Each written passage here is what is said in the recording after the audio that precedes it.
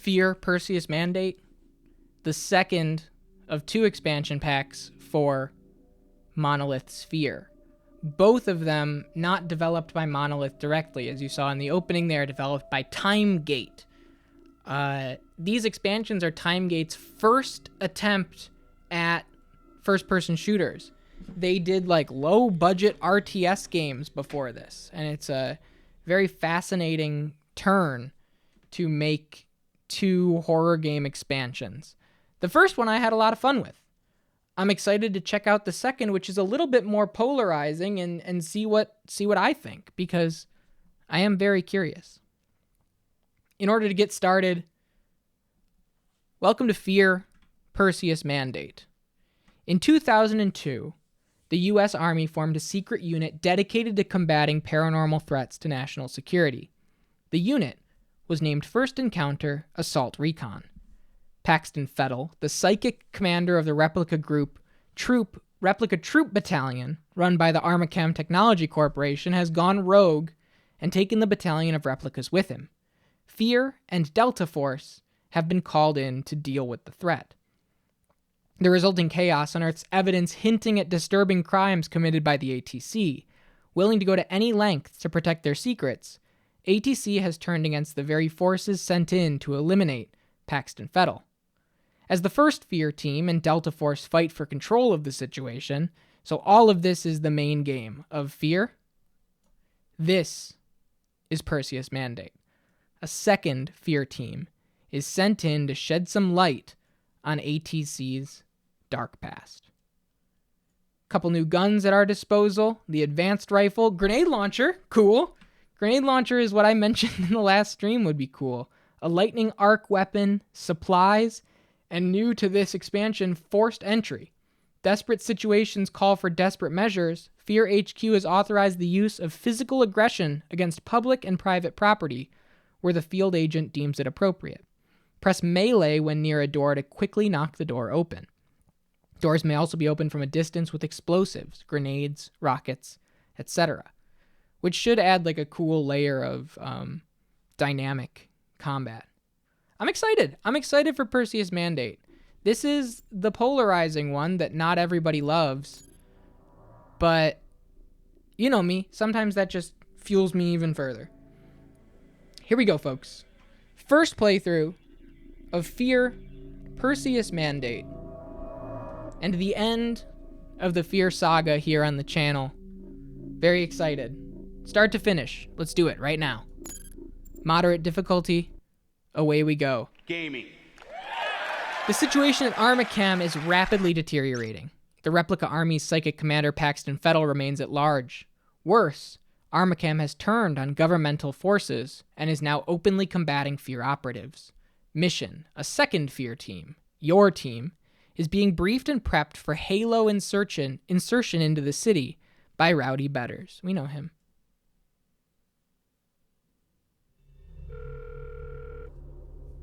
I didn't ignore your message, Tay. I'm just waiting for the intro to... Once we start shooting, yes, we'll Senator. talk about that. Things have gone to shit at Armacam.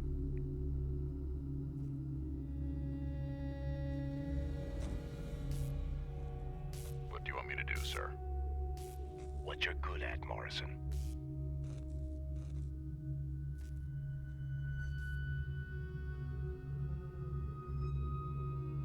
You may not like the consequences. Perseus is mine. Get it back. I don't care what you have to do.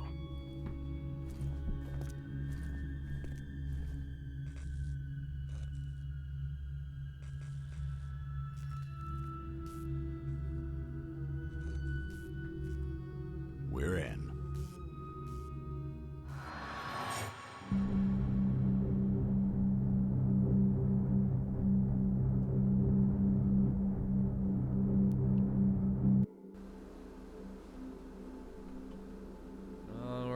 Looks like there's more to this Armacam situation than we thought. Isn't there already a F.E.A.R. team on the ground? There is, but ATC security just murdered our primary contact, Aldous Bishop, and the fighting is spread throughout the city. They're supposed to be on our side. Didn't ATC call us in to help them in the first place? What's ATC hiding? We don't know yet. Your mission is to secure Armicam's Global Data and Security Center and retrieve any information related to a project codenamed Perseus. Paxton Fettel and his army of replicas? That may just be the tip of the iceberg. SAT images have picked up enemy activity near the landing zone, so be careful. Head directly to ATC's data center once you're on the ground. As always, I'm surprised I'll be they in never radio made a contact with you throughout the mission. F.E.A.R hat Begin your as jump promo. prep. Time to fly. You know? I'm surprised I didn't find like a F.E.A.R black baseball hat like FBI as part of promotion for this game. It feels like a no-brainer. Perseus mandate.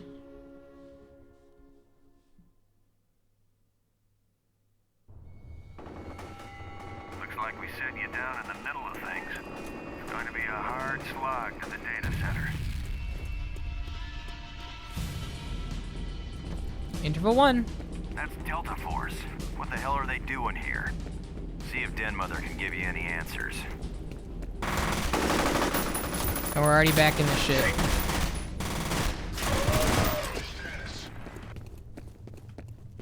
We got contact.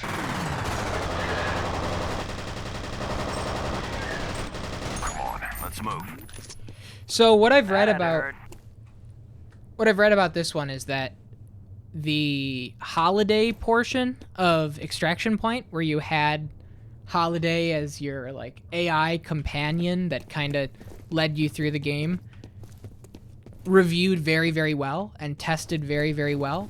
And so this game relies much more heavily on your own group squad as well as like the enemies and everything, which is exciting.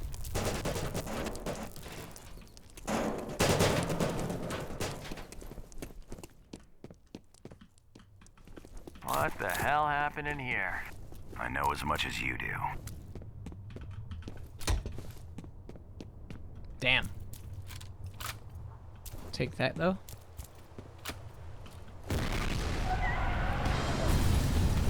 We've got company. Oh shit.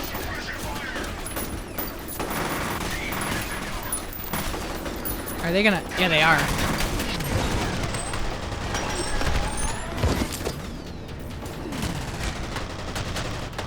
Surprise attack.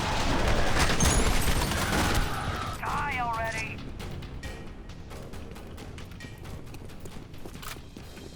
Let's see if I can get. Always something else.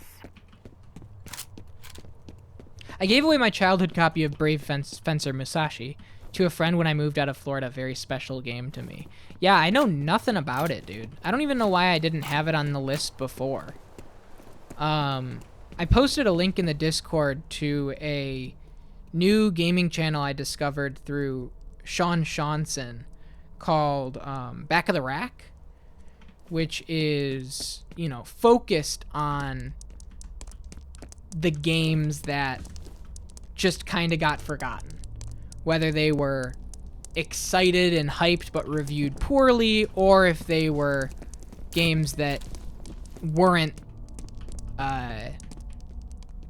anticipated at all and then developed a cult classic status. The whole idea is a weekly game podcast to chat about... Is this a little loud?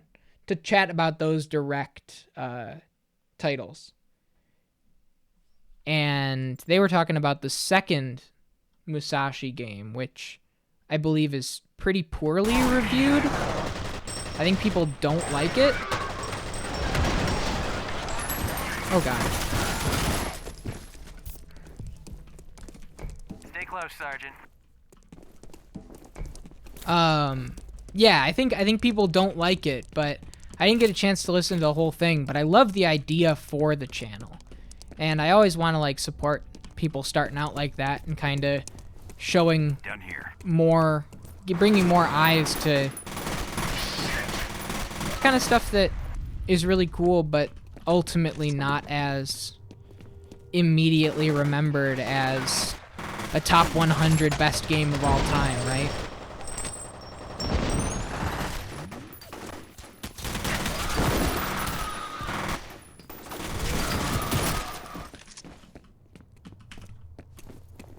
But I haven't played either of them. All I know about the second one is that it has like the cool scarf physics, right? Like Shinobi does. I think it does the same sort of thing with like a flowing scarf. Okay. And so I want to try it.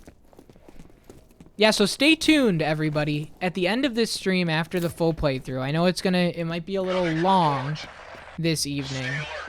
I know that the expansion is anywhere between 3.5 to 5 hours, depending on how we do. But we're gonna be deciding the list. See that? How cool is that, man? Good work, Sergeant. He tossed the grenade, I shot it out of the sky to take this guy out.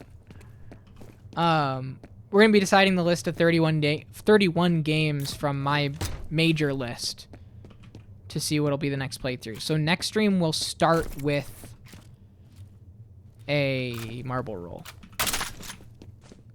So get excited. I think a particularly like one, if you put it in release year context, sure. And I didn't realize until their video and the amount that I watched. We'll be able to take the sewers within a block and a half of the data center. That the brave fencer Musashi is like a historical figure like Goemon. You know? The same way that Goemon is a sort of legendary Japanese figure. Brave fencer Musashi is the same.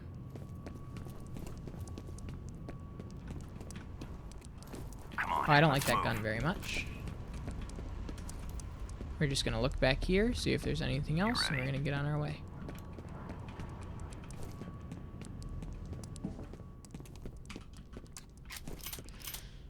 How's everybody doing? How's Wednesday going? Ready for anything. It was funny to see Susie and Axel in the Discord like, man, I'm not used to this 7 o'clock start. And like, frankly, I'm not really either. But it's cool. We're getting used to it.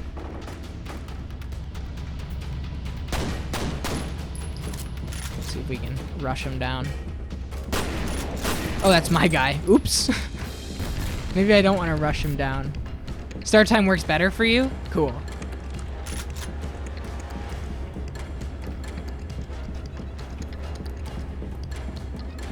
Yeah, it's a shame that, like, you know, the 7 p.m. start, or even the 6 p.m. start is not very Europe-friendly.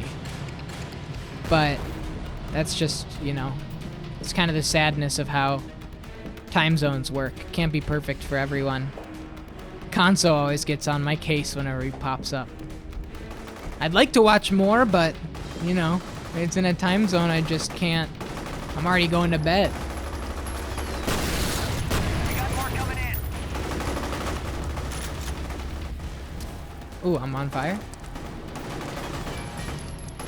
Unless you're that guy we raided last night, he was playing. That's true. That's true. Dude, I was checking out that guy's channel afterwards. I watched them play Vagrant Story for like a bit before going live. They do a different game every night. They're doing Majora's Mask. They're doing Shenmue. They're doing Vagrant Story. They're doing like Super Mario Galaxy 2 tonight, I think. They're flipping through, you know, we're doing 3 games at a time. They're doing like 7, maybe 8 at a time, which is wild. It is a really cool mix. It's just like, man, it makes me want to add one more to the mix, but I think we've got such a good thing going. I wouldn't want to overdo it. For me or for y'all.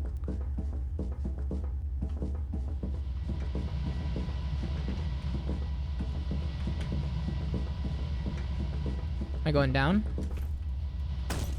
I don't know where they went. Yeah, here they are. Let's move. Well, that's kind of one fun thing. To have more of like an action-oriented squad situation. What was that? If you don't know where to go, just find out where they're waiting for you.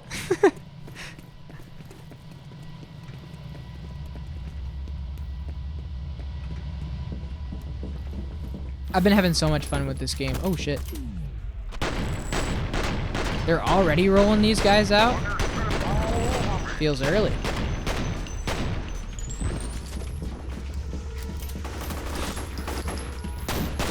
I guess it is the second expansion. Just, you know, go wild. Why not? People know it. People are familiar with these guys, so... That's new. Yeah, just do it.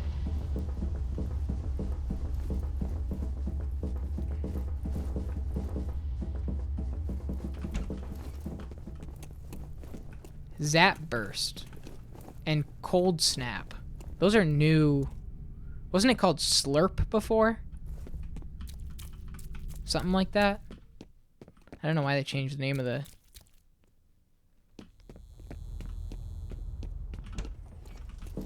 Oops. Door stuck. New sodas. Yeah, it's like a new daily special. Right. Take him out, Sergeant. Hey, Before Earth he radios Nuggets. for backup. This was a great pick. You know? Coming into the home stretch of this, I have had a ton of fun. And I'm really glad. You know, any of those games, there was a lot of crazy stuff on that list. But this is such a breath of fresh air on the other games that we've been playing at this around this time. To just get like a true FPS. Oh. Second F.E.A.R team has become scattered across the battlefield. Captain Rains and Lieutenant Chen are encountering determined resistance from both ATC and replica forces as they fight their way to Armacam's Global Data and Security Center. Mission. Improvise a path to the objective point and rendezvous with your team at the ATC data center. No baby cries yet, Peaches. Peaches, we did What You Playing Wednesday at the top of the stream, a Discord weekly thing that I do to just see what everybody else has been playing through Discord. Little write-ups, weekly write-ups. And Hearts did Potionomics, has been playing Potionomics this past week. What was you were playing that for a while, it felt like. I know East was a long playthrough, but it seemed like you were at Potionomics for a long time. How did that go for you? It seemed cool. I didn't realize that it had card battler stuff so ingrained at a mechanical level. It looked neat. How are you doing, by the way? Welcome in. Welcome in. Welcome in. This is the second and final expansion, Perseus Mandate. What the heck was that?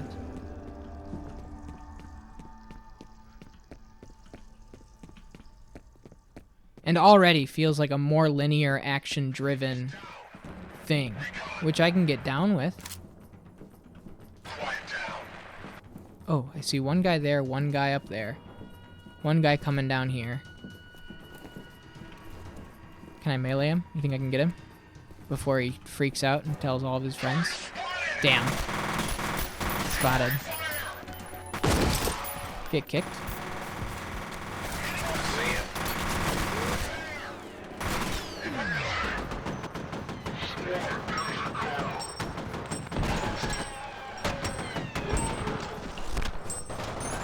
Sucker for the Racketeer style. Yeah. That's what we were talking about. I feel like that's the one that, like, anybody that was on the internet in the late 2000s, early 2010s is familiar. It felt like one of the first, like, indie game breakthroughs that I can remember on Steam. Like, just a true, full word-of-mouth spread of, hey, what if you ran the item shop that RPG Heroes went to? Insane amount of loading screens. Oh, no voice acting. Interesting. Because Hearts was saying there's a lot of text and a lot of story-driven content. I guess that's, you know, you can pretty easily just chalk that up to like budget and scope. But in the same way, you can say, all right, then if you don't have the budget, reduce the scope. So I hear ya. Now, do you read the text when you do story-based games? Because people go either way. Some people will like leave the pause for chat to read, but just read to themselves. Some people won't even leave the pause for chat to read. And then there's sickos like me that'll go all in. Mood setter barks like Fire Emblem games, it would have made a big difference. Sure. A pool of like a dozen short phrases. Yeah, absolutely. Like the Tales games that sometimes do that in the like campside, fireside sort of chats, like the little ones where they're not fully voice acted, but I see what you mean. Yeah, absolutely.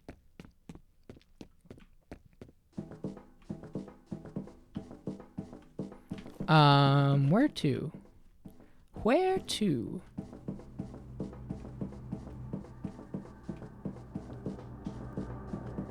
But yeah, I'm just totally down for this indie era. I'm walking in circles of take a game that we love and an aesthetic that we love, in this case, deck building and Racketeer style stuff, and just slap them together. Like Dredge is take a fishing boating game like Moonglow Bay and just slap it onto Lovecraftian horror-y sort of thing.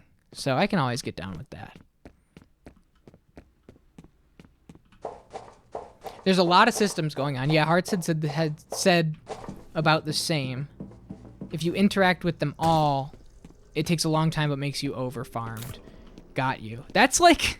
I was just talking to Minky Moo, my partner, about this. About... Am I going the right way or the wrong way? If this door seems like it's opened this way, so probably the wrong way. About Tears of the Kingdom. And how I... she is a very go everywhere, do everything, no stone unturned, full playthrough. You know, finishing a game means every shrine, means everything. And I'm very much in the camp of first off, where the hell am I going? I'm in the camp of where do I need to go? Secondly, I'm in the camp of a video game world is like the real world in that I don't have to visit every single town in the United States to say that I've lived in America. Right? Like I can just live by my means, play the game by my means, complete the full story and be like, yeah, there's more out there. There's certainly more out there. Don't get me wrong, but that's why it's a world. You gotta leave that mystery. Which way should I go in there? now? I got it, Juno. A little late on the trigger there, but it's okay. Where the fuck have you been? Come on, let's go. Oh. Hey, buddy, okay? Something's got me. Ah! Fuck, help me! Fuck, help me! Fuck, help me! Sleeping for like 70 days in a row just bulldozed the end game because I was actually interacting with everything for the first couple of in-game months. Sure.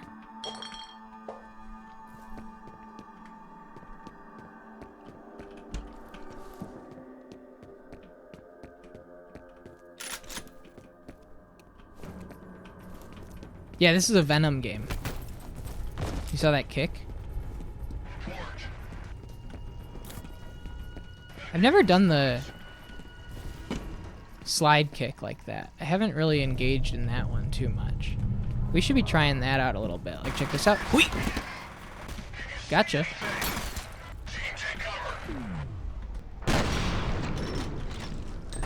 Ooh.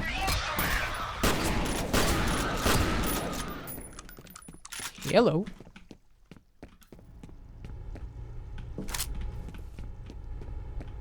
Alright. Keep it moving. Have they ever made a serious Venom game? There was a community member in a Discord, not Discord, in a Twitch channel that I was also a member of the community like 2 years ago that worked in the industry, that, you know, made video games, was like a technical artist or something. And I'm not under NDA. I don't know if they were under NDA, but they did say in this chat that Prototype was a Venom game. And it makes sense when you think about it, because that same team did Hulk Ultimate Destruction, and then they were tapped for Venom, and they lost that license midway through, and they adapted it into Prototype. Uh-huh. Which makes sense. And that is an edgy, that is a, you know, edgy, serious Venom game. A real crack at it. Just, it's not directly Venom. It's just Prototype. Which makes complete sense. But yeah, yep. They did say that. And I don't think they stream anymore. Because they had streamed themselves. And they kind of like backseated a lot, and they really annoyed me, to be honest. So whatever. I hope they're doing all right. Not that they ever came into this channel, not even once. Just like when I was watching this streamer play Last of Us 1 and 2. You know, I not so much progression backseat, but more so like how can I say this? How do I say this right? More so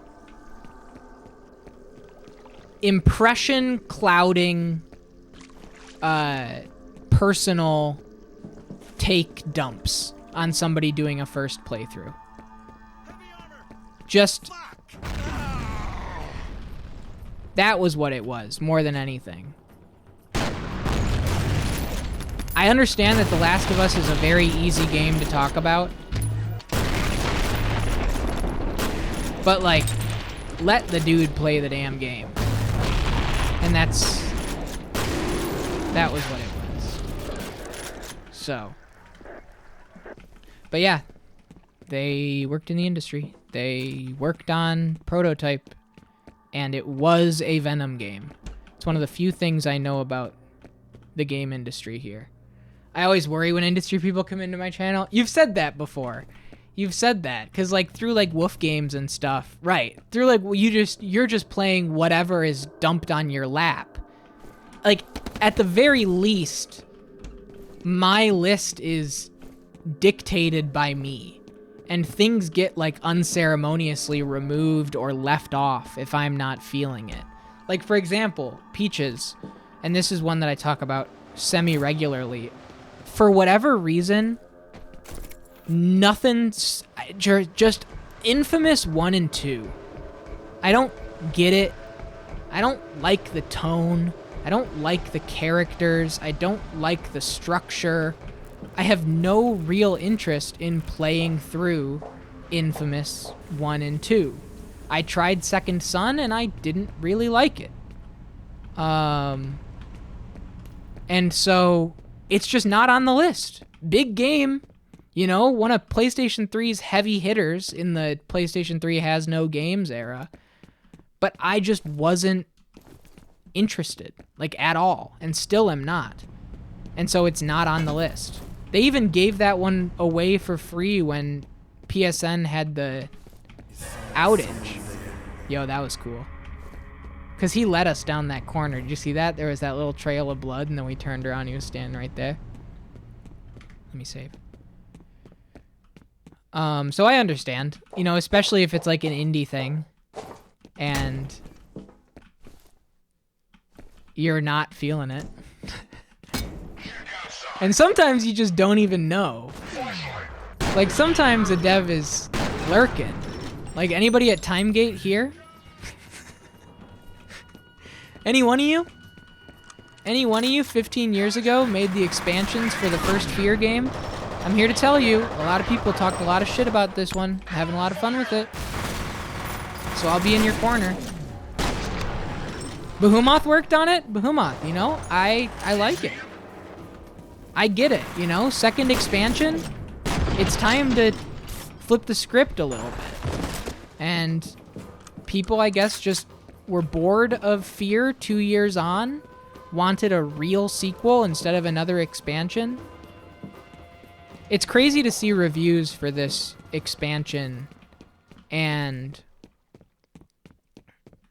I forget who it was. One of the major game publications. So when F.E.A.R 1 came out, you know, the quote from the forums that I love so much, that first encounter Assault Recon more like fucked engine and requirements. This game is impossible to run. And it was a game that was like pushed as a tech breakthrough of the era. And then Perseus Mandate 2 years later comes out, an expansion pack, and it has been, in a review, they were like, it looks like a shooter that could have come out a decade ago. It's like, what are you talking about? That's like it doesn't feel next gen enough. That's what it was.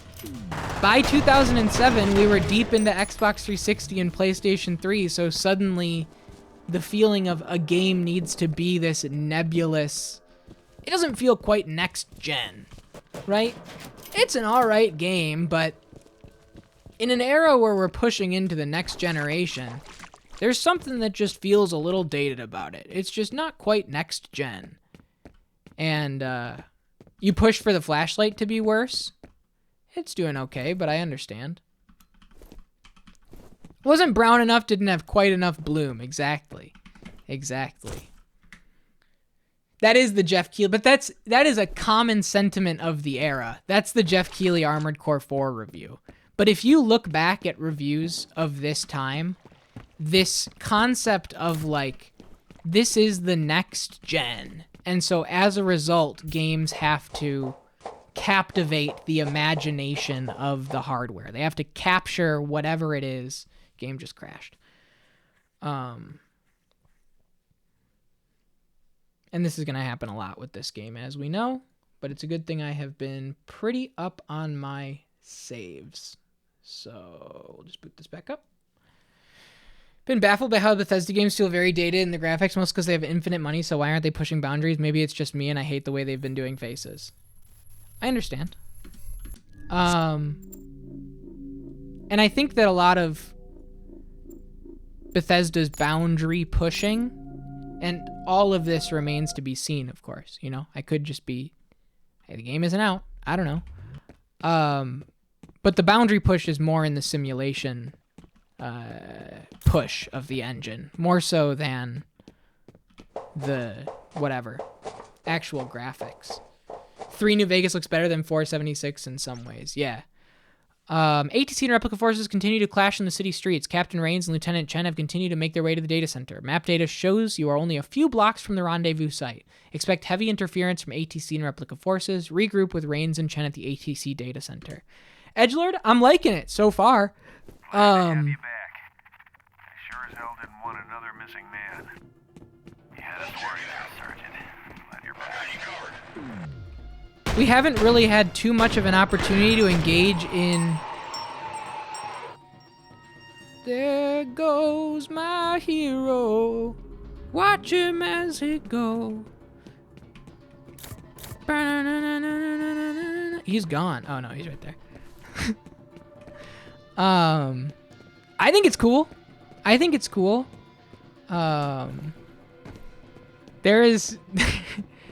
There's a perfect video of Guilty Gear Strive.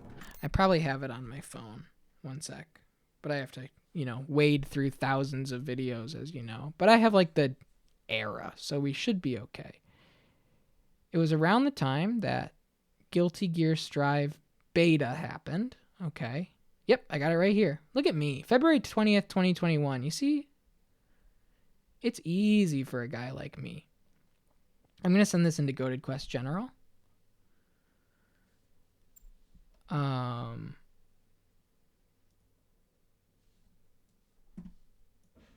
And then I'm going to go here. And then, oh, this is going to mute the VOD though. I can't play this. In the general chat of Goated Quest, in the Discord, please watch that video. Yeah, that's the one. I just had to double check. Classic video from the Guilty Gear Strive beta. Hang on.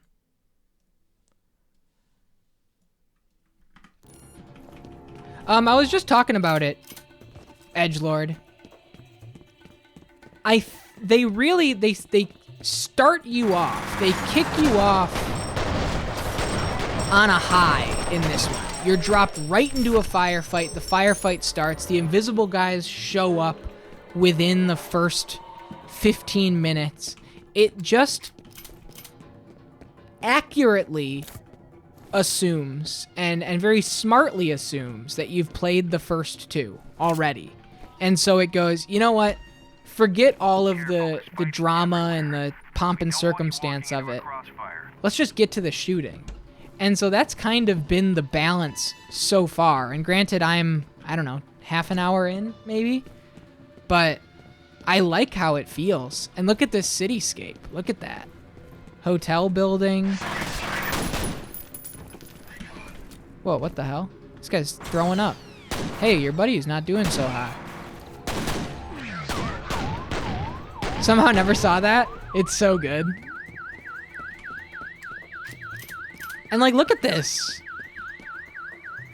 This is not in any of the F.E.A.R games. This like downtown area chaos. Because you're trapped in a building in the other one. And it kind of shows you what like the other operatives on another team are doing. It's cool. It's cool. And it's more F.E.A.R. You know, you can't really go too wrong.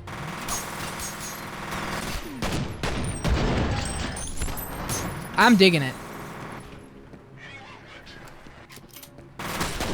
We'll see how it progresses, but the opening is exactly what I needed it to be. We're going into like the back door of Armacam, I suppose. What's all this? 75% off everything in store. There's a Dell XPS.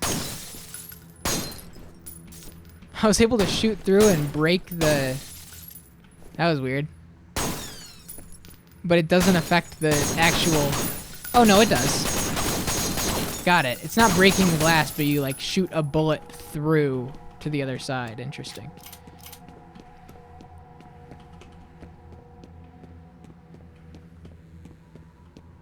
We were talking, Edgelord, about the difference in the era that we're in right now and how much changed in the industry so fast between 2005 and 2007. You know, by 2007, this game released in like a post-Halo 3 environment. And so the whole thing just exists in a different space. And so I was just talking about a review of this game, and let me find it actually.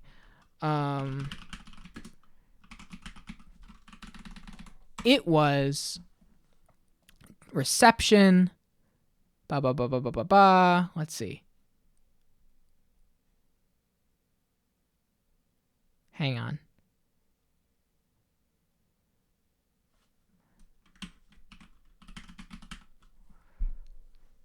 GameSpot's Jason Ocampo scored Perseus Mandate a 5.5 out of 10. He was heavily critical of the graphics, quoting, "Looks like they'd fit in with a shooter from a decade ago." Mind you, a decade ago is 1997, and the game's similarity to other titles. It's difficult to play this expansion without feeling that you're doing the same things you've done countless times before. That I can understand, absolutely, right? You know, the game is 2 years after the main game, literal 2 years, and it's just more F.E.A.R. And so at that point, the push for wanting something more instead of another standalone expansion was probably really strong. Yo, what's up, Olay? How are you? They sent them into the data center without telling us. Great. Let me guess. They want us to find them. Professional courtesy. rescue and recon then. Roger that. But yeah, 1997 is a year before Half-Life. And 2 years prior, in 2005, F.E.A.R was celebrated for how much of an AI graphical and lighting like breakthrough in so many ways. And to retroactively be like, this game feels like it's a decade old, is the worst kind of is the absolute worst kind of exaggeration and overblowing critical nonsense.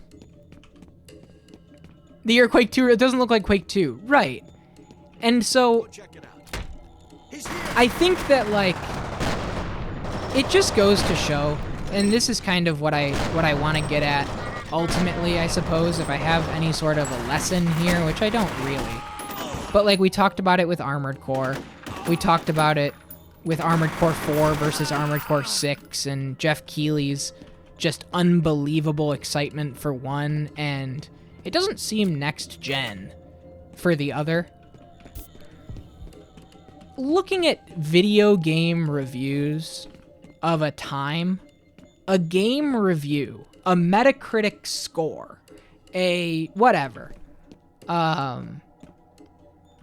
is so locked into the day and date when it came out.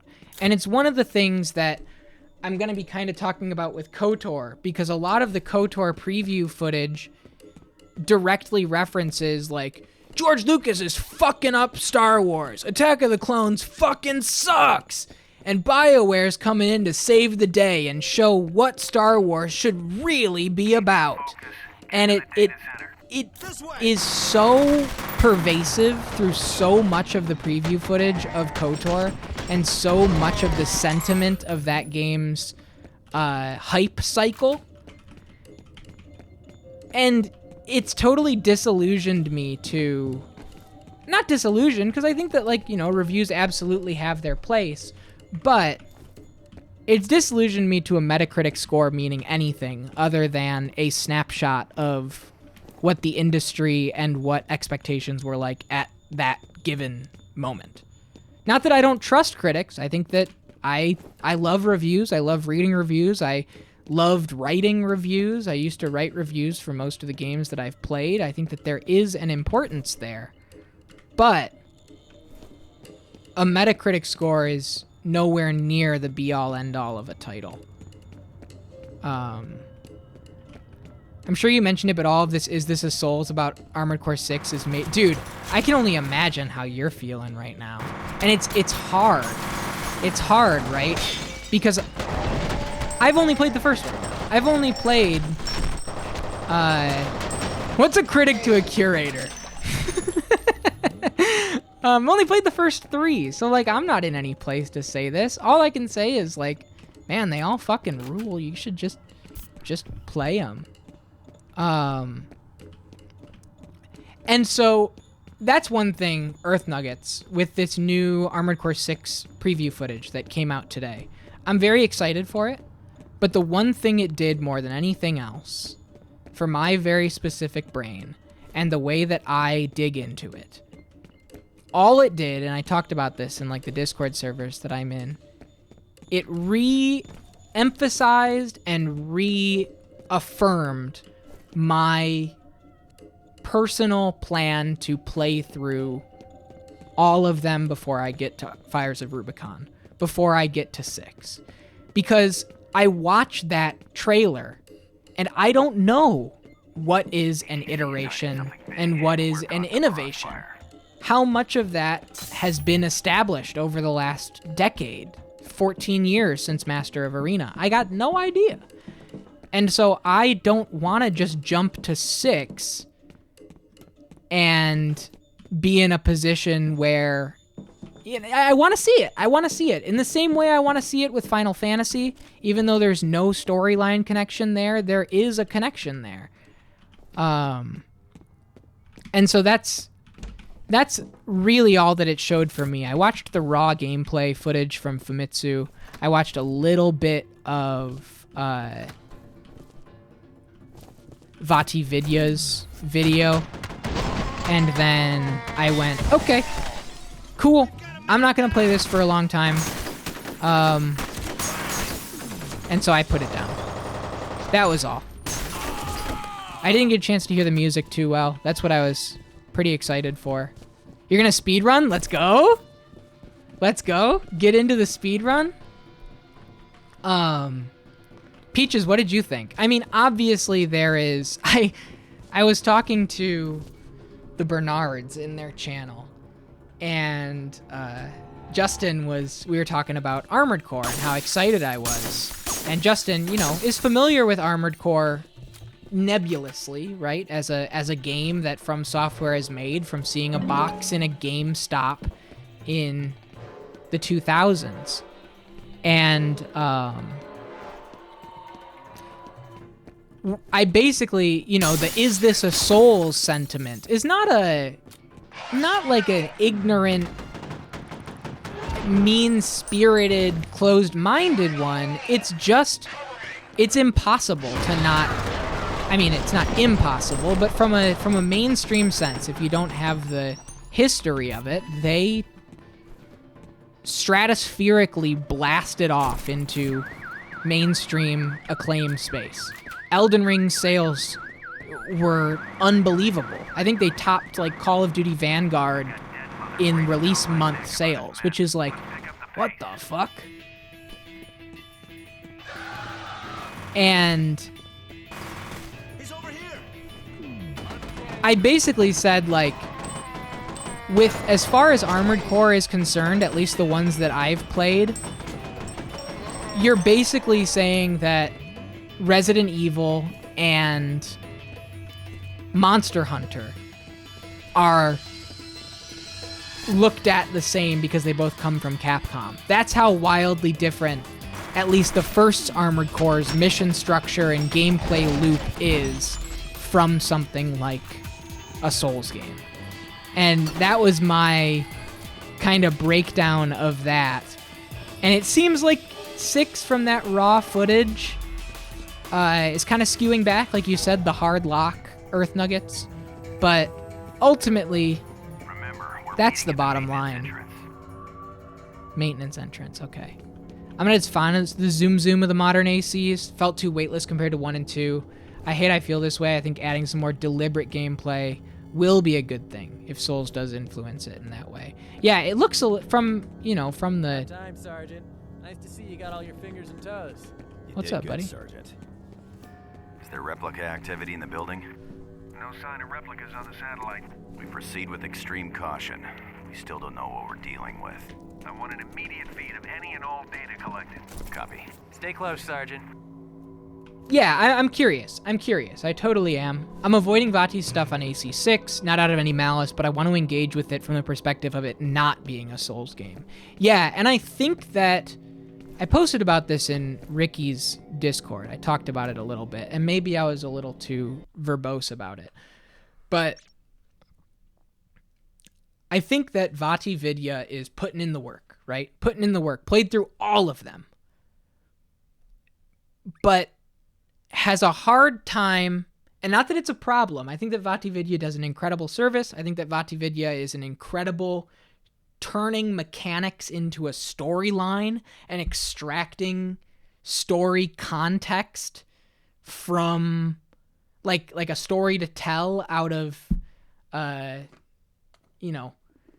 15-second thing that happened in a video game and explain it like it's a literary description. He does a very great job.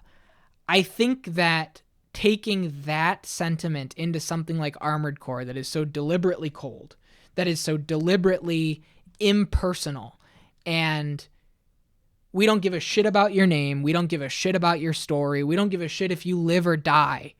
We have a job that needs to be done. If you complete it, you get this amount of money. That's Armored Core, right? And the story comes from the job descriptions and things. It's not a personal struggle bonfire to bonfire up against bosses. It is a very cold and impersonal thing. And so I think Vati Vidya's alignment when it comes to storytelling in that video where he played all of them, right? That's fucking cool. Played all of them.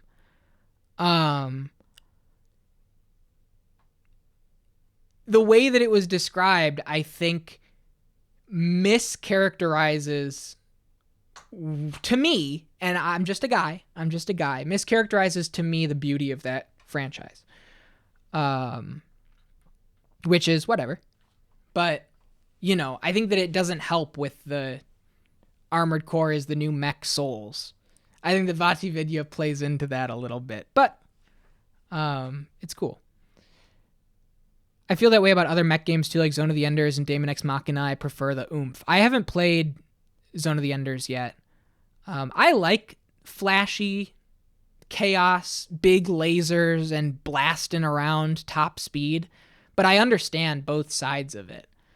I totally understand both sides of it. I was going to make a stupid joke if you've ever heard of Steel Battalion. I was going to recommend Steel Battalion. It's only a couple $100, Peaches.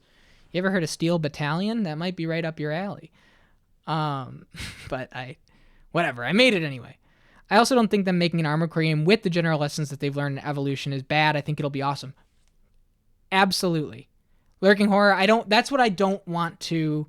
The last thing I want to do is gatekeep a franchise that I had so much fun with the first 3 entries of and get like all ho-hum and arms crossed about, this is, you guys think it's a Souls game.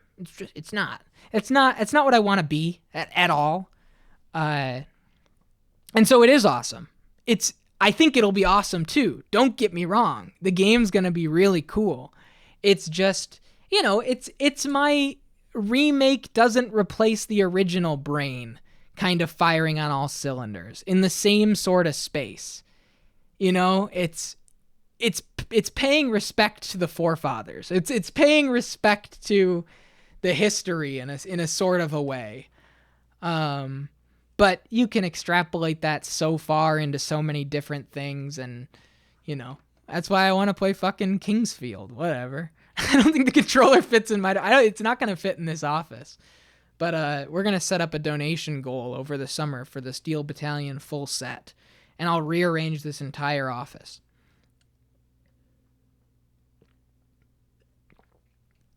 F.E.A.R operatives have entered the ATC data center.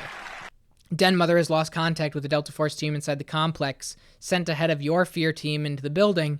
They have not been heard from since. Find the missing Delta Force team and gather all information relating to illicit ATC activities in the Perseus project. Bahamut, don't you worry your sweet little head about it. Don't you worry. Like, don't go, Tay, how much would it be to make a full Voldo cosplay? Right, exactly. I'm happy that Armored Core as a franchise is getting this attention. It's really, really, really cool. If you don't like it, you can go back to Project Phantasma like a boomer. And I think it's like $600 for a boxed Steel Battalion. But don't go sicko mode. I have to really, please. You're not going to, but don't even consider it, because it would have to be thrown onto the list. Okay, good. Thank you. You scared me. You are incredibly generous, and you are such a whatever. But when you say like, how much is it, as an open-ended question like that, it sets off the alarm bells in my brain. And you play into that. You know it.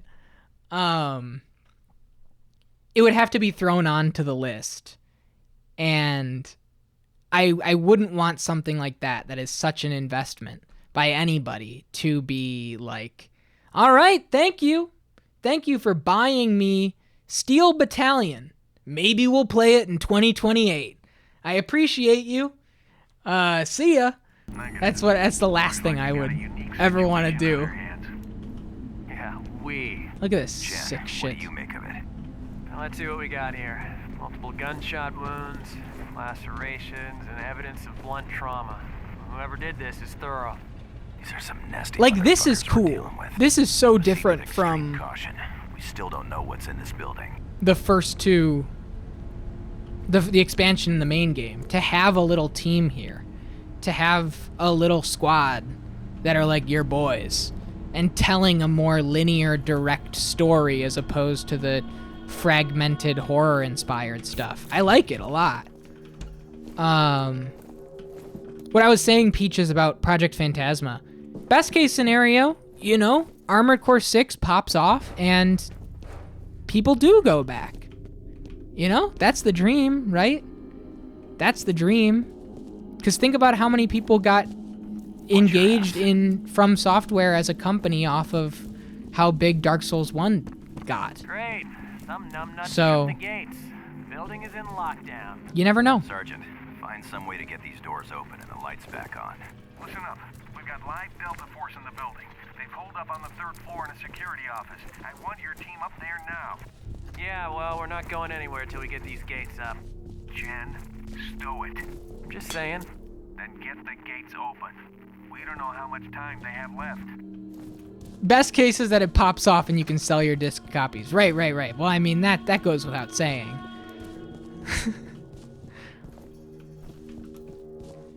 I'd be totally playing through all those Armored Cores if it wasn't so tricky to do it. It's really not. It's really not. It really isn't, like, at all. It's actually insanely easy. And I don't mean to, like, make an example of you, but I feel like that's been such a pervasive sentiment. It's too hard. It's like DuckStation is incredible. And it can run games better than a PS1 can run games these days. It is... He didn't have to do that shit. Look at this. Whoa. Like DuckStation as an emulator is not only like an incredibly accurate emulator, incredibly so.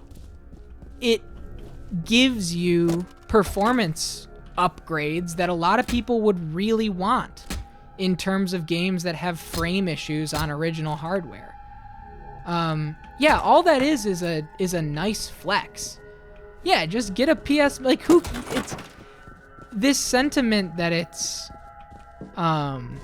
when you have 2.5 million subs, you can and should, but you shouldn't frame it to your audience. And I guess, I don't know, maybe he has professional relationships that he has to keep up where he can't be like, but you can just play them all on an emulator. And so I downloaded DuckStation. Like, you just say that. I downloaded PCSX2. Like, just do it. It's so easy. It will run the games better than the hardware will. I get it's fun to have the discs. I do it too. But it's not necessary. You want to play any PlayStation game, get an ISO set on archive.org to get every single PlayStation 1 game, and download DuckStation. You want to play a Dreamcast game? Any Dreamcast game? Dreamcast emulation is insane these days. You just do it. Dude, what is this guy? Who are these guys? We're Star Fox. So, that's all. It's not that hard. It's not that hard. And obviously it would be fun to have them backwards compatible. Cracking the conversation code by saying something bold and then getting a detailed walkthrough of how to exactly to fix the problem. Yeah. It is... The answer is DuckStation. It's that simple. In fact, I have, like, a hardware level answer to emulation on an NES through my Mister, right? I still use Messen for the Mister because I like their composite filters, and Messen is such a cycle-accurate emulator that I think the crust looks better. Roger. GoatedQuest. No, I don't want to be. Listen, I don't want to. He's doing a good service. Copy. Pick up the pace. Delta Force isn't gonna rescue He's itself. doing a good thing. But yeah, I totally think that in that place and space, it is totally not only unnecessary, but ultimately, what word am I looking for? It is an irresponsible use of your platform to tell people, I had to pay $2,000 to play all these games, and act like they have to do the same.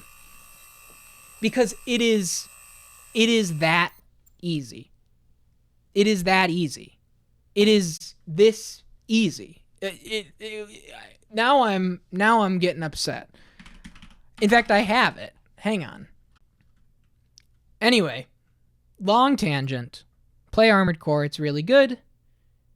Back to F.E.A.R. We gotta beat this game tonight, and I think I have kind of lost sight of that, but we gotta beat this.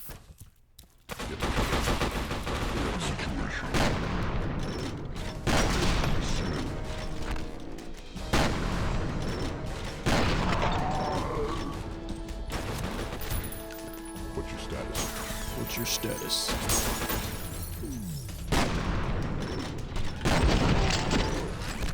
I think that's a frame rate thing that's making those bodies go to the ceiling.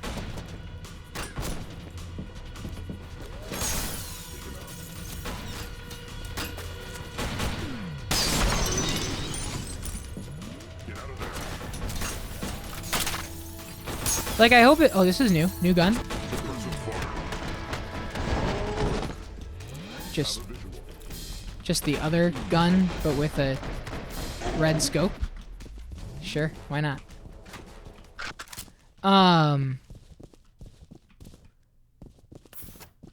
Again, I've been worried that I'm giving off an aura of like almost gatekeeping or gatekeep adjacent with how I've felt about Armored Core as of lately, but really it's the opposite, and I want that to be abundantly clear that the games are so easy to play, they're so good, they're so quick. Who the fuck are these guys? They're not a big, daunting, like I said. They must be mercs of some kind. I want to know who hired these guys and why. Find me some answers. Like, Vati's description of things is incredible for storytelling, but I think harmful is dramatic, but I think that it oversells the grandeur of my personal experience with Armored Core in that it is a very impersonal, tight, and very cold. It feels like a job, because it is. That's all it is. You just have your app where you accept your gig economy jobs and just get out there and destroy protesters. Make sure not a single one of them lives. The mega corporations do not like people protesting at an old site where they might do some development in the future. So get in there and kill everybody involved. That's Armored Core. I don't know. Game's good. Game's really good. Incredibly excited for Armored Core 6. Actually can't wait, but I'm gonna... I can't wait until it's in people's hands, but I can wait until I play the franchise in full to get to it. So, you love my random trail offs? I feel like they lose everybody. So, I'm glad that you're in. Corporate. Scott Rasmussen's not answering his landline or his cell. You guys there at all? I've pulled some schematics. You're gonna need to make your way to the computer core in order to access the mainframe. Like, I get that I have purchased this hardware. Like, I have an X-Station PlayStation 1 that allows me to load games off of an SD card. I have a Dreamcast that does the same. I've modified a DS to be able to capture, but I'm a weirdo, man. I think that we all know that. Somebody mentioned today in a Discord, like, oh, you got Gradius on your list. Well, good luck. My one pro tip is make sure to use an auto fire button because it'll save your wrist a lot of pain. And you know what my response was? I said, does the arcade cabinet have an auto fire button? Like, I'm not the shining example of playing a game your way. It's the last thing I do. like it's very important to me that I hold a PlayStation 1 controller in my hand. It's very important to me that my arcade stick setup is the same as the arcade cabinet that I play the game from. It's important to me that I bought a TurboGrafx 16 Word's coming down from up top to dump all data pertaining to an origin.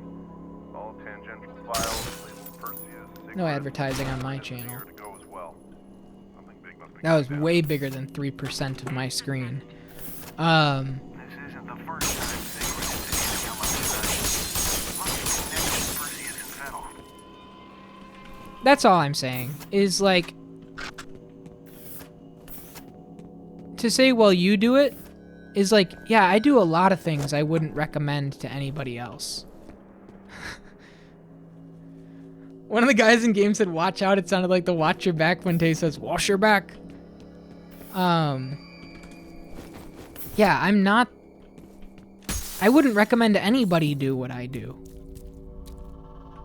I'm, like, we could have started KOTOR 3.5 weeks ago, but I'm down this insane rabbit hole where I have to read a book about the development of KOTOR before I can play it. And I did. Like, oh, I see why they give you this. It's night vision.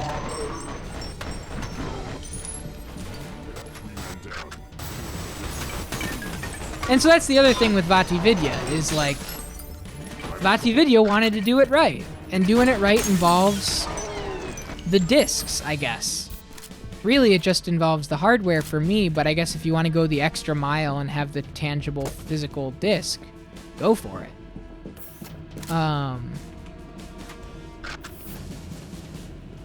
But like, I don't know, man. I'm sorry. I didn't mean to like rabbit hole, and I hope it doesn't feel like a high horse sort of thing, because it's really not. I just want more people to engage with more games and which way should I go? Appreciate them. What's up, Vo? I'm asking myself the same thing. I went so deep into Armored Core, I feel like I left everybody 20 minutes ago. Which way should I go now? How are you doing?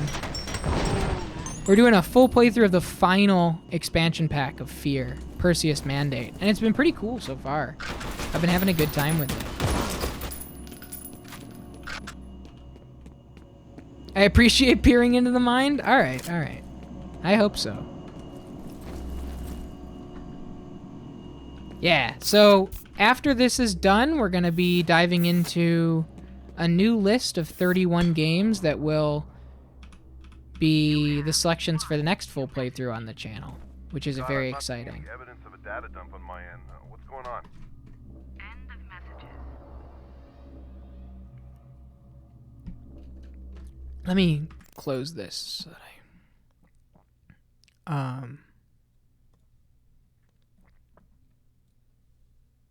close this.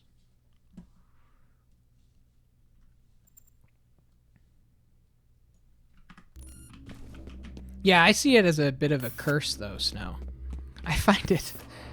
I get scared that I'm... We found Delta Force. Repeat, we have found Delta Force. I don't know. I don't know. Core access. Is that Buzz Lightyear? Who? Where? Hi, Nancy. The guy speaking? Isn't Buzz Lightyear Tim Allen? I don't think they got Tim Allen. Oh, those are my friends? Took your ass so long to get here.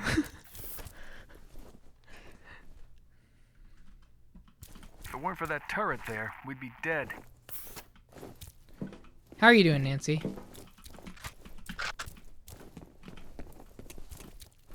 Looks like my apartment in here. What the fuck does that mean? There are 3 dead bodies. What's the sit rep? Grim. This is all that's left. These guys, whoever they are, they're good. Came out of fucking nowhere, took out most of my crew. Well, I hope you feel better. That's classified. I hope you feel better. Any idea what it is they're Just after? kick back and relax. Not a clue. We're gonna have to recon the entire building. I'd like to get my men out of here first, if you don't mind. What's the status on the medevac? See, this is the kind of stuff that F.E.A.R do directly it. avoided. Damn, look at that. This is not good. Our scenes where... Hang on, what's this? Oh, Put it on the main screen. okay. Give me the encryption codes, and this'll stop. I can't do that. I just can't. I can't. You mean you won't, Mr. Bristol. You ran Perseus for Harlan Wade. And I know you have the encryption codes. No, it wasn't me. I swear. I don't have the codes. The decryption code, Mr. Bristol. The code, the code, the code. How can I be more explicit? I've already told you. I don't know what you're talking about. Let's get up in I'm gonna close. take synchronicity with or without your help, Mr. Bristol. Make it easier. Yeah, I think that is Steve Bloom. I think so. Pop up the codes. Synchronicity was an event. There's nothing to steal. You're gonna recreate the event. You'll need her for that. And she's someplace you'll never find her. Pray you don't. One of these I'm stuck along as long as I had. I mean, it's... We'll decrypt the data ourselves. We're being watched. Kill everyone in the building. Oh, That was one mean-looking son of a bitch. sure Move was. these men out of here and fast. Sergeant, hold them off while we get the wounded out. That's gotta Don't be look so him. worried. Just get on that turret. One of these I've stuck around as long as I have. I'm excited to see how you handle all these different games. Like you said, you could have started KOTOR 3 weeks ago. I don't like Star Wars, but I'm excited to see how I like watching you play it. I appreciate that, Axel. I get really in my head about Sergeant, you better the get time I going. take Check out and that turret on your way out. having it being like an alienating thing. Yeah, he's in so many games. He was in. We should get like a Steve Bloom check of all the games that he's been in on this channel alone. He was in Valkyria Chronicles. Off the top of my head, that's the big one. But he's definitely been in more before that.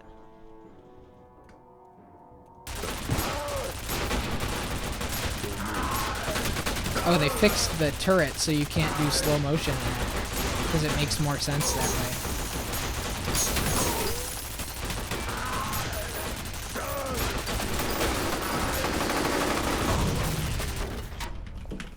All right. Thanks, Snow.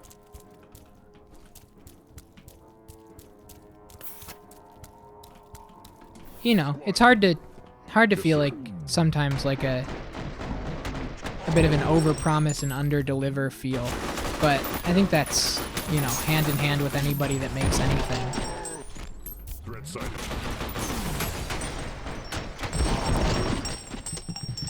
But anyway, that's neither here nor there. I don't want to hang on that too long, but thank you, Axel. That was very kind. The mainframe should be located adjacent to the computer. No, don't bring up the rhythmic footsteps. No. We don't want to think about those. Get those out of my brain. Don't Don't.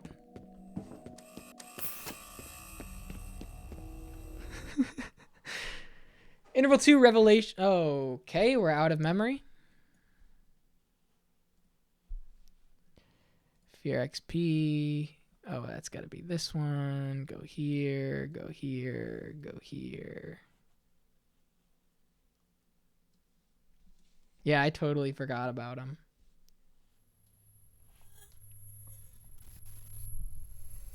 Minimize this. Okay. Load.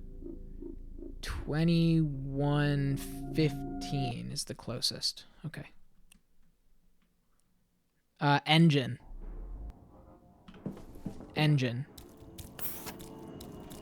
But this is more of an issue with the expansions than anything.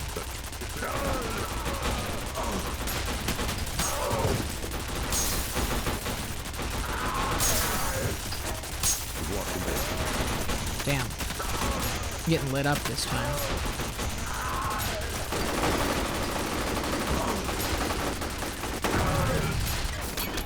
Alright.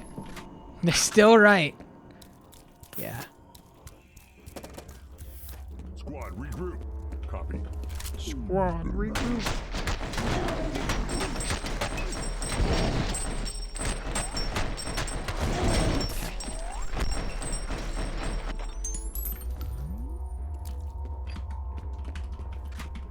Oh. The mainframe should be located adjacent to the... I got right in here during the gauntlet. I'm so thankful to Ace. Yo, shout out to Ace. Ace is doing Final Fantasy VII and like just starting, everybody. Final Fantasy VII still on disc 1. If anybody is like wants just that Final Fantasy VII fill after watching Rebirth, the Rebirth trailer, Ace is doing a first ever playthrough. Like, doesn't know anything. First Final Fantasy game, diving in, aside from like, you know, the major cultural milestone spoilers that I won't get into.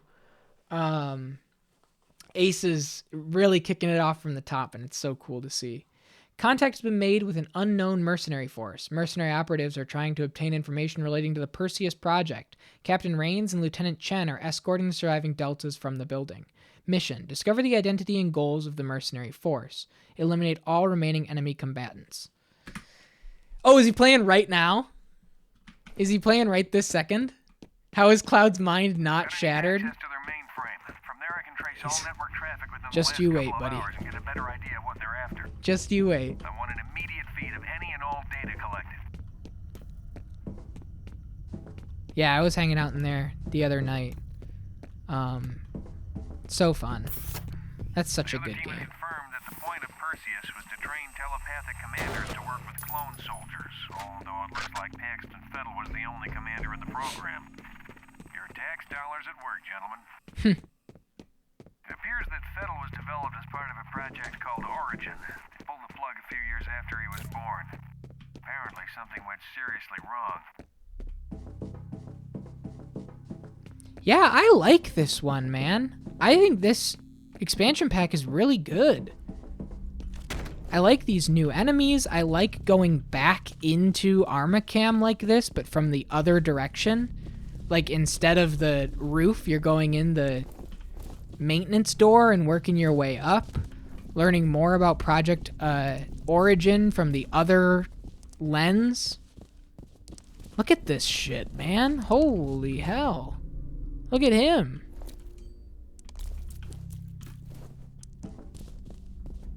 Whoa, hey. See ya. All the lights are out. You have one new message. First message from an outside number. Greg again. Why aren't any of you people answering the fucking phones? Do I have to come over there and do this myself? Okay. Did that have vault mechanic? Was that like... No, not really. I thought that was like proper vaulting, but it didn't seem like it. Being able to knock open the doors like this is fun too.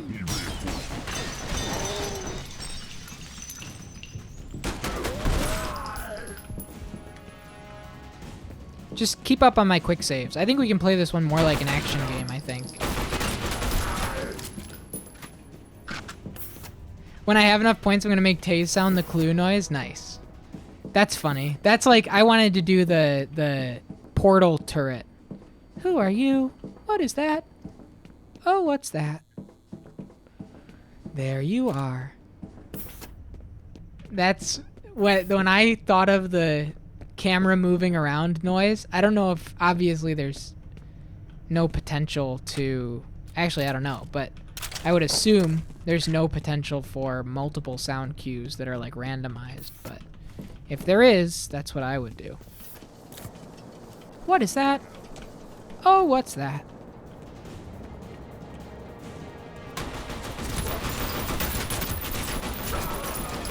That's the GLaDOS Curiosity Core is what that is.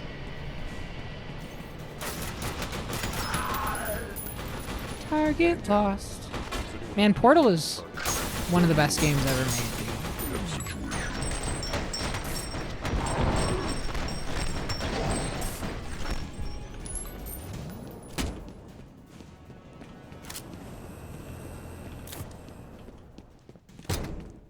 We've got an unaccompanied minor in the building. Keep an eye out for a girl, approximately 8, in a red dress.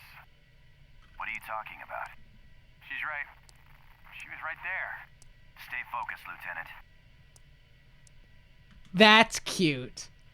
That's cute. These guys were not informed of the Alma situation. And so they see her like Riddick Dark Athena. A girl crawling around the vents. Are you still there? What's in here? A health pack.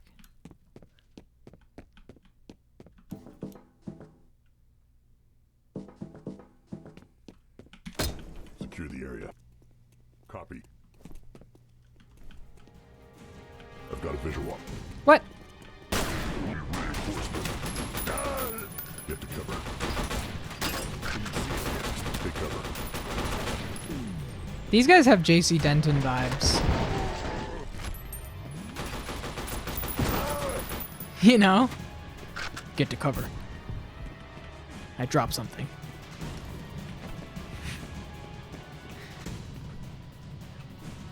Not enough mouth clicking? I love you, JC.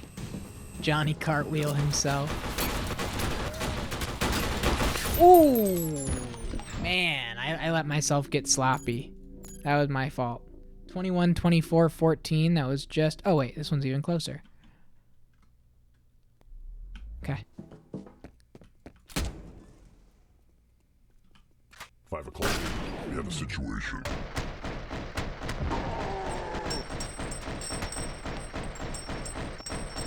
Taking fire. Jeez.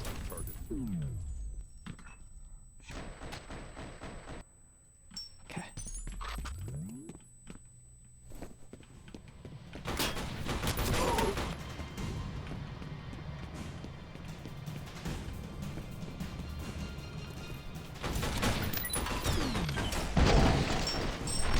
All right.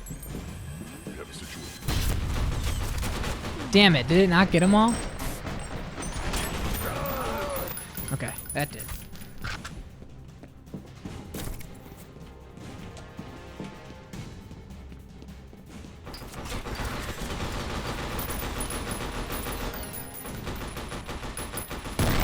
Oh, baby.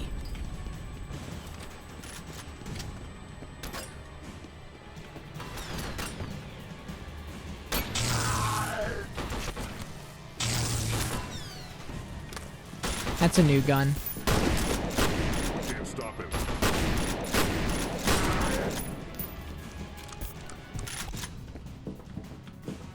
Yeah, we gotta see it up close and personal and see what it does.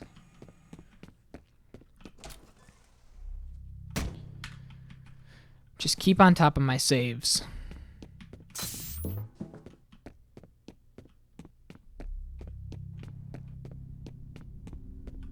Better done energy weapon than the laser pointer? Sure. But not as good as the skeletonizer. What's up, Bahumoth? Welcome back. Where'd we leave off? Nice, dude. Oh my god, I haven't had Chinese food in so long. That sounds so good. Oh, here we go. It's Alma time. Ladies and gentlemen, it's Alma time. Put your hands together. Are we going? Oh, that's moving. Uh-oh. Easily top 25 video game guns of all time. Dude, I think I might be with you. Sweet and sour chicken and veggie lo mein to mix it up. Nice. Whoa, what the hell are these?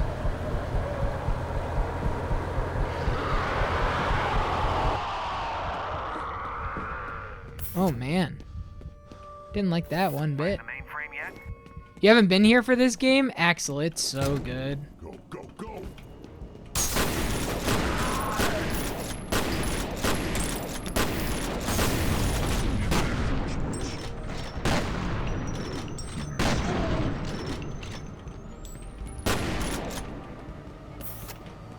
I think it was Olay earlier. I'm sorry, Olay, if you were here.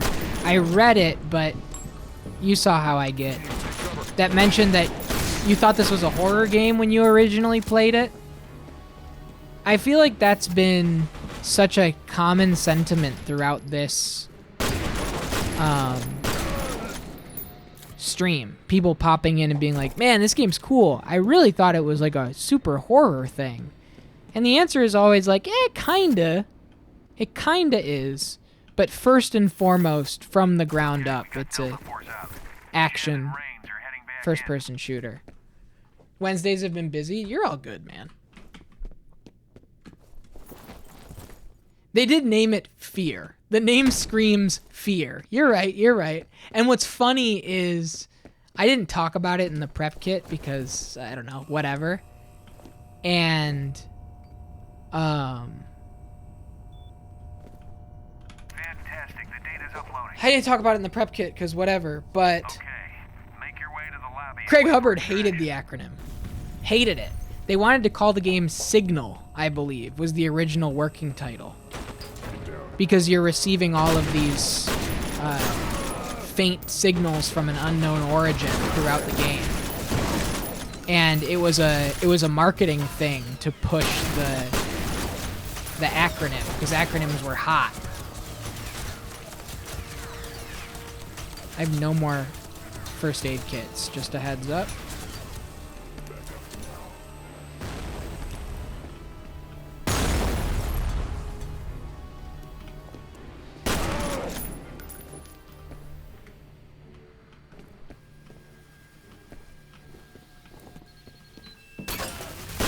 Didn't even see him on the ground there. We're looking for first aid.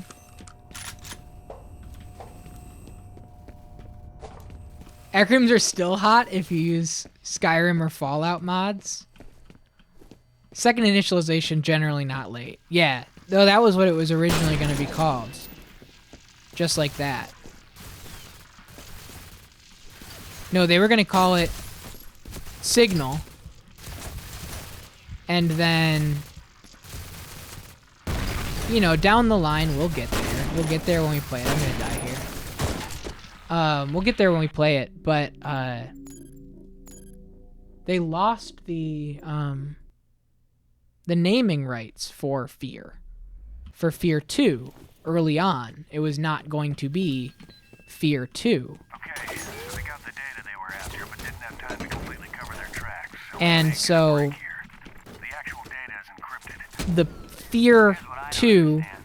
Replicas are Perseus, Wait a minute. right? Everything in this building is ancient history. So why here when there's a real live Perseus compound out there? Grenade launcher?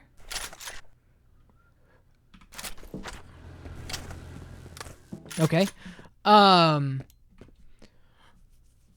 So the fact that it's F.E.A.R 2 Project Origin was just going to be the name of the second game. And then they got F.E.A.R back. And so it became F.E.A.R 2 Project Origin. Sweep the legs. The horror thing came from its shadows being compared to Doom 3's. Yeah, it was supposed to be a horror thing. That was part of it. Like Craig Hubbard, very inspired by Japanese and Eastern 90s and early 2000s horror. Like that's well documented. That's in all of the development info of the game and preview information. But yeah, the name F.E.A.R was kind of a late era addition.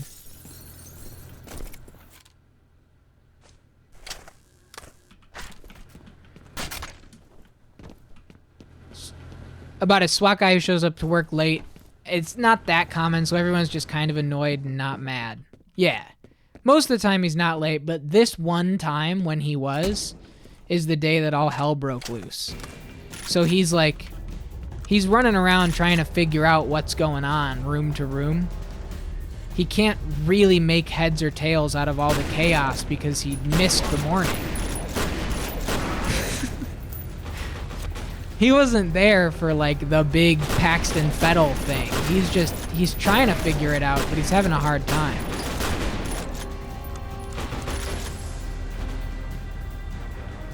No problem, Axel. Kill him, please. I'm like shooting right through him.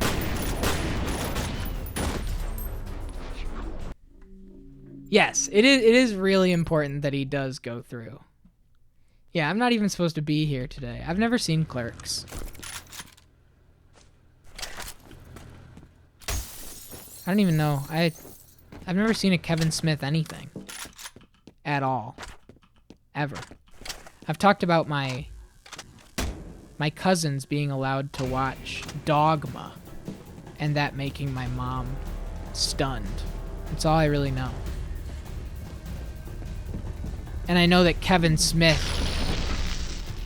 funny guy, showed up to his own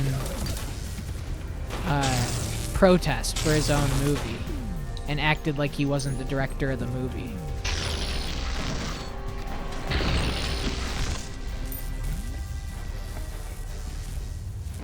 Okay, so that comes in handy for killing those guys pretty quick, I will say.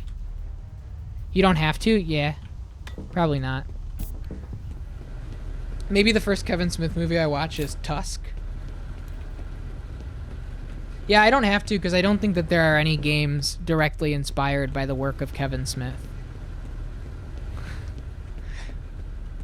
Bring me the Kevin Smith video game. My first Kevin Smith movie should be Clerks 3, yeah.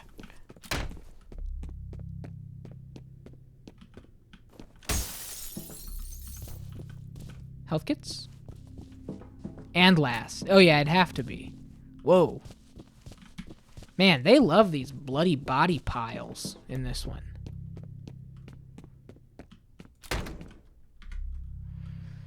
Alright. Keeping it moving, folks. Keeping it moving.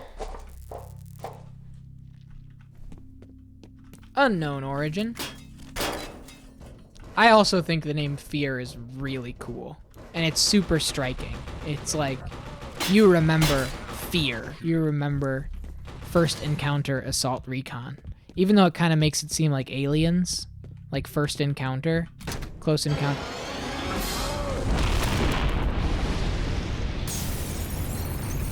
Wow.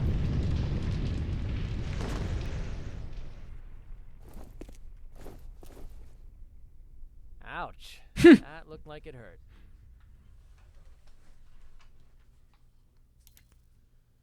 Weird that this guy made a sequel to a movie that never existed, that itself was presumably a sequel to a movie that never existed? Yeah.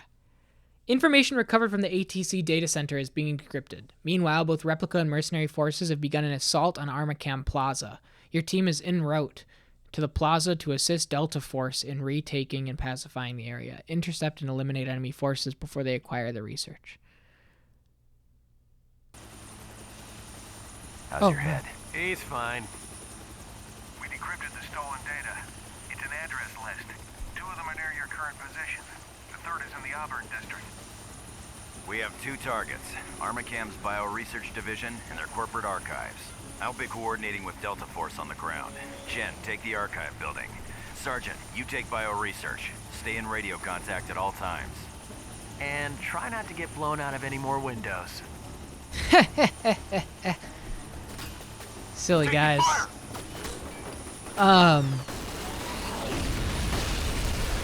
Wow, shit. Oh my god. Get us out of here, Captain. Find a better LZ. Holy shit. When I was a kid, I had a Mel Brooks box set collection. I had the Mel Brooks box set. And, for whatever reason, I don't know why. Yeah, the MBBS, as they called it. And I remember this vividly, and I guess I just was a kid and... What is going on? What's the sit rep? We got a shitload of replicas I'm not in of control. ATC fighting it out in the plaza. Some of it then are caught in the middle. We're about to move in and pacify the area. This is weird. Have your assignments. Move! Okay, there we go. That was weird. I thought that History of the World... I thought the joke was that the movie was History of the World Part 2, and that there was no History of the World Part 1.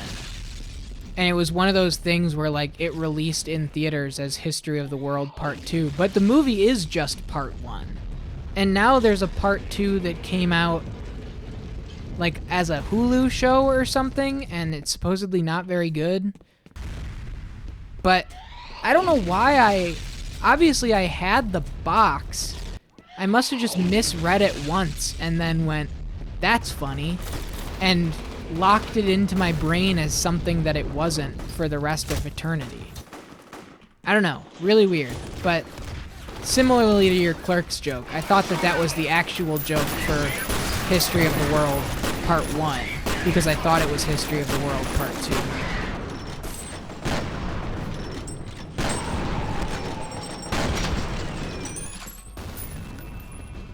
How's that for action? Is that one of ours? Watch your fire! Yep, sure is. He's dead, though.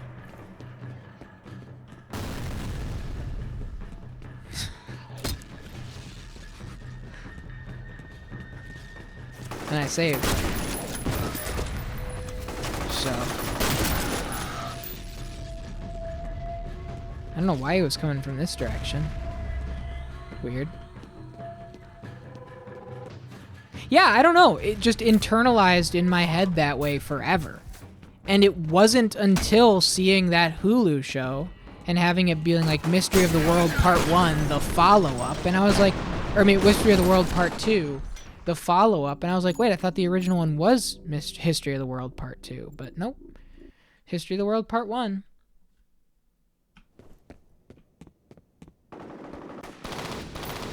Okay, so this guy's alive again, which is nice.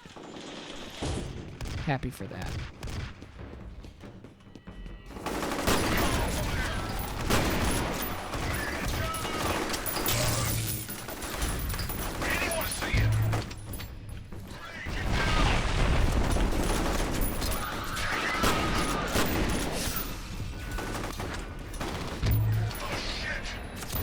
It's a good grenade launcher sound, I will say. Stalk My Abductor 3 Patient's Revenge is actually the first one. Is that true, or is that a joke? You can't play those ones with me, because I just don't know the actual answer. Okay. Alright.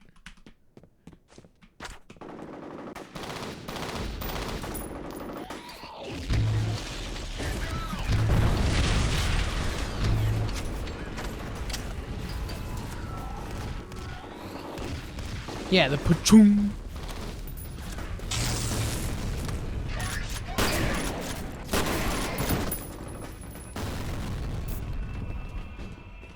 Alright.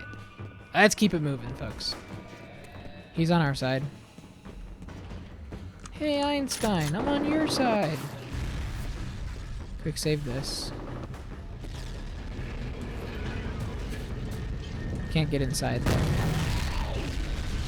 He looks like he's on our side.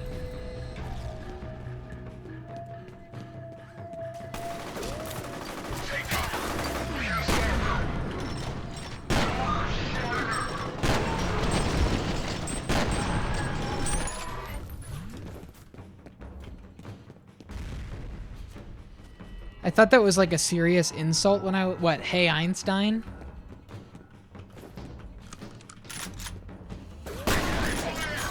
Or the full quote, or just the... Dude, did I just kill him again? We're gonna have to reset because you can feel it getting framey. That's when I can feel it, when it really starts to jitter like this. That Falco quote specifically. Hey Einstein, I'm on your side. Yeah, I'll save. Let me save and quit and then relaunch. Just to make it smooth. Just to smooth it out for us.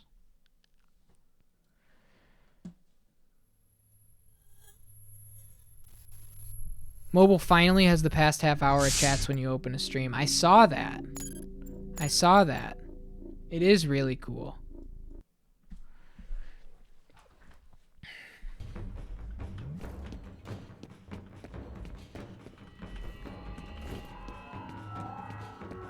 Yeah.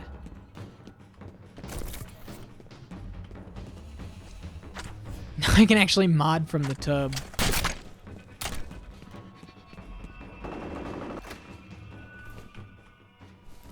Yeah, I'd been using it.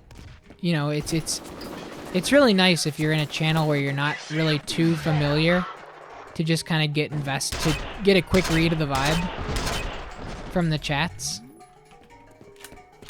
And see if it's like a place where... Watch your fire! Ah, fuck. We lost a man! Man, this would probably have an achievement for getting through this section without losing a guy, and it would be so annoying. Because you can't tell who's a friend and who's a foe.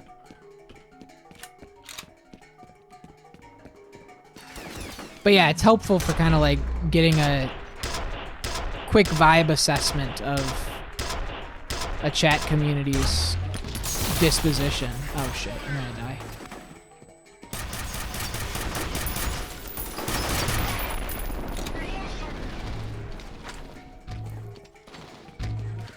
Somebody's launching. We lost a man! Okay. We lost a man! Ooh. It's a grenade launcher fight? That's fun. Damn, he beat me. He beat me. Yeah, the environments are awesome. I think that was like one of the major, you know, things that they touched on from the main game to this was like, let's get some varied environments. But like this Armacam logo in the middle of the courtyard here looks really good.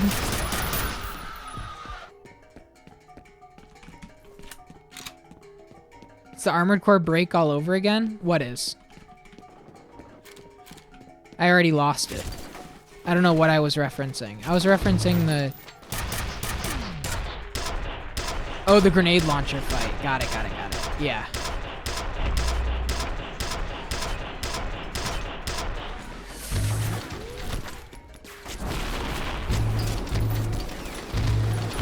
Damn, dude.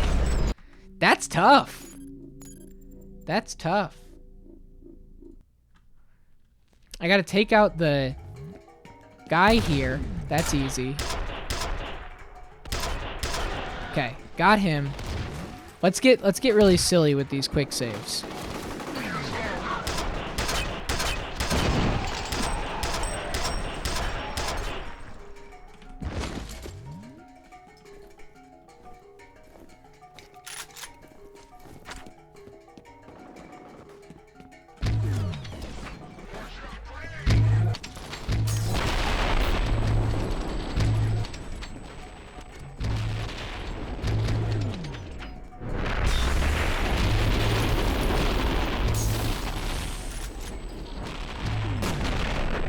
Oh, that's cool.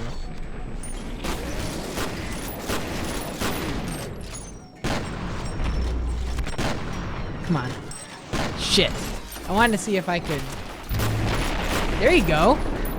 There you go. I heard the thum, and I shot it right as it left his gun, and it killed him.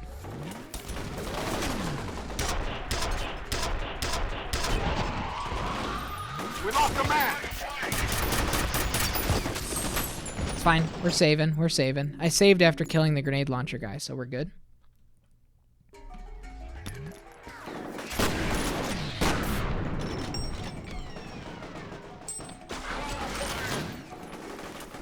Get back here. We lost a man.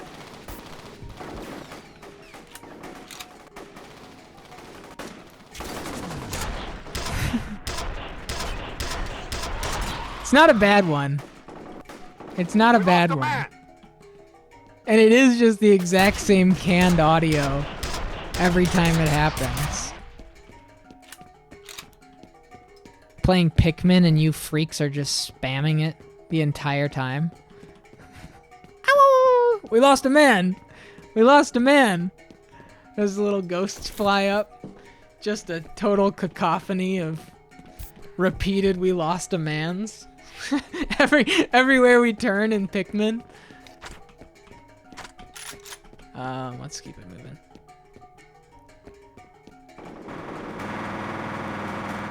Alright. Shipping and receiving. There's a lot of loud noise. Ready? Hey, I remember this. Or a building just like it.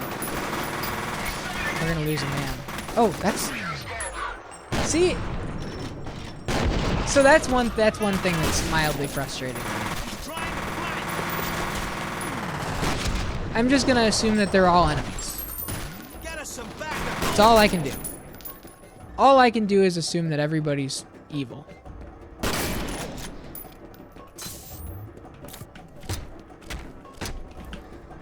Ready? Except for that guy. He's a friend. We lost a man.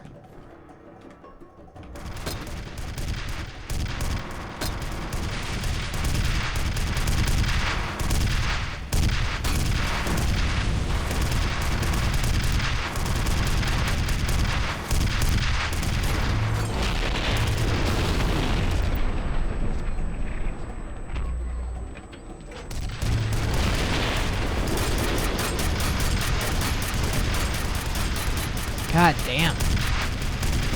This is crazy, dude. We lost a man.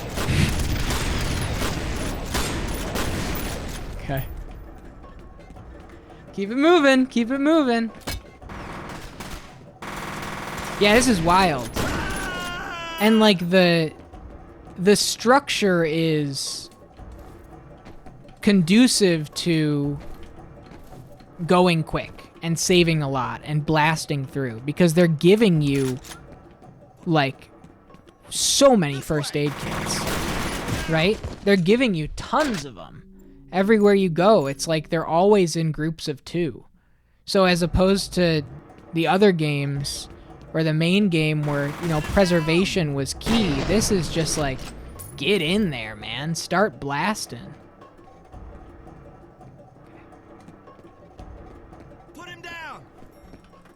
He's over here. What? Okay, well, we made it through. We made it through. Just in my chair.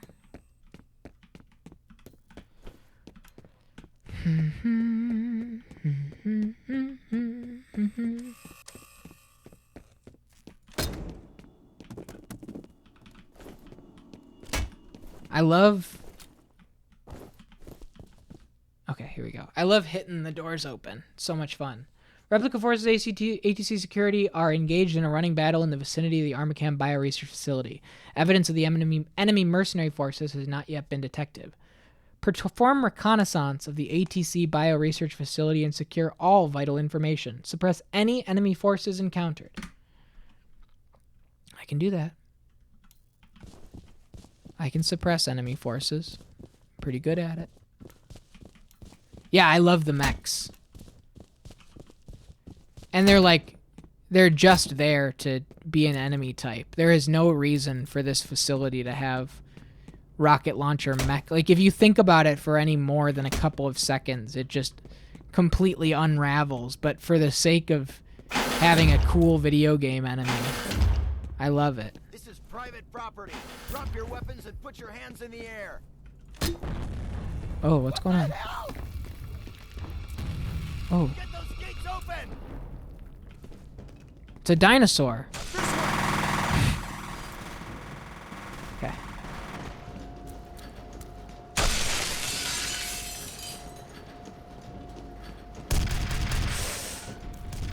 Oh god. Oh.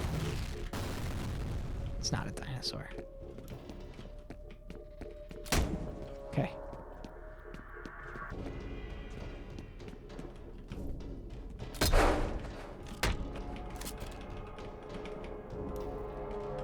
All right.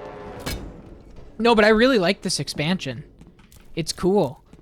The diversity of it all. It's definitely the action-focused one, right? Like, this isn't horror as much as it is, but look at this. You know he's one floor above, stomping around. And he falls through. Look at how cool this is.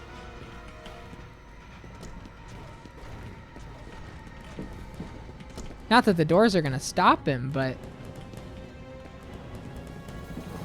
this is wild. He's blasting through the walls. You gotta stay one step ahead of him, but I also want to scan for... Ooh, yeah, give me this. Okay. I mean, I guess we probably have to kill him here. This feels like this opening is... It's time to kill him. Holy shit! That thing's different than the other one.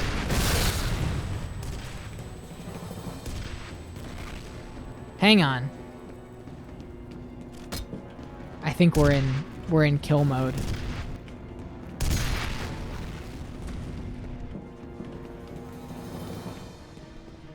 Hang on.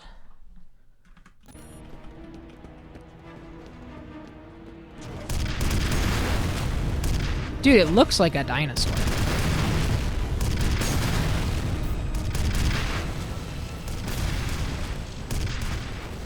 I don't think you kill this thing, man. I don't know how you would. I hope I had been saving. 5309, that's fine. Wait, no, 5327. Okay. Rex 209? I hope that's his name. What's up, Butt Doctor? How are you? We're having a blast over here. I think this expansion's genuinely very, very, very cool. I'm having a really good time with it.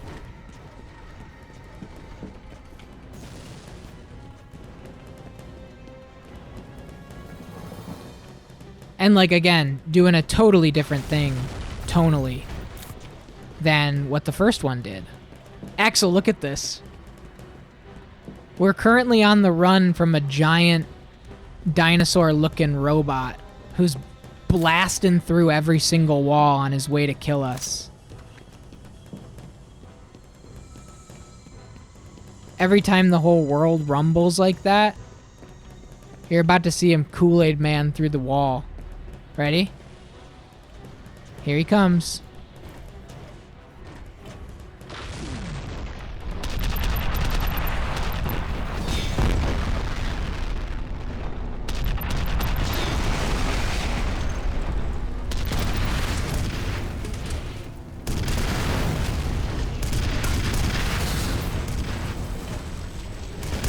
Oh god, I switched the wrong gun for this. Oh shit. Hang on. I don't know if I'm supposed to kill this thing.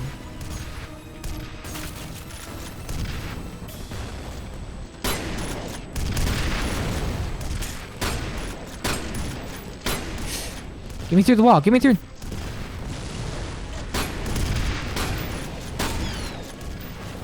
I'm dead. I'm dead. There's no way. Oh. Hey, wait a minute. There's a way. There's a way. There's a way. There's a way. Quick save. Let's give him the little loop-de-loop. There's more rockets right there against that wall. Here we go. Ready?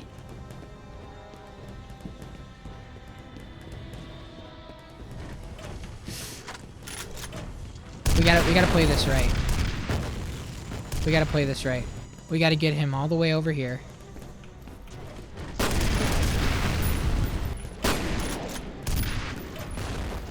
Yep, come here. Yes. Okay.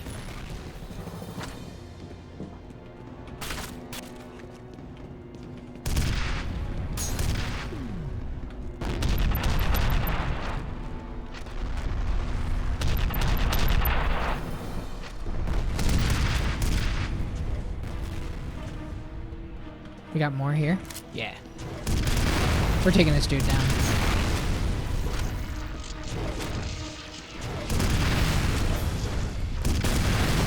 Let's go. Whoo, baby. That was cool. That was really cool. That was, you know, talk about taking what the first game offered and the building blocks and then iterating in a way that changes the entire scope. Oh, these are enemies. Oops. Good thing I saved after killing that thing. Okay. That was awesome.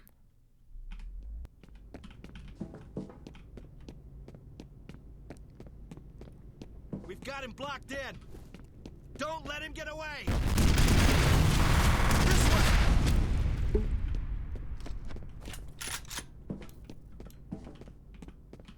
All right. Anyway.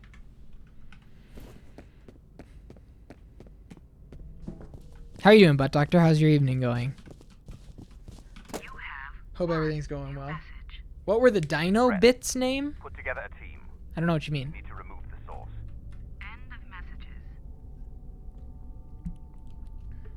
Grabbed a yogurt. Nice, nice. You know you can play this game with WASD and the arrow keys as aiming. You can play this full game without the mouse, using the arrow keys to aim. I don't know what they have mapped to shoot, if not mouse 1. You probably have to map it yourself, but it's there. Oh, the Transformer Dinobots? Not Reptar. Played the Golden Idol DLC. I heard that game's really good.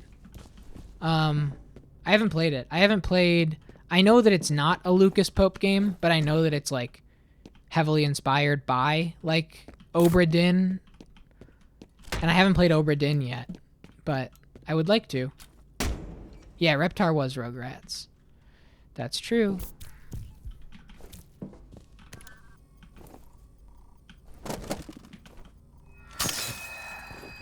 Whoa. The Scarecrow? You'll love Obra Dinn? You have said that. You've said that with like the note-taking and stuff and following through all of that. I'm sure I will. We're beating this game tonight, Butt Doctor. We're doing the whole damn thing, so... Hey, Davies here. Some suit from corporate just called and ordered us to destroy something called the Source. I don't know how much is left. But I'm totally digging it. So... I don't really care how much is left. We'll go late. I don't mind. Keep myself quick saved up so that we don't lose too much progress if we die, and let's just... Sure about this second facility? Positive. Oh, this is the guy. Got it pinpointed on the GIS. Cool. Send in a team immediately. The senator wants me to collect the source personally. Yes, Mr. Morrison, I remember your request. Don't fuck with me.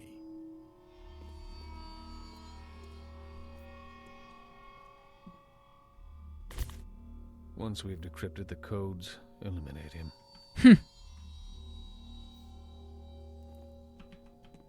This rocks.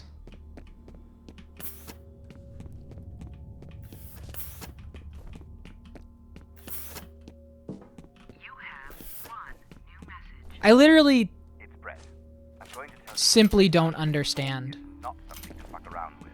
the sentiment that people think this one is bad. Rugrats in Paris. Dude, I was going to reference the Rugrats in Paris movie game. When we mentioned Reptar, I was gonna say Rugrats in Paris on the Nintendo 64, blockbuster classic. I'm in the corporate archives. ATC ran one project called Origin at a secret location in Auburn, but get this, there was another hidden project, an underground cloning facility. Location, on an island, out in the harbor. Oh. Upload the coordinates. You three will have to finish up there before we can hit that island. I'll bet my pathetic paycheck that's where they're headed next. There aren't enough games that use deduction as progress. May I interest you in a little game called Mizurna Falls? I guess that's not quite... It is, but it isn't. It's in a different way. That's more, like... That's more direct. That's, like, actually hitting in-game triggers. Yeah, The Witness, I know, is deduction-based progress, which is really cool. Oh, did you really? Nice.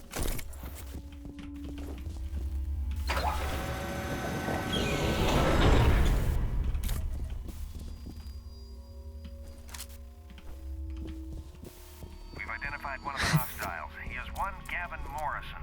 I want him taken into custody. That means alive. I don't want a repeat of Amarillo. That was an accident. I like little lines like that. I don't want a repeat of Amarillo, and have him go, that was an accident. It just paints the picture that, you know, there's more going on in these characters' lives than the moment that you're playing the game with them.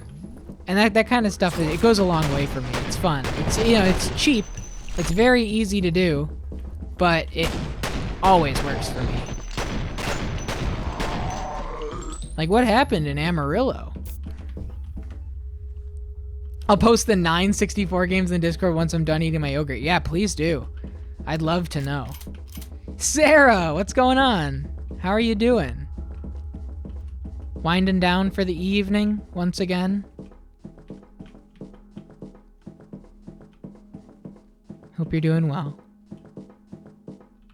Just wanted to say hello before we head to bed. I love the check-in, Sarah. Have a lovely night, as always. You have any words of wisdom for the chat before you hit the hay? Make sure to floss, etc., etc. And we're back up to 10 health kits. Look at this. Let me get a gun here. Give me the assault rifle. I'll take that. Oh my goodness! Returning the favor, bud. What's up? What's up? Welcome in, everybody. Welcome in, Raiders. Plunger, how are you? How are you? After Vagrant Story last night. Dude, I was looking at your channel. I love the structure over there. Just a shotgun blast, a different game every night. If you don't like something we're playing one night, come back tomorrow. It'll be something wildly different. Oh, no, nothing to be sorry about. You know how many times I've hit the, like, gotten a raid and being like, well, folks, I'm already leaving. So, see ya. Follow us wherever we're going. Welcome in, Plunger. Welcome in, Raiders. How are you? How are you? Welcome to GoatedQuest. I'll give you a little spiel about my channel. My channel is all about first playthroughs with a focus on blending art appreciation with video games. Everything here is a first time for me, whether it's a game I had from my childhood but never rolled credits on, or something brand new like F.E.A.R. Nothing's off the table. If I'm interested in it, if I think it looks cool, I'll play it. The catch is, I don't decide what gets played next. Everything we play here on the channel is played and dictated through Marbles on Stream. We have a massive, massive, massive list of games here on Backlogged. If you want to take a look at it, go right here. Anything you could think of. I haven't beaten any of these games. So just scan through, you know? Next playthrough could be Tulip. It could be Clive Barker's Jericho. I don't know what it's going to be. It could be anything. What we do is when a game gets completed here on the channel, I play 3 games at any given time. Right now, we're playing Mizurna Falls, F.E.A.R, Perseus Mandate, the final of the 2 expansion packs, as well as Star Wars Knights of the Old Republic starting on Sunday. And tonight, we're going to be finishing up the last expansion here of Perseus Mandate and going into a new, fresh set of games that will dictate the next marble roll. So you guys chose a very good night to raid. What's up, Chris? How are you? Yeah, backlogged. It's really nice. It's, game archival stuff. You can see what we've played before. Everything here has been decided the same way, using marbles on stream. But the other thing, it blends like letterboxed style reviews and community into an archival site. So you can follow people that you like, record, that write well. I don't know who Proud Little Seal is, but, they've written 44 reviews and have gained 985 hearts. So you can really get into people's personal writing styles and engage with the games critically at the same time as just using it as a... If I join it, you'll have to. Welcome in, Raiders. I hope everybody's having a nice night. How was Galaxy 2? I never played that game. That's the other thing about this. The other thing that you have to know about this is that I take franchises from the top. So something like Galaxy 2 won't be played because I've never beaten Mario Bros. 1. I've never beaten Mario Bros. 3, I've beaten Super Mario World, so we'll pass that one over, but I've never beaten Super Mario 64. We take it all completely in franchise order. So another big thing is deciding the games that you really love and making sure that they get to the front of the pack, because you can get roll credits with channel points or with an active subscription to the channel and throw your own name in the ring. And if you win, you get to pick what gets played. So, for example, 50-second playthrough options. This is the marble roll that F.E.A.R won.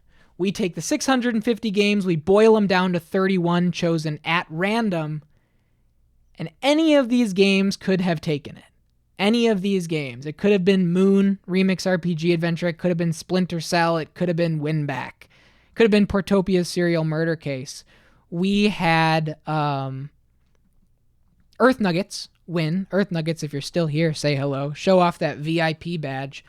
And Earth Nuggets chose F.E.A.R. And so we're in the midst of F.E.A.R. Every time a game gets selected here on the channel, I get to work on researching and I present a prep kit, which is a deep dive of the development history of the game. For example, the F.E.A.R prep kit was about an hour long. Before we started the game for the first time, I talk about Monolith's history. I show when it was announced at E3 2004 by Vivendi Universal. I go into design philosophy and development history from writer-director Craig Hubbard. I think there's so much more to a game than just playing it. Engaging in F.E.A.R's AI, which is so innovative and so celebrated. I wanted to make sure we knew in chat what made F.E.A.R's AI so impactful at the time. And so every game starts with one of these. It's a lot of work. It's a lot of fun. And we really take our time here. We take our time. We absorb the game from the top and really sink into things. So welcome in, Raiders. Welcome in, Plunger. I hope you had a great stream. You're going for full... is it just stars in that game? Full star set. Yeah. And we're having a good time. We're having a really good time here. Tim Rogers starts a backlog and every review is just a 20-year-old anecdote about some lunch he had in Tokyo that turns into a meditation on the impermanence of life. Right. Yes. That's how it would be. Sarah. Thank you, Sarah. Thank you so much. Plunger. We got a very generous community here. Enjoy the emotes. Enjoy the ad-free viewing. If you got to take off and wind down your night, I totally understand. And Chris, We saw that first time, chat. Don't think we didn't. You're not. You're not exempt. Welcome in. Welcome in. Welcome in. Yeah, Cuphead could be next. We're gonna get back to F.E.A.R here, but welcome in. I really enjoyed hanging out. We rated into you for Vagrant Story, but I think it just got lost in the shuffle. You said a lot of people were popping in that Vagrant Story stream. Oh, it's 3 a.m. You gotta sleep. Dude, go to sleep. Go to sleep. Go to sleep. Tomorrow at 6 p.m. we'll be rolling for another game because we're beating this tonight. It'll be done and dusted. As a subscriber, you have the chance to have a marble. So if you're around, join in on the race. If you win, you get to pick my next playthrough. Have a wonderful night. Please, go to sleep. I understand. Yesterday, I bounced. I had to go after picking my partner up from a concert, so I totally understand. All right, let's get back to things here. Back to Perseus Mandate. We have had a single marble win before, didn't we? Yeah, KOTOR won. I'll use the 4 a.m. excuse to also go to bed. Sarah, have a lovely night. Have a lovely night. Plunger, thank you so much. Did we get a shout out for Plunger? I'm sure we did at the top, but please, do it the old-fashioned way. Click past the Plunger's name. Click that follow button. Plunger's streaming nearly every day, right? And always something new, which is just so fun. Again, if you don't like whatever was streamed on one night, if Vagrant Story just doesn't do it for you, just come back the next night. I saw you were playing Majora's Mask. I saw you were playing Galaxy, one of the Shenmue games. An incredible sense of variety there. And you know I love an incredible sense of variety, so join in. Join in. The 64 games are in the Discord? Awesome.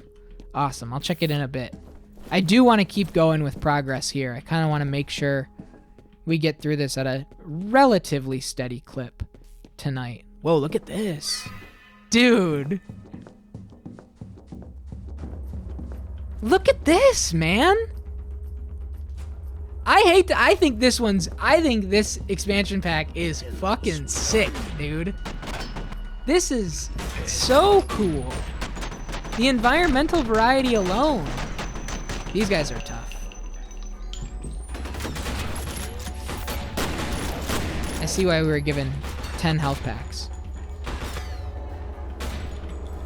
Metal Gear VR missions, sure. I know what those look like, even though I haven't played it. I wasn't being sarcastic. I do know what those look like, even though I haven't played it.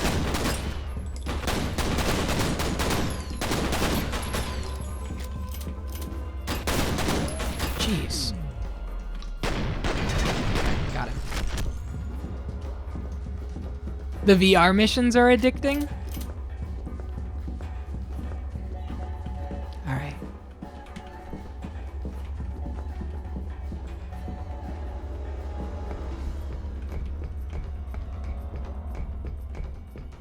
Is there any story-driven content inside those VR missions, or is it just like a playground? I don't mean just in a negative sense. I just mean, is it primarily a playground for the stealth mechanics of that first game?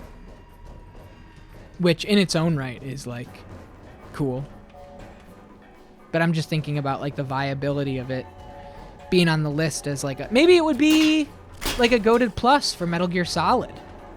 That would be kind of fun. Do a expansion goal, but for the VR missions. And dive into the... Because that's really what that is. Oh god, he's tough. They mention them in later games, but they themselves have no real significance. For sure. What's up, Thrash to Peace? How are you? I don't know if you snuck in earlier. I don't know if you were at the Plunger raid. Welcome in. Hope everything's going well. 4 times the playtime of that game, more Metal Gear, more fun. That's what it's all about, dude. That's what it's all about. Yo, Tay, thank Iron Chef LeChuck. Great name. I've been doing so much history and research on early LucasArts that, like, I want to play Monkey Island so bad. That would be a cool game to get in the mix. And Boris is here? Wow. What did I do to deserve all the luxury treatment? The VIPs are trickling in. What's up, Boris? How is your evening going? Snow, enough of that. You can keep that hostility in other chats. Not here. What's up, Doris? How you doing, Doris? Hey, Boris. I have to ask, what is the Boris in the gamer Boris? Is it the Japanese band Boris?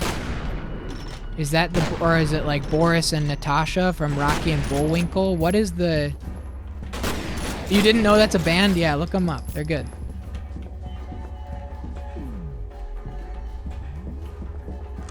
Technically, Boris and Natasha. Look up the band Boris. It's my dad's cat Boris, who is named after that Boris. Got it. Alright, Behemoth, when did I say exhausting to have around? Hang on a minute. What the hell are you putting in my mouth right now? What the fuck are you talking about? Do we need to have a moment?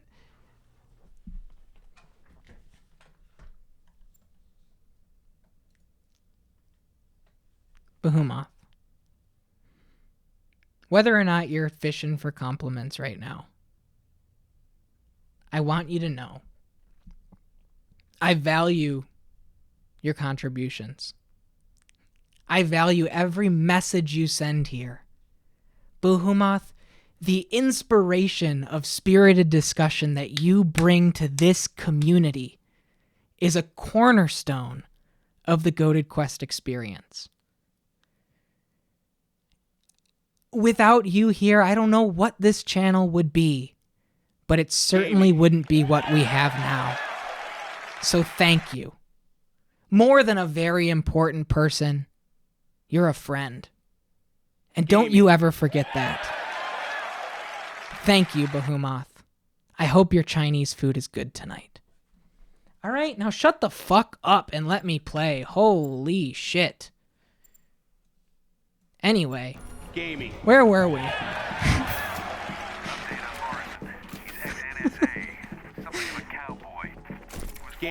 Exhausting to have around.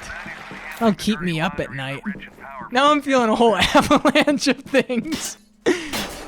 You know, first and foremost, you should feel manipulative. Alright? I'm like the reverse of a Sour Patch Kid.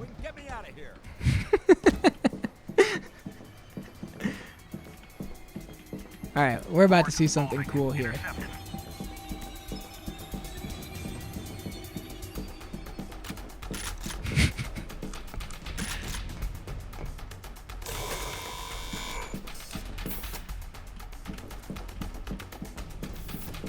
We're chasing down that dude. Is that what's going on now with the music and everything? Yeah, it sure is. Okay.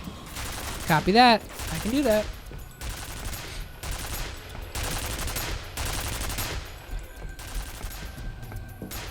Nice try, idiot turret, idiot.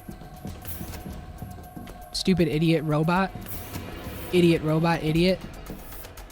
Hey, try and shoot me down here, stupid robot. Nice try, stupid.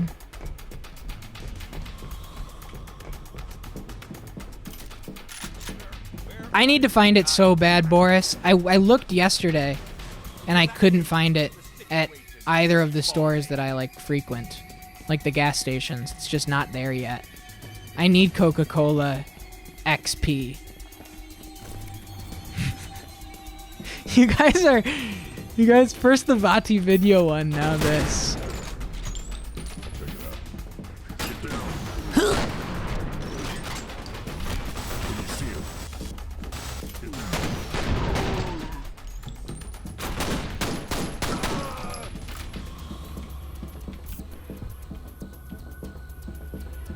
I need the XP, man. I feel like I gotta get that drink and then get the shirt that says "Stay out of my way." I'm just a little bit more XP from a level up and you're looking whatever. I'm really close to a level up, and you're looking like a lot of XP. Thanks, Bahuma. Thank you. 5 gifted subs. Sage Water Dragon HM05 Useless, Tediously Canadian, Conzo85, and Annihilation. Enjoy the emotes. Pals. Uh-oh. I hope he's not nearby. Thank you, Bahuma. I don't want to go this way.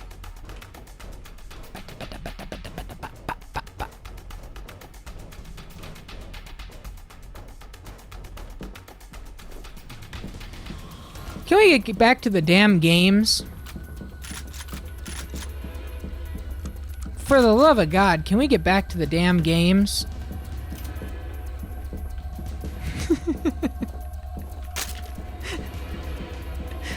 Oh, I wanted to say, I forgot this was mentioned earlier.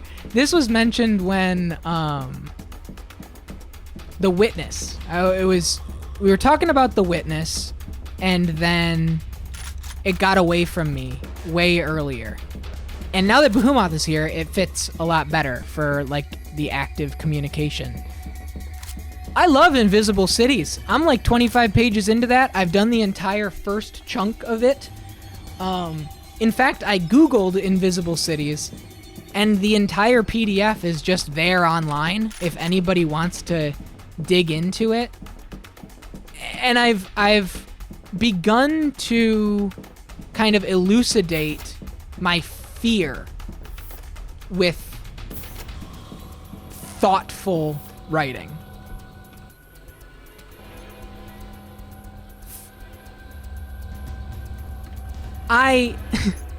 You guys know this about my stupid ass. I'm very, like, charitable and blissfully optimistic to a degree that I just am looking for the best in whatever. And I worry that, like, heady, smart, philosophical reading Jonathan Blow was inspired by this book to make Braid. I worried that it would be a downer, and, like, the thoughtfulness would be like, but doesn't this all suck, and the universe is fucked up, and the world and the people in it are just evil? And it's really not that. It's really not, at least at the beginning. It probably gets there, but the way that it's structured is bite-sized. So it's, like, incredibly... I mentioned it in the Discord, and I want to see the 9 Nintendo 64 games that Axel, celebratory for their childhood life. Turok Rage Wars, Rugrats in Paris the movie, F1 Pole Position 64, Super Mario 64, Quest 64, Diddy Kong Racing, and Mario Party 1, 2, and 3. That's a banger list, man. That's like, you know, you got a really wide spread there, and having the 3 Mario parties. Quest 64 is based. I rarely use that word, but it's good. I should put it on the list, is what I should do. I want to read what I said about the book on the Discord. So I read the first chunk of Invisible Cities, and the influence that it had on Braid's writing is immediately apparent. A collection of 1 to 2 page recountings of a breadth of different imaginary cities, all framed through Marco Polo detailing his travels to Kublai Khan, each carrying powerful and impactful imagery and musings that far outweigh the raw word count. There's a total poetry to it, and it's very easy to pick up and read a little bit each sitting. Yo, thank you for the follow, Chris. It hasn't felt overly heady in every way yet, and there's one paragraph that, like, carries a book's worth of imagery, and I actually just want to read it, because this is my channel, and I can do that. This is right at the beginning. This is the second one that you read. This is Cities and Memory 2. When a man rides a long time through wild regions, he feels the desire for a city. Finally, he comes to Isadora, a city where the buildings have spiral staircases encrusted with spiral seashells, where perfect telescopes and violins are made, where the foreigner hesitating between two women always encounters a third, where cockfights degenerate into bloody brawls among the betters. He was thinking of all these things when he desired a city. Isadora, therefore, is the city of his dreams, with one difference. The dreamed-of city contained him as a young man. He arrives at Isadora in his old age. In the square, there is the wall where the old men sit and watch the young go by. He's seated in a row with them. Desires are already memories. That was like, I hit that and I was like, let's go, baby! It's like everything about what I love about a slow stroll through a town in a JRPG and just imagining like what's life like for the like what the dude just said there. It's like, this better not go by like Amarillo did, and he's like, that's completely different. And like you look at it next to Braid's writing, right? Perhaps in a perfect world, the ring would be a symbol of happiness. It's a sign of ceaseless devotion. Even if he will never find the princess he will always be trying, he will still wear the ring. It's the same narrative structure in these very light but impactful just blasts of... That's one paragraph, but it has a book's worth of imagery. And I'm just reading a little bit each day, and it rocks. It rocks. What's up, Medita? What's going on? I literally Googled it earlier today, and it is right here. Published, uploaded is what I meant to say. Uploaded by the University of Illinois, Chicago. So this is official as it gets. It's a .edu publication.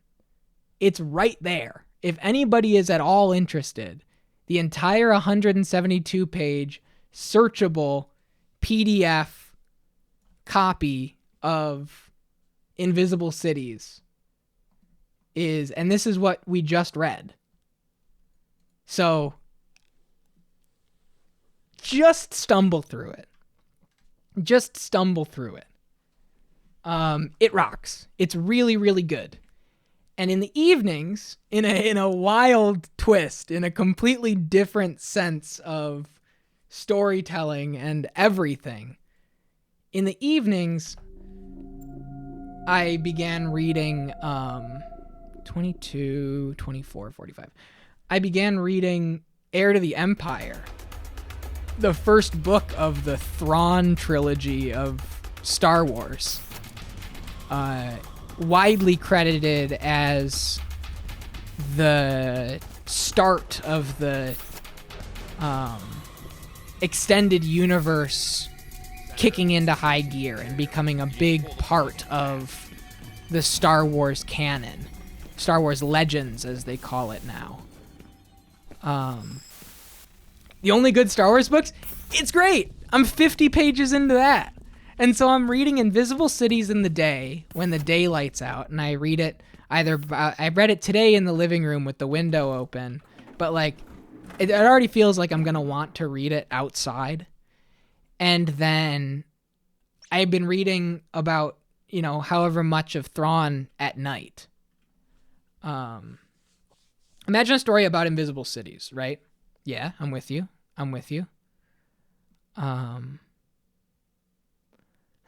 Oh, I missed this. Hang on.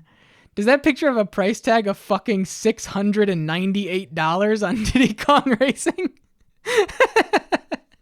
Yeah, it's a $700 game. It's like playing all the Armored Core games today. It costs $5 million. I'm so sick of all these Star Wars, but I still like those books. Imagine a full novel that is about one of those cities that has no beginning or end.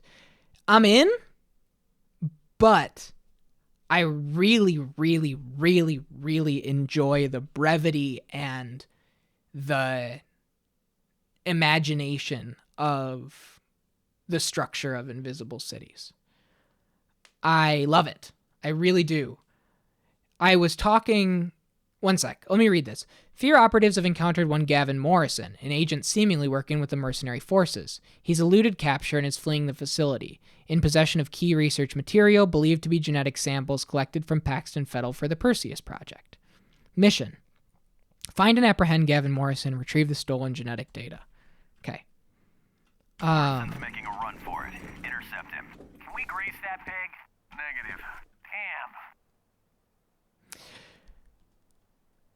I played the Final Fantasy 16 demo, and I've been talking to a lot of people online in my gaming circles about the Final Fantasy 16 demo.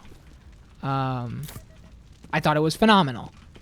And the storytelling is so immediately dense. What's up, Young War Crimes? Oh, Paxton Fettel's dead? Appear to have gone dormant. They've stopped. Wow. That would mean Paxton Fettel has been eliminated. We're close to wrapping this up. Wow. Okay. So we're at the point of the game where the protagonist of the real game has done the deed of killing Paxton Fettel.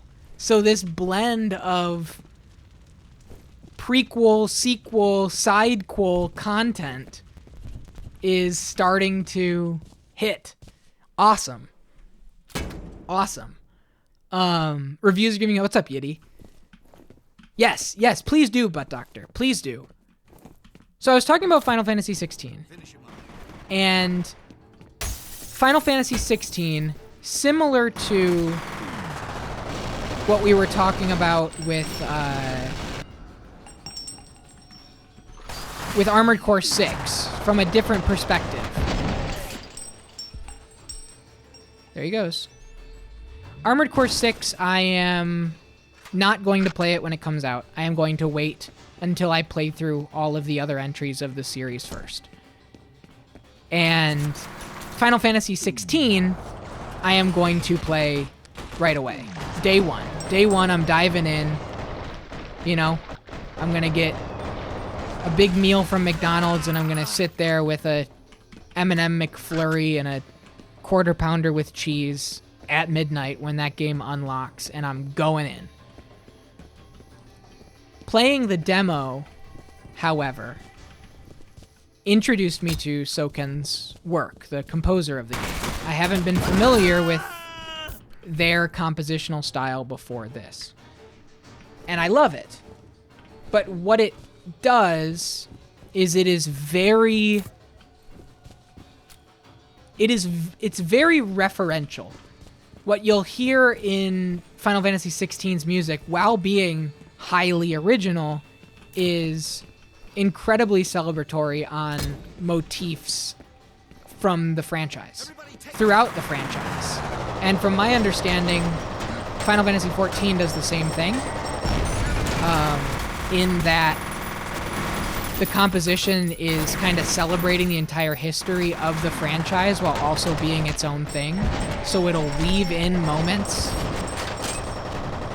So, like, for example, there was a 4-note passage in Final Fantasy XVI that I clocked immediately as Aerith's theme. Immediately. It was, da-da-da-da-da-da. Like, that's undeniable. Like, the dun-dun-dun-dun-dun-dun, dun-dun-dun, dun-dun-dun, dun-dun-dun-dun-dun-dun-dun, whatever. But that ba-da-da-da-da-da was right there. Like, undeniable right in the music. And it hit me like, God, part of me just wants to play all of them. And I'm not going to. And where I was going with this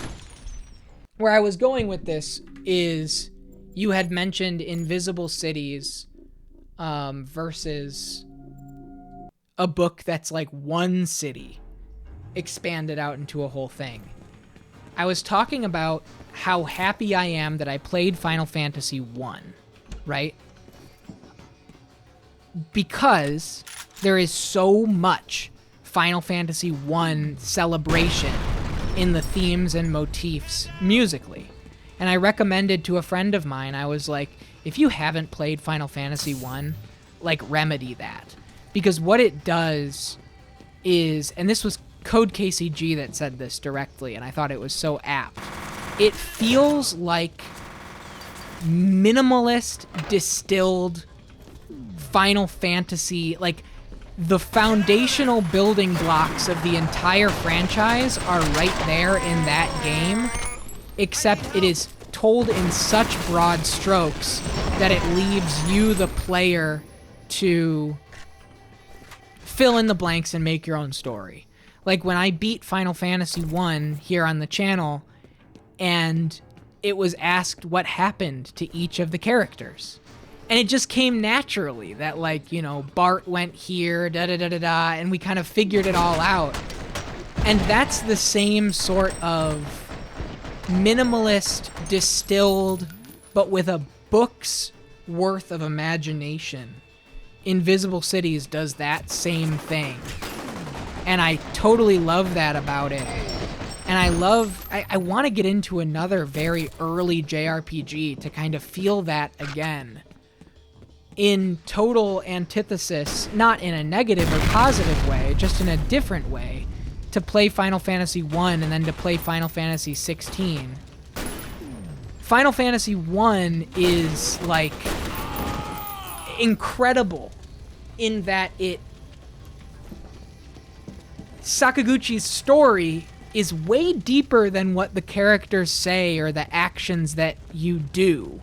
But it's painted in broad strokes so that your imagination fills in every single one of the gaps in a way that makes the game your own unique experience in that world where those broad strokes are Sakaguchi's creation. That's what I've been loving about Invisible Cities. That's where I come from. I would love to read a book that is one of those cities expanded out to a full novel, but I am absolutely loving the narrative structure of I'm giving you the skeleton here, but I'm writing it in such a way that your mind can't help but imagine the rest of this little invisible city. Love it. Absolutely love it. All in. Downloading the Final Fantasy 16 demo right now. Let's go. What do they pay these guys? Let's go. Well, I sure as shit wouldn't do this for $9 an hour, would you?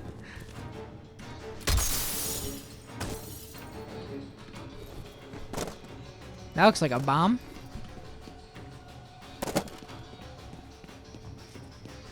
I don't know if you had a chance to listen to the King Cruel album. He does amazing things with leitmotifs and partially... That's cool.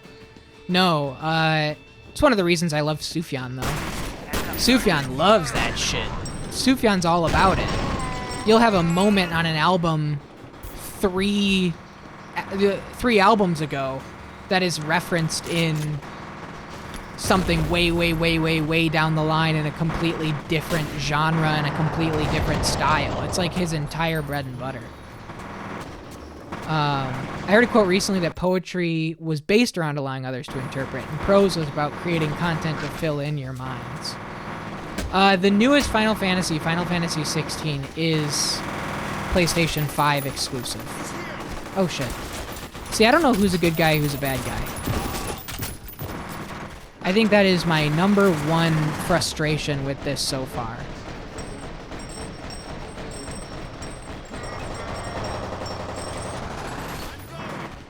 Yeah, it's PS5, not even like PS4, PS5, and PC. It'll hopefully come to PC eventually. I think it's been like spoken about up front as like a limited console exclusive. But yeah, it's not on PC yet.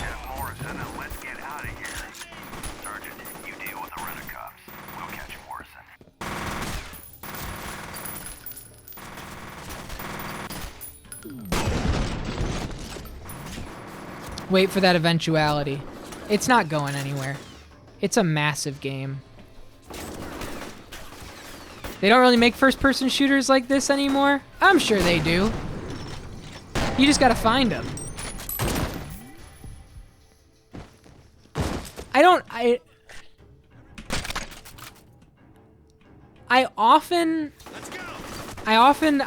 mean to put you on the spot, Mudita, but I pretty strongly refute that notion because I think it gets brought up a lot, especially in like retro game communities, in like any sort of mention of like it's just not the same, it's not what it used to be. I don't necessarily, it's different, but we're in an era where like this game can be made by 3 people in an indie space and it exists. And they're there, right?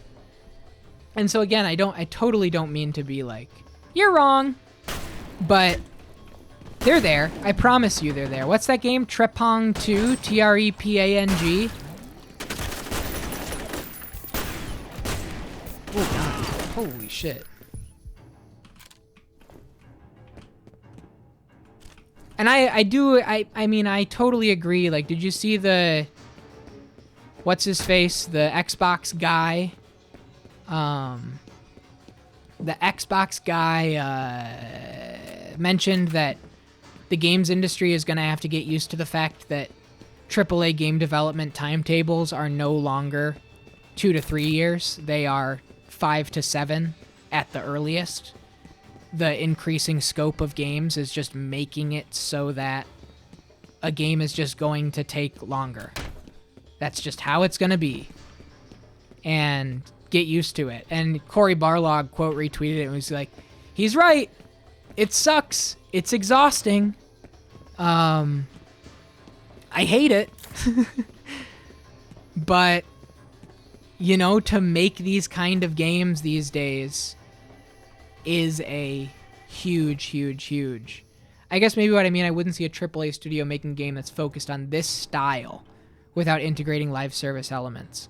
Like, you'd have to go into indie spaces that would want to make something like this. Yeah, I can agree. I can absolutely concede that point. It's just like, it's hard, man. It's hard. It's hard to, like,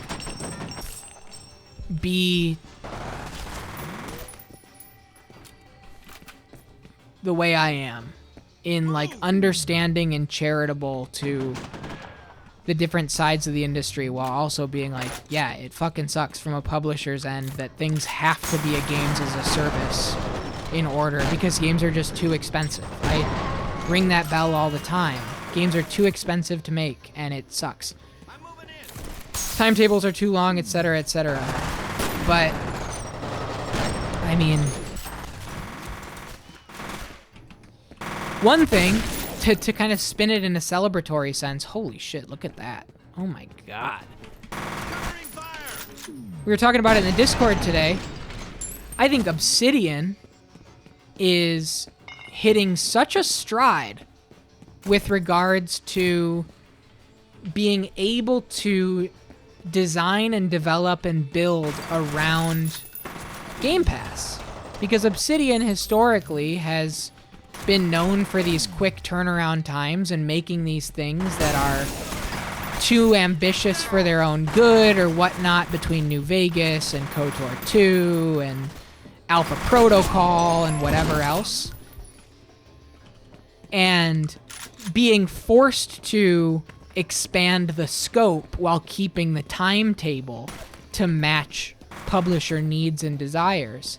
And I think with the Xbox acquisition and with the Game Pass factor of not needing to fulfill this $70 nebulous threshold of content, they've kind of hit this stride in Pentiment, in Grounded, in Avowed now, in all of these games that, the Outer Worlds even, you know, like they're doing this a little lighter, a little smaller, maybe not the full-fledged experience that everybody wanted. But once the expectations are kind of reframed, they're letting their studio kind of celebrate and make these IP with smaller timetables because they know that the Game Pass structure totally allows for it. And I think that's cool. I do think that's very cool.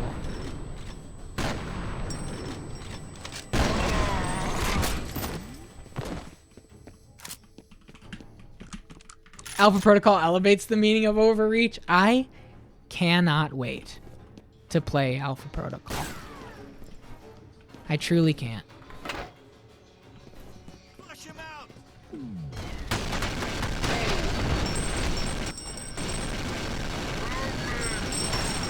Ooh. You still there? A masterpiece of shit? Sounds beautiful.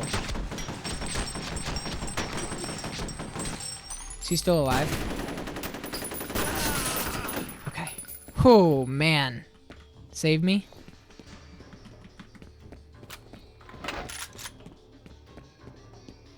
Oh, I love this song. I love when this song goes bonk, bonk.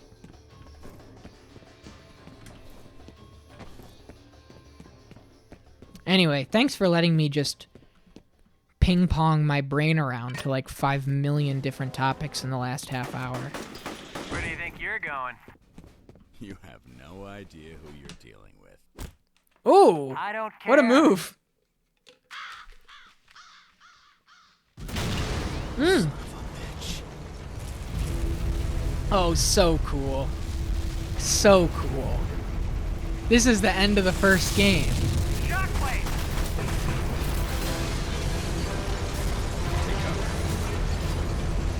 Wow.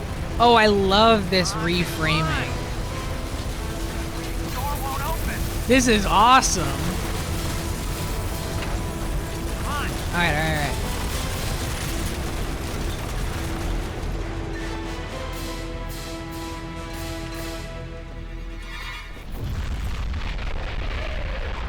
A cool ribbon, absolutely. Interval 4 devastation. A massive explosion of unknown origin has devastated the city. Status of F.E.A.R teams and remaining Delta Force units is unknown. Prior to the explosion, it was discovered that the mercenary force was collecting biological material relating to the Perseus project in Paxton Fettle. Mission: discover the whereabouts of F.E.A.R teammates. Find and apprehend Gavin Morrison. Here's the situation. Rains didn't make it underground, and the radio's out. Piece of shit. Get moving. You still have a job to do. I'm not gonna let that asshole get away. Hang on. I am curious. Just for timing purposes, I want to see where we're at versus how much is left of this game. I'm just curious. Perseus mandate. Let me click here.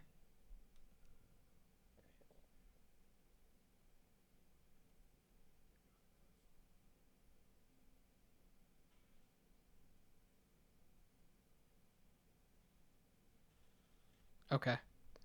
I don't know if we're gonna get this done tonight. We're gonna be playing for a while. This is a longer one, and it's tough too. So it's like we're in the old underground metro area. It was destroyed by a big earthquake, and the new city was built on top. Took my kids on the tour last summer. New Steam update, new UI style. Whoa. Like to uniform the big picture mode. God, this is so cool though, man. Yeah, I think buckle up. I think this is gonna be a long stream. How long has it been since the explosion? I wonder when this shit happened. Big picture, but the window version. Cool.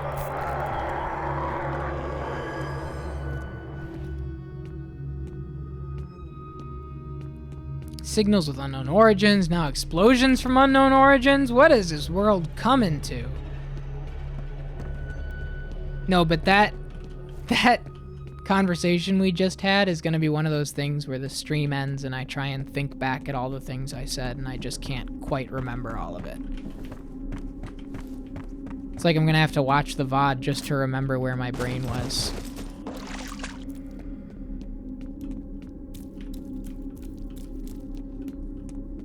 I hope I didn't miss anybody's messages. If I missed a message and you're sitting there stewing, Like, he doesn't listen to me. He doesn't pay attention to what I say. Just send it again, please.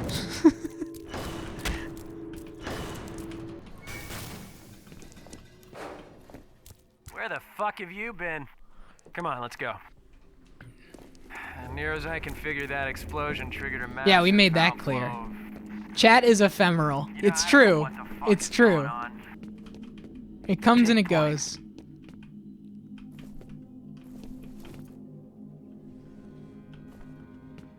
Yes, I did.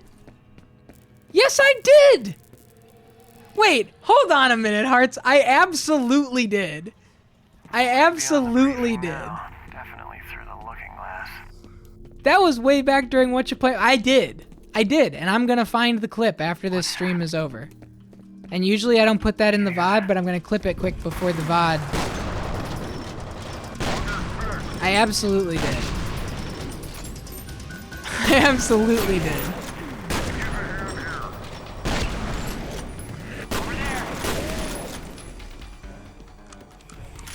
Final Fantasy 16, my mom's husband played the demo, liked it so much he pre-ordered it right after. Fuck out of here. Let's go, man. Let's go.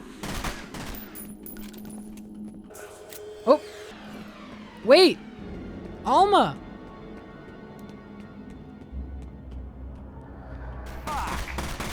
Fuck. Same. Bahumoth. I don't have it pre-ordered.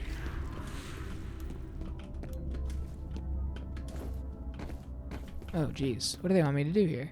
Hey, up here. Yeah, I know. Hold on, I'll be right down.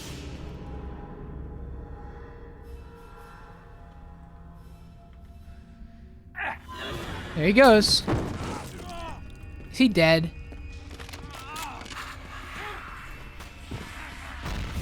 Want a piece of me? Come on, motherfucker!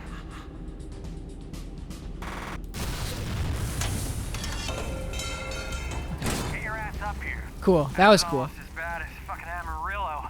Come on, Morrison's getting away. Somebody's got my leg. Something's got my leg! Fuck, help me!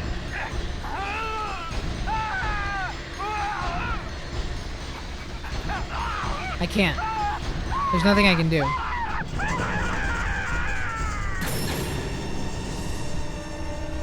There's nothing I can do! We just got the bad ending. I'm going in. I'm going in with him.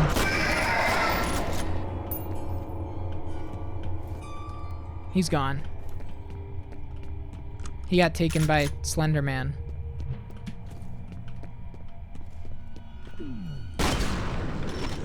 What the hell?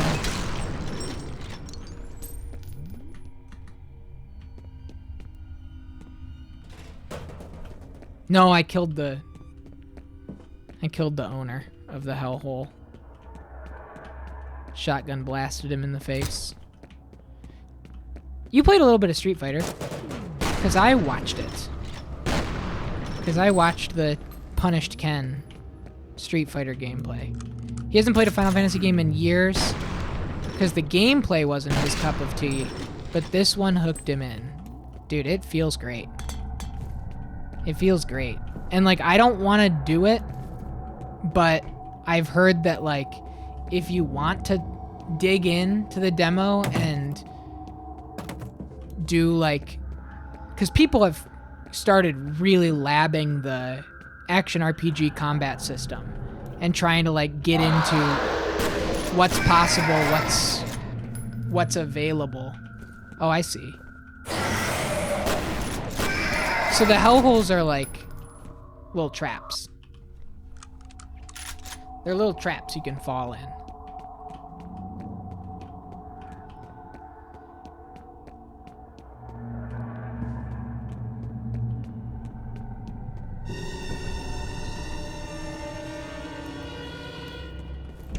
Let's get a move on.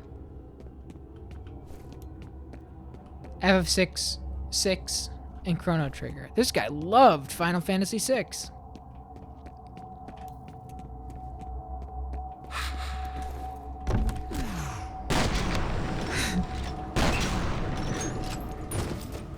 So nice, he said it twice. Maybe 7. Okay. expected to die here and now. And the story ends.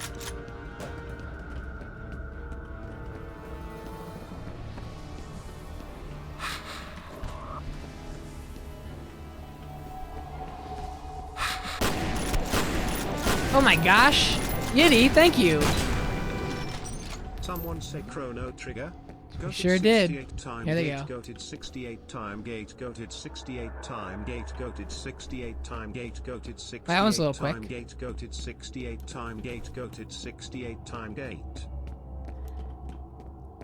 Does anybody have an answer? Thank you so much, Yiddy, by the way. Thank you. Does anybody have an answer for why TTS changes the inflection of the same word like 6 different times if you repeat it? What is the tech behind the inflection changing on a whim like that? Does anybody know? Anybody watch a YouTube video about it?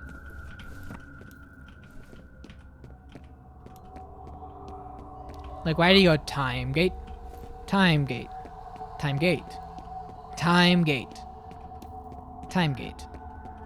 Maybe because it's funny? Alright. I'm with you. Whoa!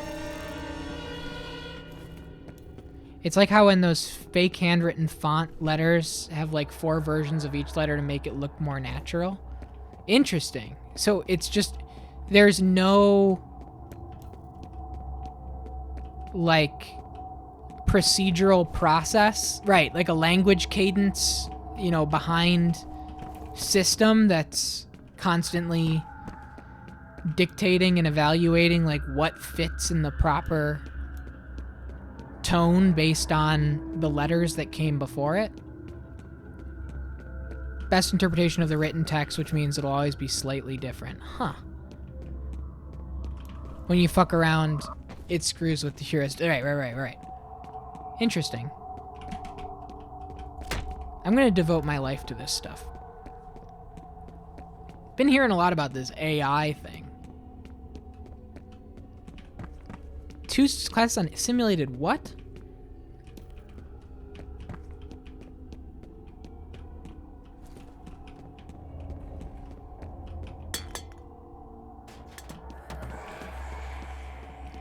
I've heard I can get really rich really fast if I overpromise about creating an AI. I don't even have to make it yet. I just have to like think about what it could be like and just act like I have the means to be able to do it.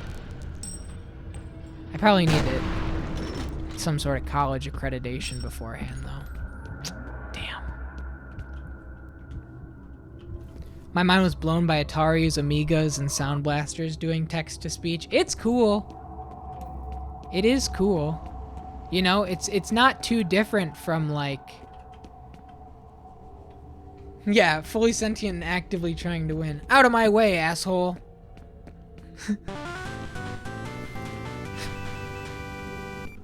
Don't look behind you, Goated 68 Tony Wood. Hey, what game before? How are you? Welcome in. Welcome in. Thank you for the subs, everybody. Explosion unleashed a torrent of paranormal activity that threatens to consume the area. Lieutenant Chen has been killed in action. Extreme caution is advised. Survive and make your way to the surface. Determine whereabouts of any surviving F.E.A.R or Delta personnel. Locate and apprehend Gavin Morrison. New song.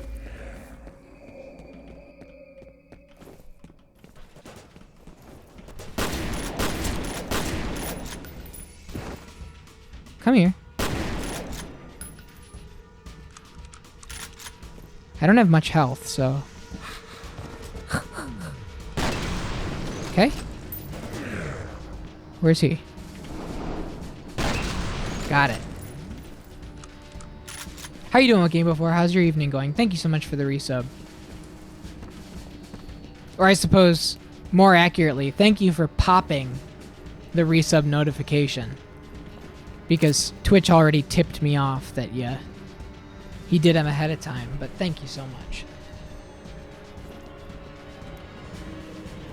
Can Wonderland. Great place with old arcade machines, crazy mini golf, and even more old mechanical pinball games. Dude, those old mechanical pinball games are like... Maybe I'm just, you know, like America Hellscape crowd panic feelings. They're so loud. They just... They're like the loudest, scary mechanical backfiring of all the clicks and scores and everything. So if you had a chunk of alloyed metal cooling, you have to find the best rate of cooling over periods of time to get the best formation of the microstructure of the metal. And finding the best solution for something like the sounds of letters or connections between gene expression can be simulated using the same concept via coding. Huh. I absorbed like 55% of that. Unfortunately, I'm in shin-high water fighting invisible creatures. Please understand. But it sounds interesting. Albeit over my head because I didn't take 2 college classes about it. I'm glad there are people out there figuring that shit out. Because it's funny when the man in the computer says the same thing 2 different ways. Oh! I think I might force myself to take a day off tomorrow. I think I hit a wall. That's just the Chinese food talking, man. That's what it's like every time you have a big Chinese food meal. That's just the sweet and sour chicken talking. That's the veggie lo mein.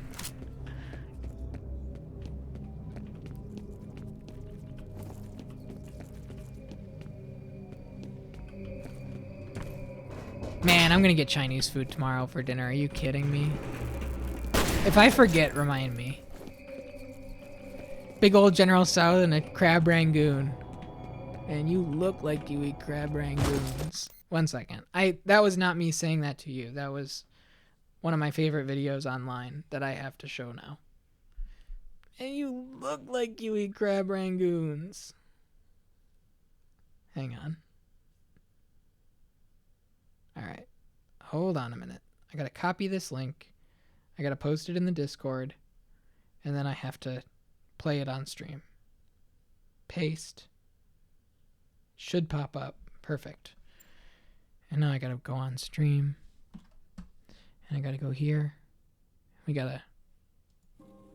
Y'all, this just sealed the deal. This just proved my theory. Niggas on Facebook are not real. Niggas on Facebook are NPCs.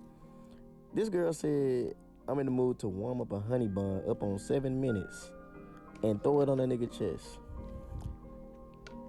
He said, this nigga Ryan McLeod said, don't do that.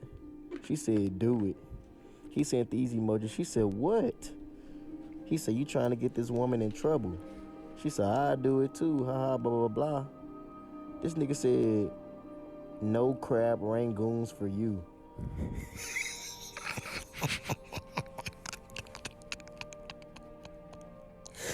What the fuck? What is a crab rangoon?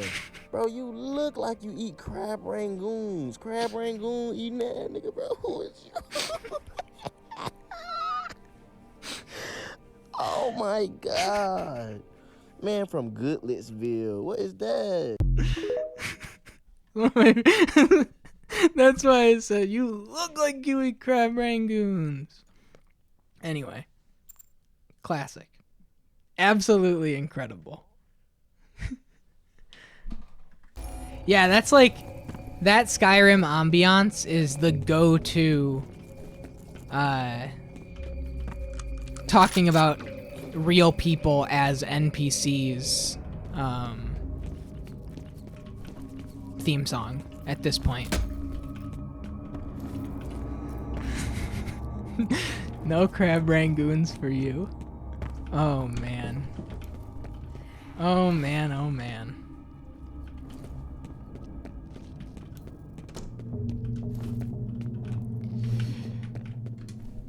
What were we talking about before the crab rangoons took over? You're taking a day off. Oh! What's up, buddy? Bonk. I've never had a crab rangoon. What's a crab rangoon? You look like you eat crab. Isn't crab rangoon like fried crab and mayo blend? Isn't that what it is? It's like a... Whoa, that was cool. You see that? All these little freaks. Cream cheese? Got it. That probably makes more sense, right? Kinda. Bunch of ways to make it. I would think it was like a fried crab version of a lobster roll, I guess. But, you know, like that's why I said mayonnaise. One of the only 3 meat items I've accidentally eaten. Is Rangoon a Thai curry? No, it's like a dumpling. It kind of looks like a dumpling, a wonton that you kind of fold up like this around like a little blob of crab and cream cheese, and then they fry them. So they fry them up. They're supposed to be good. What the fuck is a crab rangoon? You look like you eat crab rangoons.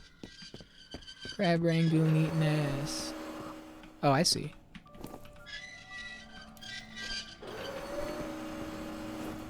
I don't know. Fuck out of here.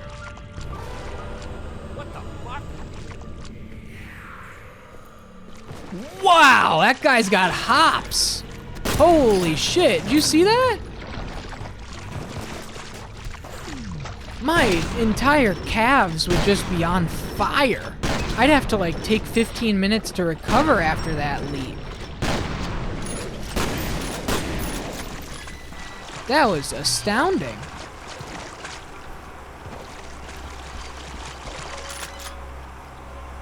A bad crab rangoon is... Oh, the good thing about crab rangoons is that a bad one is still a crab rangoon, but a good one... Oh god, we crashed.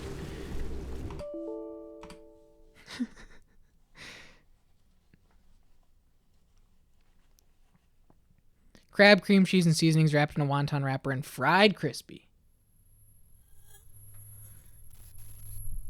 I don't know what a momo is. You look like you eat crab rangoons.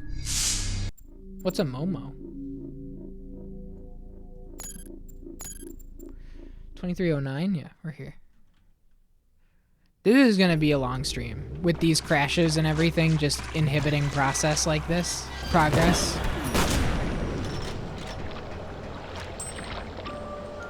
Where'd he go, dude? I'm tired of these little invisible dudes.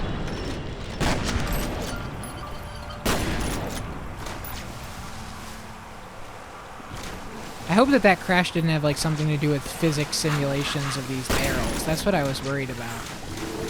Get me out of here, please. Please just get me out. Please just get me out. Thank you. Okay, now we can deal.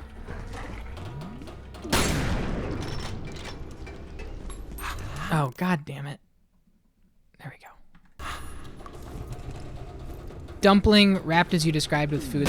Gotcha. Never had one of them either. Baby crab rangoon at someone trying to order pizza. Because white people love crab rangoons so much. Bro, you look like you eat crab rangoons.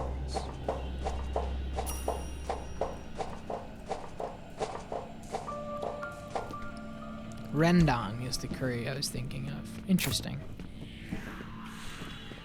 I'm getting Chinese food tomorrow. That's all I know. Oh, I love seeing these replica soldiers dead. This is so cool.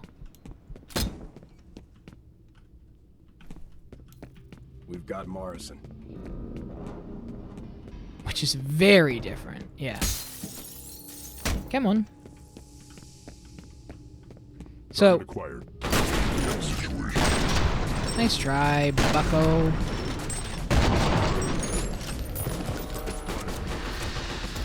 What's my ideal Chinese order?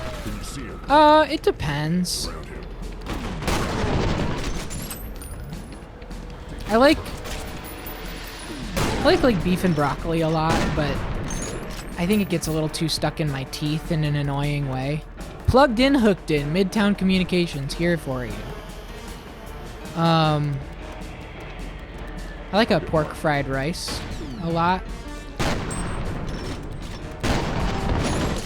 Any sort of like a sesame or General Tso's chicken's really good. I don't know. I don't really have...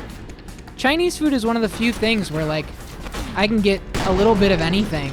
I don't have like my order. You know what I mean? In a lot of other places I do. I'm very the same with what I order each time and being pretty rigid. But Chinese food, I mean, whatever. I kind of just get some food. Wherever my heart takes me in any given moment. Watch it. Look out, grenade.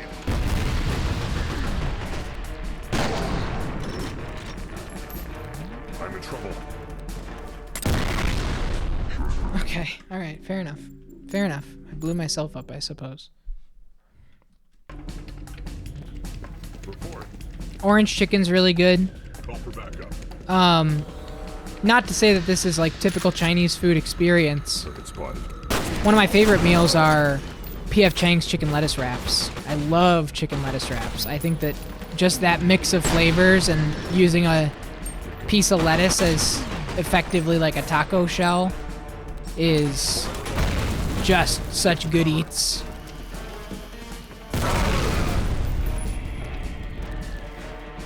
Absolutely love that. Where's my backup?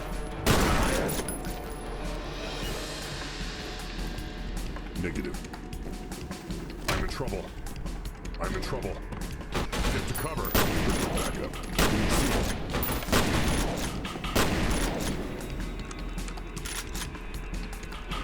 For expanding to any Asian, I don't like pho and ramens too much. I know it's crazy, and I've had them multiple times. We've gone out to eat multiple times, and it just never.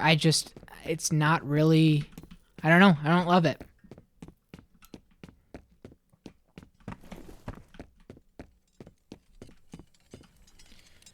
Whew. Sorry, I missed a lot. Usually order chicken breakfast. I can't. Small chicken fried rice on the side for breakfast? Okay, shout out. Can't find good chicken fried rice like the good stuff, I'm set. That and a couple of spring rolls. Love a good spring roll. Ever end up in the UTA, go to a Chinese and order a bunch of appetizers. Brit spotted, go to a Chinese. I ordered a Chinese. What's the deal with that, by the way? British take on Chinese, crispy, dunk, and pancakes with plum sauce, the best. A banh mi? I don't think I've ever had one. I remember Bahumath talking about a banh mi once. Maybe, never mind. I was gonna make a bad joke about banh mi, whatever. It was stupid. I shouldn't have even said it. I think the stream's over tonight, folks.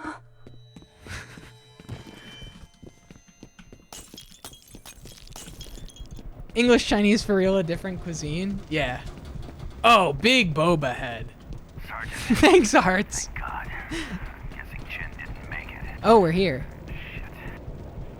The explosion took. Could have been a hell of a joke. You guys are too I don't kind. hold out much hope for the other team. Near as I can figure, they were in an Armacam facility when it exploded. I'm heading your way. Keep after Morrison. I want to question that son of a bitch personally. Love boba. Oh, baby. Do I ever.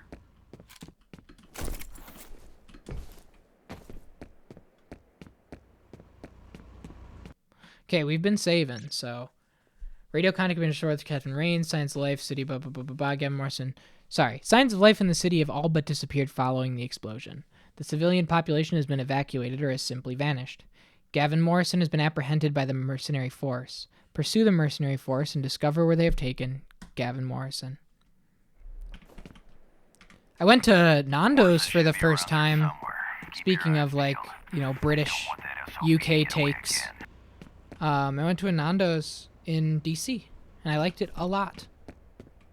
A lot. They have them in DC and like a few other select US markets, but they're not nationwide yet. But yeah, was totally in. You got one there. It's good. My guess is the Mercs have some kind of temporary base of operations near where you are. See if you can find it. Peri Peri chicken, yeah. I have a friend in London, and I messaged him right when we got there, and I was like, what do I order? Just tell me what I order. And they didn't have on the US menu what he said to order, which was like a sunset burger or something like that. Apparently those are delivery only in the US, where like you can't walk into the restaurant and sit down and order it or go to the counter and order it.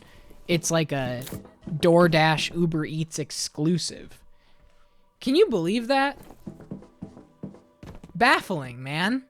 Absolutely baffling. It is not available to order unless you are ordering for delivery.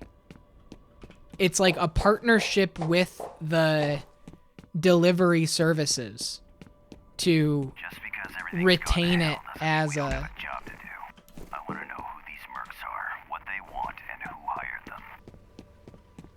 Get it delivered to the restaurant and then sit down with it. Yeah, exactly.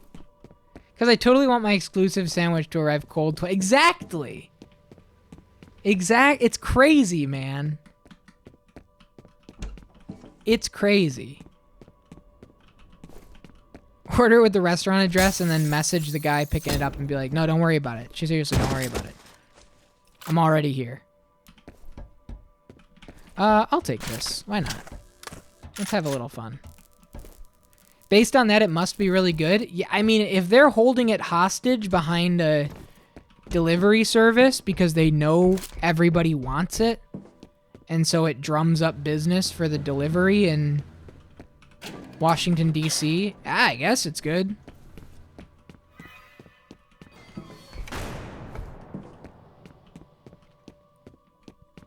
I'd try it, don't get me wrong. If I lived in D.C., I'd eventually... Oh. They're moving. They moved. They moved. The replica soldiers are alive. Unknown origin. Seeing replica activity again. This doesn't make any sense. Yep. Sure doesn't.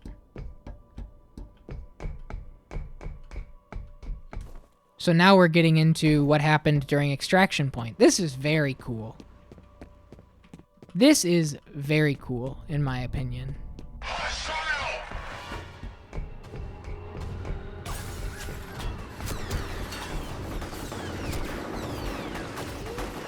Hang on.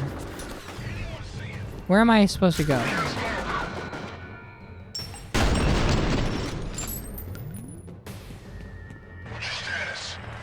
It's just like their version of a chicken thigh sandwich, right? Like, it's really nothing special. Does it have, like, a special sauce? Does it have, like, a sunrise sauce or a sunset sauce that makes it stand out in any sort of special way?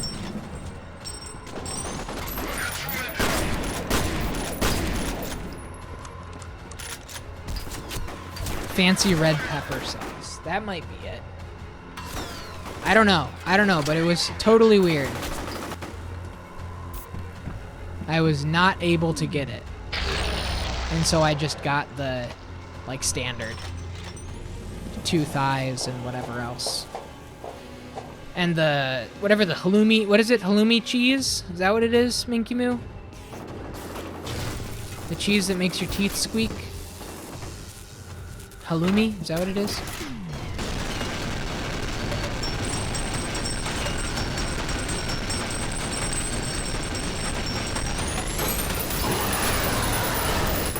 Yeah?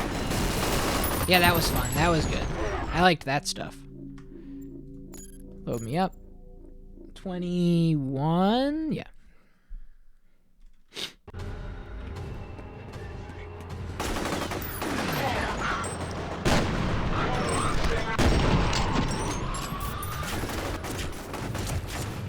Damn, I'm getting fucking shredded.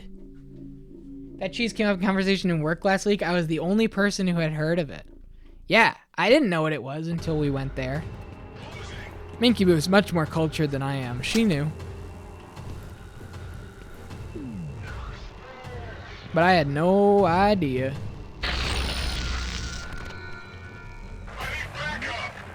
I need backup.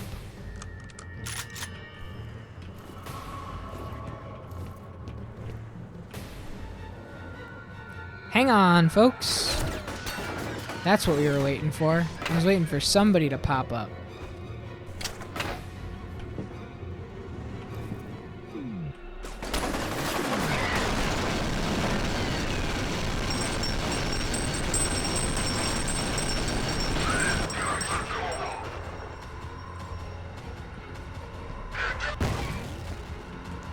So this opens at a certain point, and like big boys funnel out of it.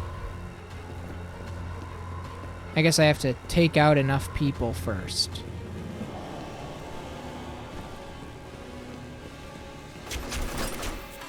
Yeah, this is definitely gonna be a late stream.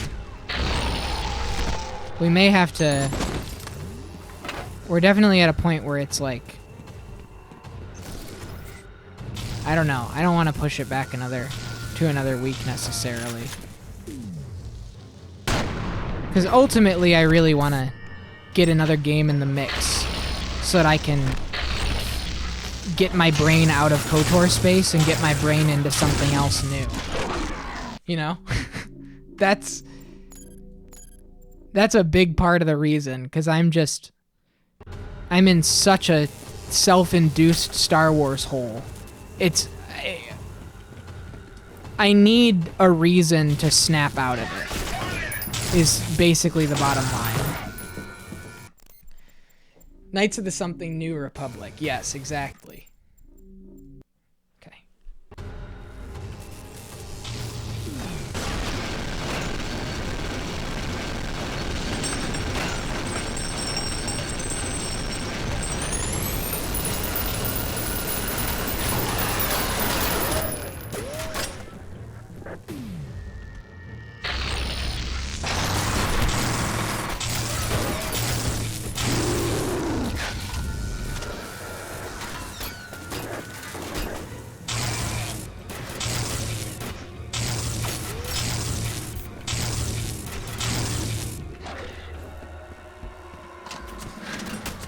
Alternate with the Star Wars MMO? No, no, no. No alternations here. No alternates. No swaps. But I'm so into... I'm like... I can't believe how invested I am in KOTOR. In Star Wars in general. Like... It's quicksand, man. There's so much. It never ends. Which is what's, I guess, so captivating about it. But, yeah.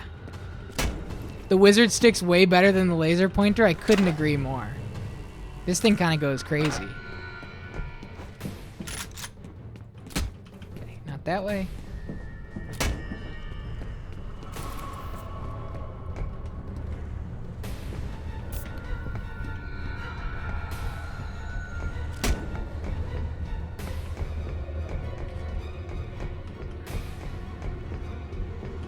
This game's really good. Like, really good.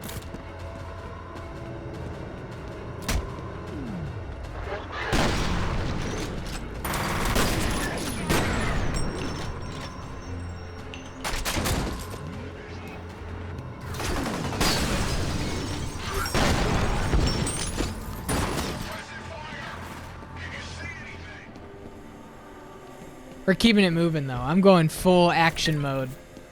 Full action hero.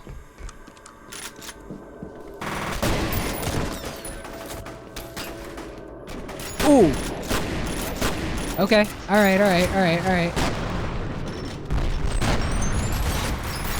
Yeah. This is where it's gonna get tough. Okay. I did save, though, so we're good. Yeah.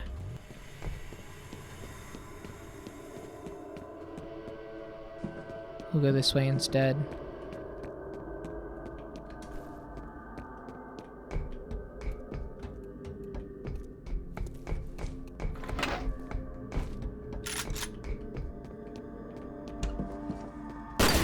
Oh, man.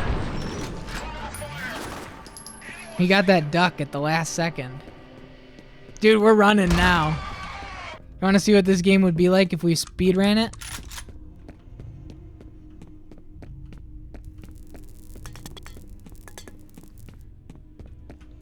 Gaming. I do love this game. Look at that. That was cool. I think this expansion is really good. Like, really good.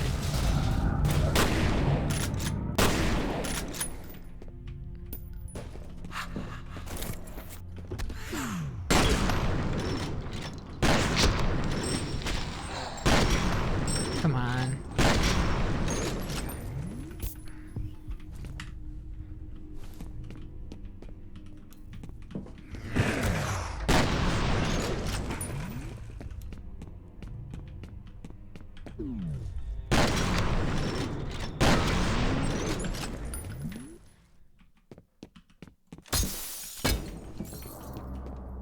And I love getting all these health kits. They just give you the tools and the means to just play this fast, you know? It's very just ingrained in the design of this experience is like, yeah, we got a lot of health kits for you, you know? Run and gun. Take some damage. It'll be healed up next room. Oh, cool. Look at this. Tons of people up there. Fire on this side. Oh, but I can't walk back. Look, look, look. I'm getting pulled in. Oh my god, the whole room is turning. Wow, that was fucking sick. Oh, and now we're swimming down. Hang on. Whoa.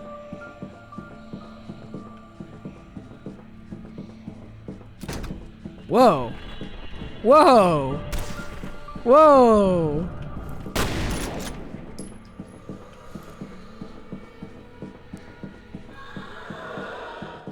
Yeah, exactly, Lurking Horror. Exactly.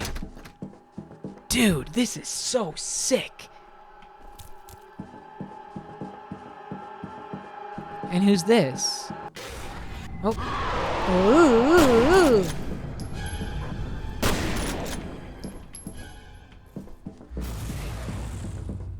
Dude.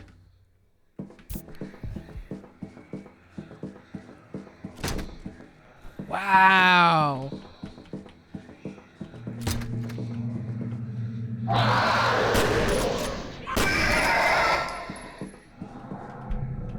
Don't walk in the blood puddles. That's where you get the grabbers. Give me another one. Yep. Give me another. More blood. Another one. More blood. More blood. Oh, look at this. All right, and we drop. Whoa. And we drop. And we're back. So cool. So cool.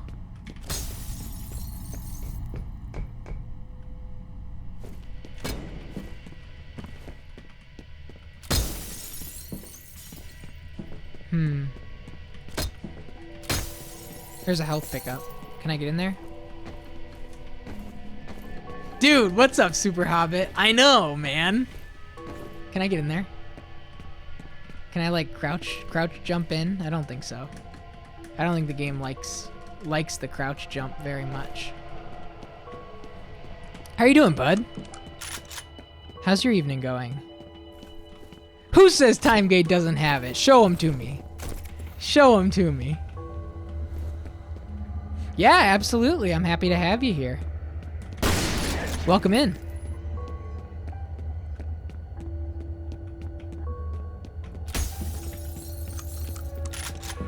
First expansion was really good. I like both of them. I've been having such a good time. Extraction Point. I think they both totally, like, they inhabit different places in terms of capturing the toolkit of this game, but utilizing it from, like, wildly different perspectives each time, right? That one kind of gave you more of a Half-Life 2 inspired journey spanning, like, full thing to engage with. And this one takes the structure and really establishes a firm and full combat focus in a super cool way. This one is all combat. And it's awesome. I'm all in. Super Half-Life 2 vibes. Absolutely. Absolutely. And, like, retrospectively, right, we know now that Monolith did not take Timegate, because it's a different development staff, didn't take their ideas into what they wound up making with with F.E.A.R 2, Project Origin. So to kind of see it as, like, a true playground of a team that's not the original developers, just going like, if we made one, how would we do it? And just kind of fiddle around. Yeah, they've been, like, removed from canon. They were originally created with consultation from Monolith, and then Monolith kind of went back on that when they started really getting into active development of F.E.A.R 2. Yeah, it's like, I mean, whatever. It's not a big deal. It just kind of adds to the allure of these things as another studio getting their hands on the F.E.A.R engine and seeing what they'd make with it. I don't think it really impacts enjoyment of any of it. I do think part of that was losing the license. I'm not sure, because they were consulted on this, and they were brought in, and, like, Craig Hubbard had a conversation. We'll get into it when we get into, like, the prep kit for F.E.A.R 2, because it is a major part of the development story of that game. So we'll get there, but wow.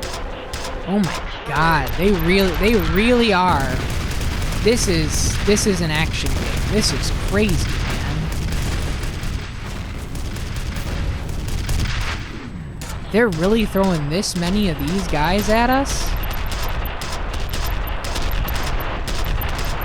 2 at once?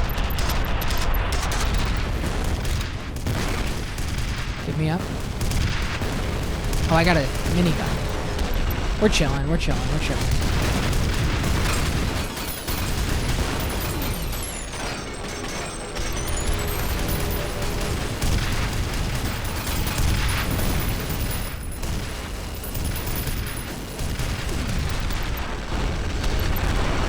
Get his ass.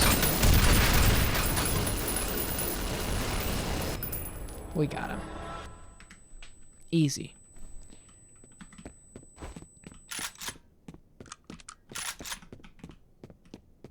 All right. Yeah, it's really cool. One of the things I found out about this Hobbit is those guys need some chill. They're both written by the dude that went on to write Spec Ops: The Line, which is cool. This is, like, that guy's first, Richard Piercy. This is his first writing credit on a video game. Are these DLCs. And then he led Spec Ops, and also learned this, he was a narrative consultant on Resident Evil 7, Biohazard, the reboot, the first-person reboot. He was brought in to punch up the English dialogue and kind of add more Americanized feel to what Capcom had written. Yeah, kind of cool, huh? Kind of cool. He read Heart of Darkness and it changed everything. I hope this doesn't crash. It crashed. Oh, I hope I saved after killing those two guys. That's been the one problem. Both of these expansions do not play well with modern computers. The main game does. The main game is fine because the main game was patched to version 1.8. The two expansions were just kind of left out to dry after release. They were never given any sort of official support post-release, so they hit like memory ceilings and then just it seems like it's after a certain amount of time passes they hit some sort of memory load or some sort of banked problem and they just hard crash on a load screen. Yep, the subway area and extraction point. Yep, absolutely. I don't know if the subway hits here. I haven't gotten to it yet, but an extraction point, totally. Oh no, it's fine. It's fine. It's comes with the territory. You know how it is. It's not a big deal. In fact, one of the things that kind of helped me with this to kind of come to grips with it and quick saving, was Craig Hubbard, the writer-director of this game. Writer, director, lead designer. Basically the creator of F.E.A.R. was asked in an interview, how do you feel making an action movie about quick save? Because don't you think quick save goes against the cinematic feel that you're trying to push forward? And his response was, wait. If you encounter Morrison, bring him immediately to the commander. He and the senator are rapidly becoming more trouble than they're worth. Did he just say senator? Figures with Morrison involved. Wonder how high up this goes. His response, and I'm paraphrasing, he was like, I can pause a movie whenever I want. I can pause, get up, go to the bathroom, come back, rewind a little bit, pick up where I left off. I miss a line of dialogue, I rewind a couple minutes. To act like a quick save and a quick load is going to somehow take you out of the cinema of the experience, well, if that's the case, then the game probably wasn't too compelling to begin with, is basically his read on that. And it's a pretty good one, right? It's pretty fair, because I'm especially for something like this. Like, I think in like a choice-driven thing, I wouldn't be using quick save to like take a scene back and like do the other dialogue option and just really see what happens. You know, we do it on a couple occasions, but like when I played Fallout, we committed to my character. We dove in, we delved in, we did whatever, wherever those chips fell, wherever the, you know, cards lay, that was Fallout. I agree, and I think he was only speaking to his game necessarily, because was pushing forward this, we're gonna make you feel like an action hero in F.E.A.R. And the whole game is built around that narrative, with the slowdown, with the destructible environments, with the dust kicking up, with all the shit in the air and the sparks flying and everything like that. And so it was in a direct response to, you want this to feel like a movie, but people can quick save and quick load whenever they want. And I think that was the response, because I agree with you. I think that there are plenty of games that, like, I don't use save states when I play games on consoles on stream. I wouldn't, just because I want to play the game how it was designed, because a designer put way more time into it, considering it, than I did booting it up. But yeah, for the case of this, to like tie it back to the crashes, I'm chilling, man. If the game crashes, I just boot it right back up. I'm quick saving enough to keep us moving through. It slows down things a little bit, but it's not like, oh, there goes my immersion. I'm taken out. It's just not that kind of thing. It was a little silly with percentage-based dialogue rolls in Fallout 3. Sure, but I think even when we play Fallout 3 here, Earth Nuggets, you know I'm sticking to my guns. Whatever happens, happens.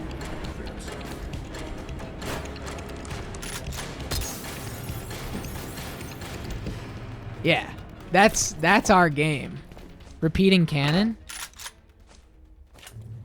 Usually when there's a repeating canon, that means that there's a means to need the repeating canon in a bit, so I'll take it. Proceed with caution. While serious, the situation we are facing is not unique. Standard protocols still apply. It's a cool feature if you want to replay a sick-ass segment. Yeah, dude. Absolutely. Right? Like, there are people in this world that in 2005, when this game came out, they were waiting 2 years for it. And it's 8.5 hours long? Of course! Get in there, replay it. Dig in deep. And kind of like a free roam, free range save system kind of facilitates that whole experience. Yeah, it's cool. I'm in.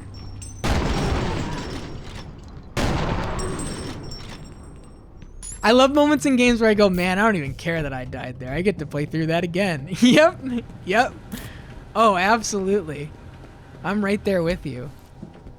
We've had that so many times even here.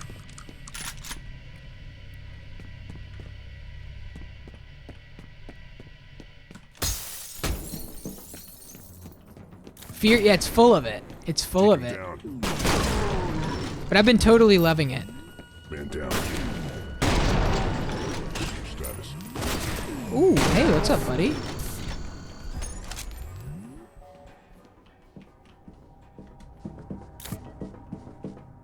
But let's not speak of yesterday's Murder stream. That's true. That's true. We don't want to talk about it. The technical difficulties episode, officially titled.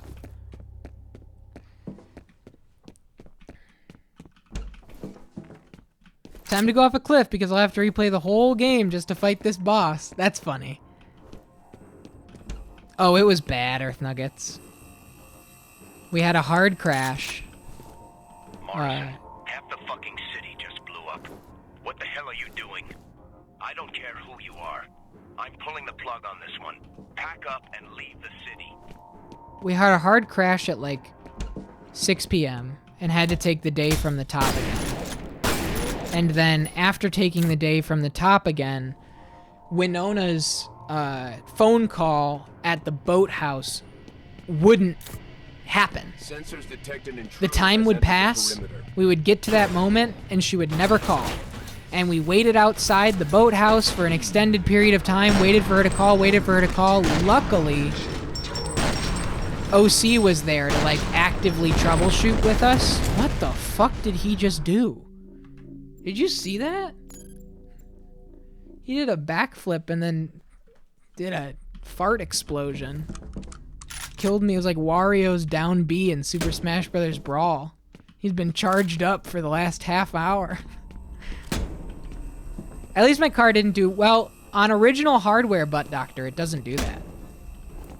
That is a emulator problem with DuckStation. I don't care who you are. I'm pulling the plug on this one. The barrel rolls into the void does not happen on hardware with either patch. That is a directly emulator thing. But OC, speaking of OC has been such a blessing to have around, OC has found the DuckStation settings to tweak that are involved in that specific issue, where you just set the like disk read speed, the emulated disk read speed to a certain speed, and it negates that problem entirely. So it has been fixed by OC directly.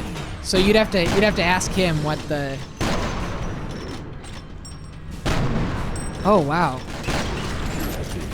Dude, this guy's fucking crazy.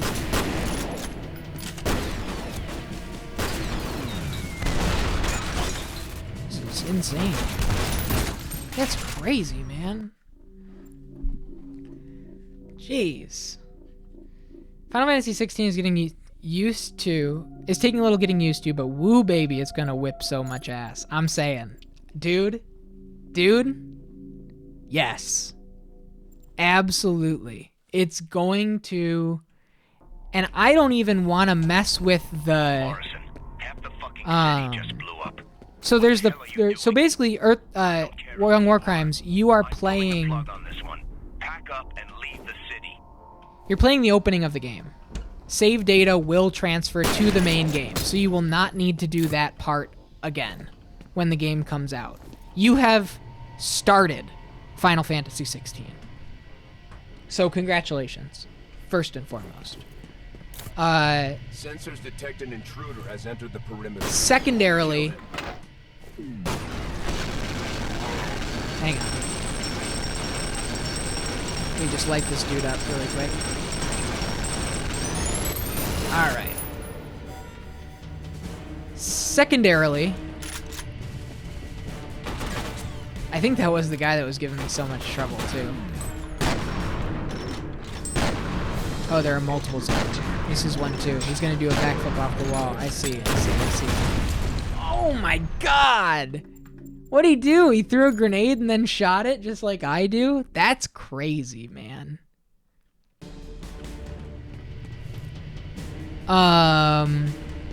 There is a combat demo after the main demo ends, Young War Crimes, that is from a few hours later in the game after you get more combat options. And that one I did not play because I want to experience the power growth of the combat on my own terms.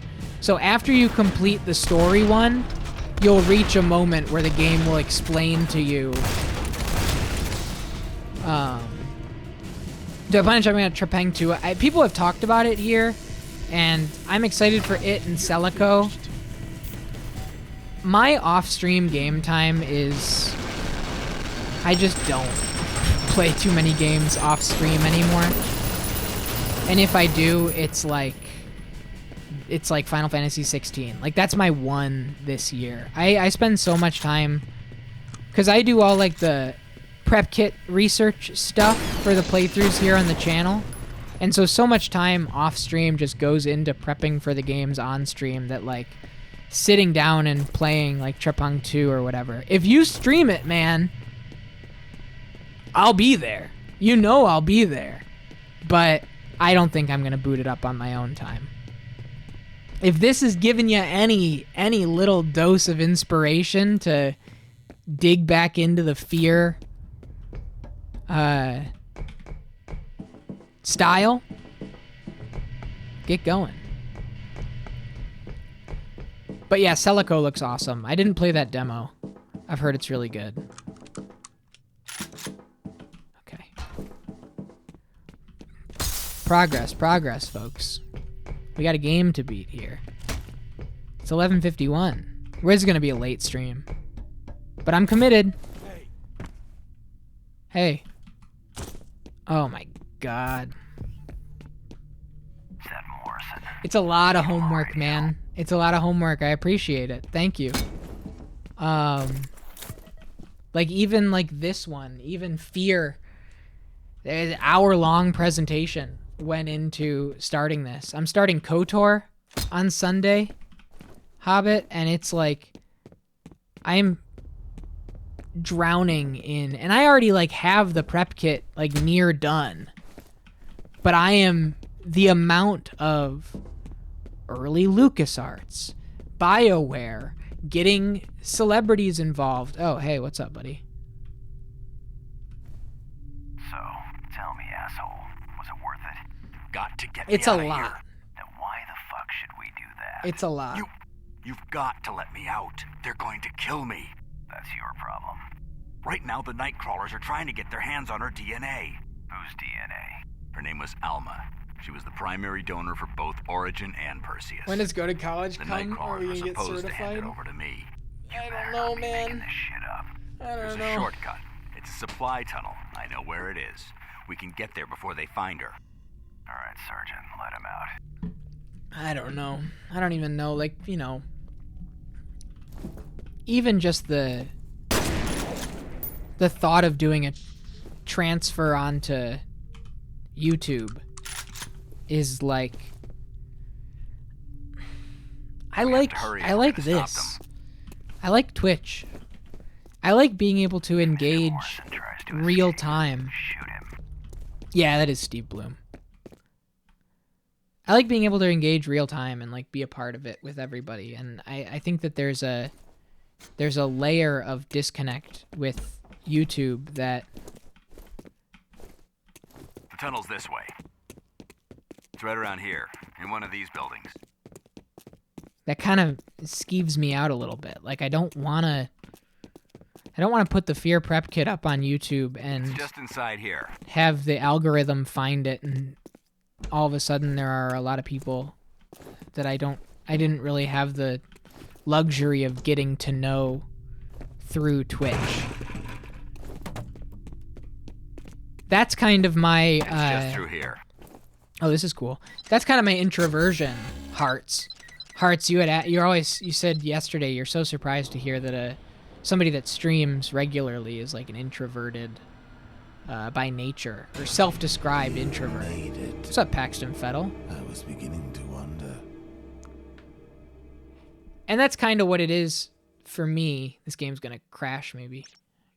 Identified as the mercenary force's Nightcrawlers. He's confirmed the next target is genetic material belonging to a subject named Alma. Hey, we know her. Morrison is leading F.E.A.R Sergeant to a decommissioned ATC compound that houses this genetic material. Escort Morrison through the supply tunnels to the ATC compound. Isn't Paxton Fiddle dead? Well, I'd ask him how he was, but he just vanished into thin fucking air. Sergeant, we're gonna lose contact here pretty quickly. I'm only a few miles behind you. I'll see you on the island.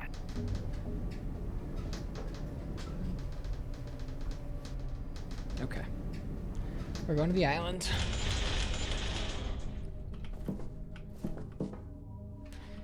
I'm just checking the long play versus what we've done, and yeah, this is gonna take a little longer than I anticipated, but we took breaks and stuff. We did stuff in between. Streaming lets you interact on your terms. Yeah, absolutely. And like, I can kind of like real time, for lack of a better term. It's probably the wrong way to say it, but like real time mold and dictate the tone of the chat, which is something that's very important to me. As opposed to it being kind of just like that's a go. Like I can on the fly like correct myself or do whatever. Came for me. It means more people could check out the streams. Yeah, that freaks me the fuck out, man. Edge of her pain. Yeah. Yep. I completely agree. More people checking out the streams You saw that. freaks me out. Yeah, where did these people come from exactly? Oh my god!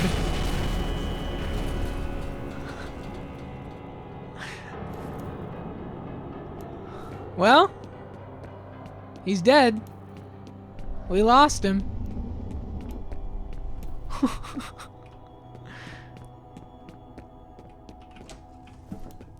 As opposed to somebody coming in because they checked the F.E.A.R or came... Exactly. We talked about this yesterday. What I really love about what we've pulled together from this stream is the way that the community of this channel to me feels is almost in line with like the joke I made yesterday was like it's like a JRPG party where every stream, every game, every new town we go into, we meet somebody who, like, the OC is the world record holder for Mizurna Falls speedruns. And we're going in and meeting them, and they are now a part of this. And the next game we play, hopefully the OC sticks around and is a part of it too. Hobbit, I met you because I loved Armored Core so much. I did my first playthrough here, and I just wanted to meet more people that were enjoying their first playthrough of Armored Core, and it built that way. And I get it, man. I get it, because that's how I want to experience things. I was talking earlier about I was in a stream where I was watching somebody play The Last of Us, and even down to like impression clouding. I don't want to know what people thought about a part that they didn't like about a game while I'm currently playing it. You know? And so, anyway, what it comes down to is we have kind of pulled together this super group of some of the most celebratory about games as art collective that I just love, and people can get totally invested in a 45-minute long presentation about the history of a game they've never heard of. And something like Mizurna Falls can have a platform right on the same place, sandwiching this, what we're playing right now. The way that like the randomness plays into the variety, and it's a very delicate balance for me, because I do get nervous about people knowing me that I don't know, and the parasocialism of and I don't think parasocialism is the right, but you know what I mean, about the parasocial aspects of Twitch. Makes me uncomfortable. It's why I didn't want to stream in the first place, really. It's why it took so long. Perseus, who's one of the founders here, one of the first, hang on, one of the first people to subscribe. Anyway, long-term personal friend of mine. They were the ones that pushed me into streaming, because I was playing a whole bunch of games on my own, and they were like, you should stream this stuff. And it was Perseus and Ohms the Chef that really helped me out and gave me that first start. Anyway, the slow build and getting to know people and learning through the celebration of games to meet more people and expand this web out. And, you know, like Armored Core, you had your personal experience, I had mine. Now you're in different places than I am, but we still have that connection from Armored Core. It's funny, I played The Seventh Guest. Had a guy Die Forever come into the chat. Love him. Shout out to Die Forever, world record holder for The Seventh Guest speedruns. 3 months later, I played Deus Ex. Die Forever comes back in chat and goes, hey, I made a randomizer for this game. No way, really? Yeah, and it's running at the European Speedrunning Association Summer Showcase. Holy shit. Oh my god, what a celebration. And hung out for the whole Deus Ex playthrough. 5 months go by, I'm playing Roller Coaster Tycoon, which was something that we selected over the summer, but then didn't get a chance to play until the winter because I didn't have the computer that I wanted to run it the way I wanted to run it.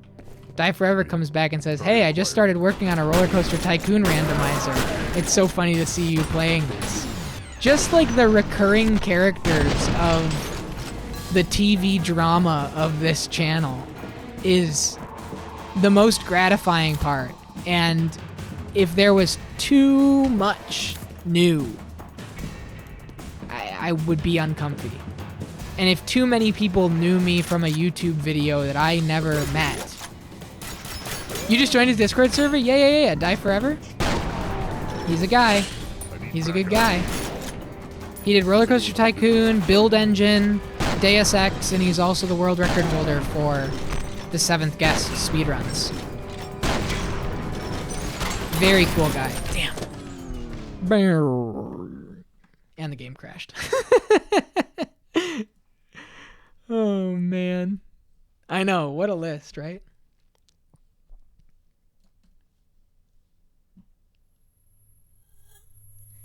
Because that's the other part that like makes the whole random element of my stream.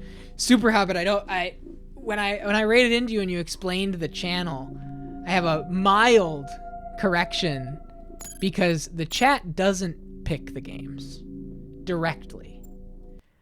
I have a major list. If you do exclamation point list, you can take a look at my list of games that I have. And we use marbles on stream to roll for a game. And if a chat member wins, yeah, they can rig the race. But like KOTOR, for example, won fair and square. The game won. Chat had nothing to do with it. In fact, don't get Behemoth started. Behemoth put over 100 marbles into that race and KOTOR still won. So...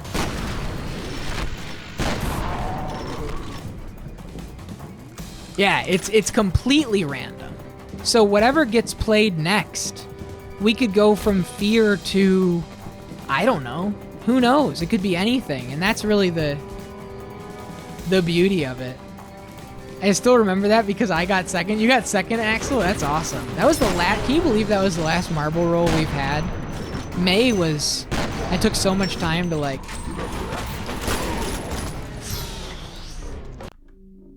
We could have had a very long JRPG instead of a very long Western RPG. That's true. We could have. Grenade, get down.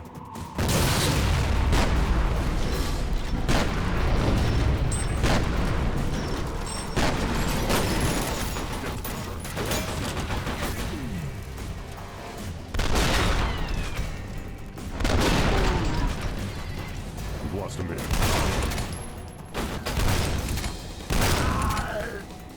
We good?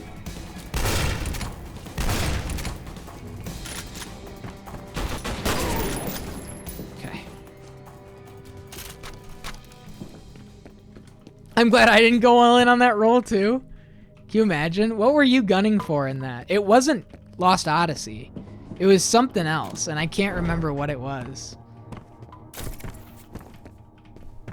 Oh yeah. Are you looking at the, type in exclamation point list. One of my favorite things to do, search by release date and look at some of the early games. Some of the really early stuff that I've got on there. Because I do all the franchises in order. So yeah, XCOM would be the original. You have a list of games that trigger your all in? Beautiful.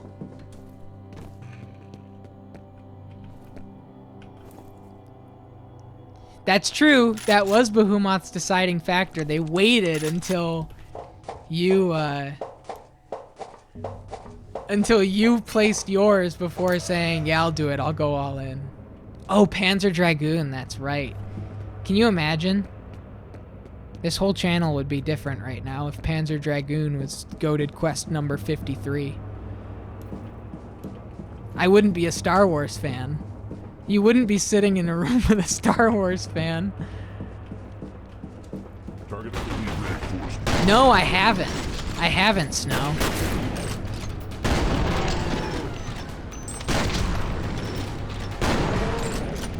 That's a really good shout. I haven't played any of them.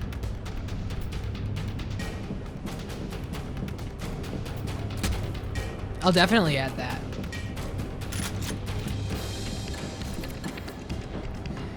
Best name generators, one of my buddies rolled a pawn that had the name Shotgun Hernandez. I have a life mission to make a D&D Luchador character with that name. Hell yes. Oh, here we go.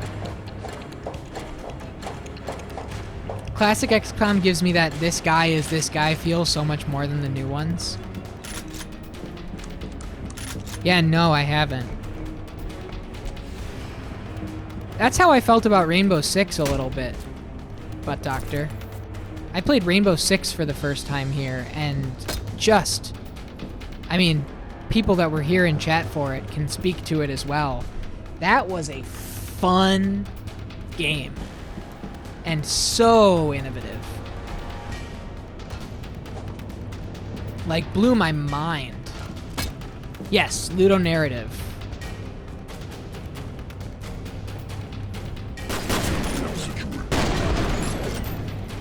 Where the mechanics inform the story. Only like the first Darksiders? I'm assuming you mean? The Fancy Margaret said you are cool, like talking to me right now. Are you guys playing Destiny or Apex or something? Tell the Fancy Margaret that they are cool. If that's what's going on here.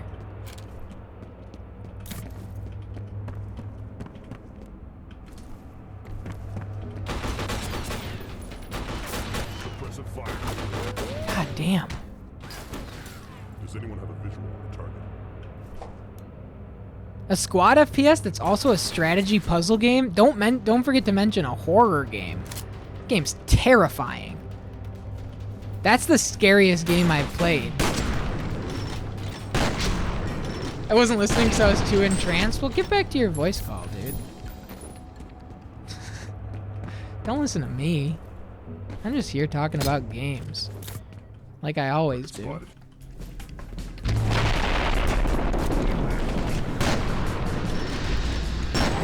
Oh my god, oh my god, oh my god, oh my god, oh my god, oh my god, oh dear, get me out. Whoo, baby.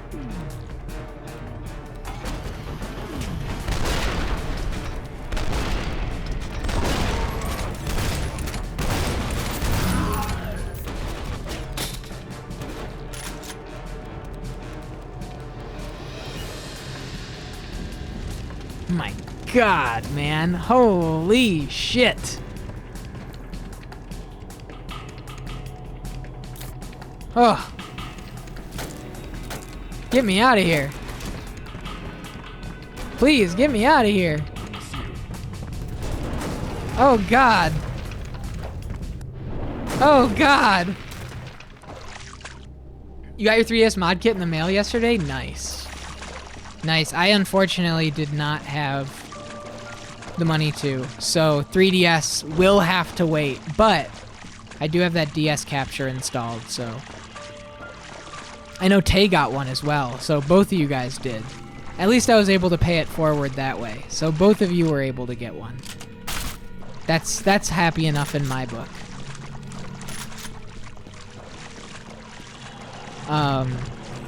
But you know, it's one of those things that like, it could be a year and a half before we play a 3DS game anyway.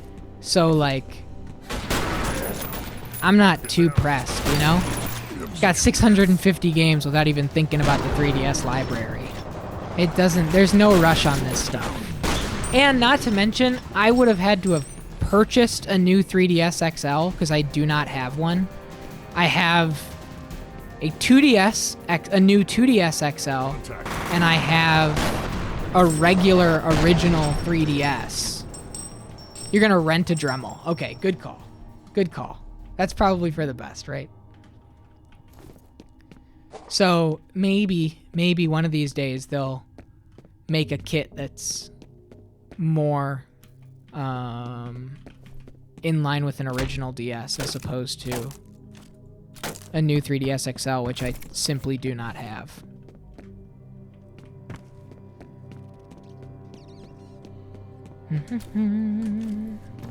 Hey, thanks everybody for hanging out. This has been such a fun stream. My mind is like racing. I feel like I've just been musing for the last 2.5 hours. This game just has me in like a flow state where I just stream of consciousness babble. And it's cool. And so I'm glad that I'm so thankful that I have this place. Because I've wanted this all my life, right? Because I've been doing this all my life. And just having it here through Twitch is just, you know, I'm happy to be here. Morrison, God rest his soul, said they were gonna get this Alma's DNA. From what I can see, the facility is divided into 3 levels. One for basic research, the next level down was where production occurred, and the final level was a kind of vault. You'll need to get to the vault. Oh, baby, we got ourselves a skeletonizer. They were listening. They were listening. Okay, he doesn't have a skeleton. We knew that, we knew that, we knew that. Don't waste it. Don't waste it. I mean, it's true, Axel. It's not... It's nothing but incredibly honest.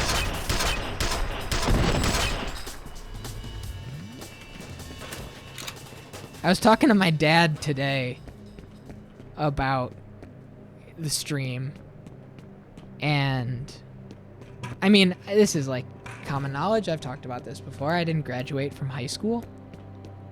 A lot of reasons. One of which was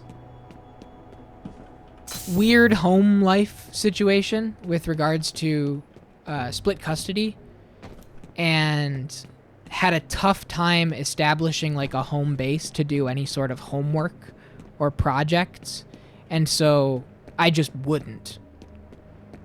And that kind of led to me getting anxious and not showing up to classes, and so I had a truancy problem and blah blah blah blah blah blah blah blah. Anyway, I wound up getting my... If I fall in that, am I soft locked? No.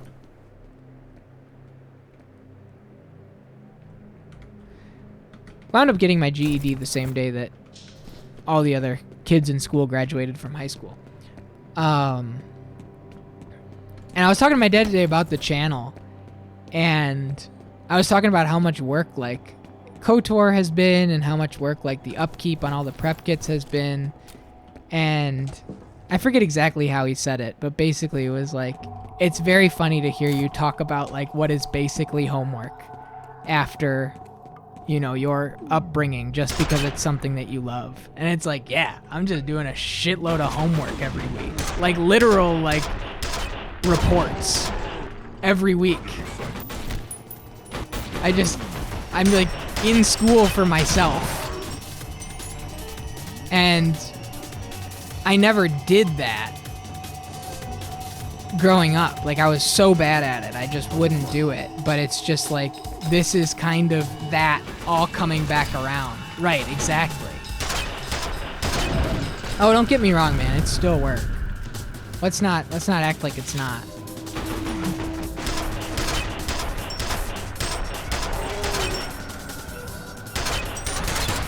The learning it isn't work. The compilation into a PowerPoint slideshow to teach and explain is work. Like, I cannot overstate how much work it is to compile like all of the shit that I find and then put it into one linear hour-long presentation. Hearts, enjoy your evening. When this is over, I will be posting the list of 31 games in the Discord, and get excited. I hope one of them is something that you'll go all in for. I hope one of them is a game you'll go all in for. So have a great night. Thanks for hanging out, as always. Almost like you're a video game teacher. No, it doesn't sound weird. Yeah, it kind of is. It kind of is. It's like, yeah, I'd love to do like an art appreciation course. Because that's what I loved in school. And that's kind of what I'm trying to put forth. Another Metal Gear game, Xenogears or Yakuza, it's all in. What are you guys saying up here? Difference is you became the teacher. Right. fun homework. When you're passionate, it ain't homework, blah, blah, blah. Yeah, my dad's very supportive. My mom's supportive too, but like, my mom's like, okay, I don't get it. Like, that part of me comes from my mom. The part that's like, all right, sure.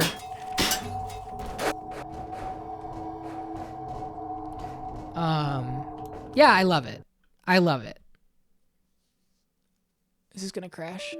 Yeah, it is. I hope I saved. I think I've been good on saving. Right? No, don't cry. Don't cry. You could sense them. You could sense them, right? It was a few minutes ago. We're all right.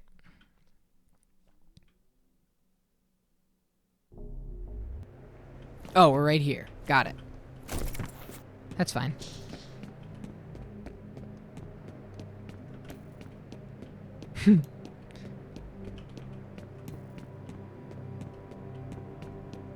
I gotta say, and I think everybody's gonna agree with me here when I say it, I am so glad that we went for it anyway with this expansion pack and didn't go like, you know, it's got bad reception, so it's probably not worth playing. Because I think this one has been awesome. Like, incredibly cool. Oh my god. You fell right into Snow's trap. What an unbelievable reversal.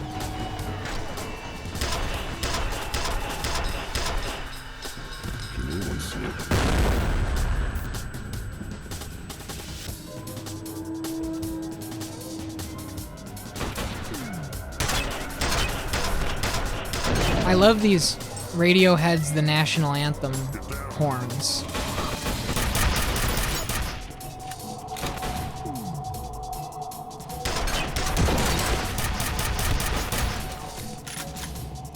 Oh, where's the skeletonizer? Oh, it's after this. It's after this. Right, because we get through this and then we... Oh, I have it. Okay, we're good. We're good. We're good.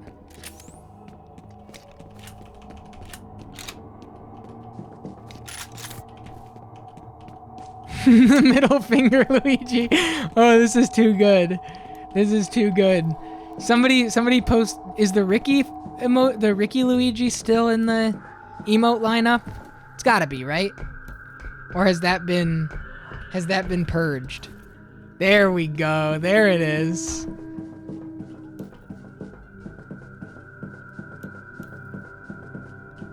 I need to play a Mario game. I need to get my own damn Luigi.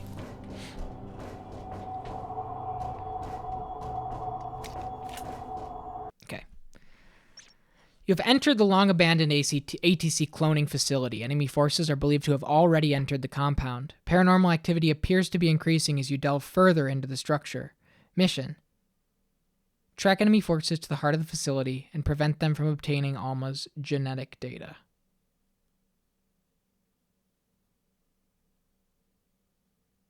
I don't think we made that much progress since. I don't know where we are in terms of the long play. Interval 7. Extermination. Yeah, this has been such a great stream.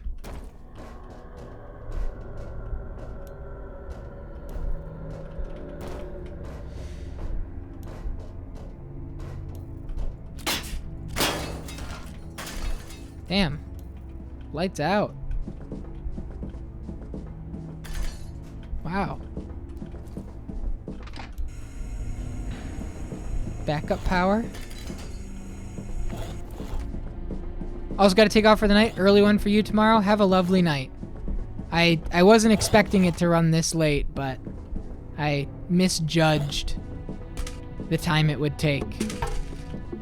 Just next time, remind me that an edited long play that cuts out all deaths is not the same as a full playthrough.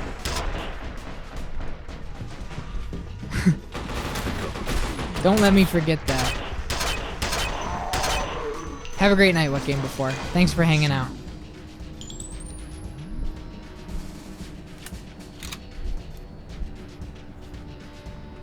Yeah, I just don't have any deaths or crashes, right? Give me suppression fire. Give me suppression fire. Juno, you heading out too? Dropping like flies?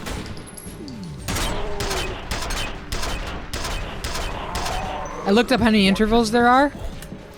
7? 8? Holy shit.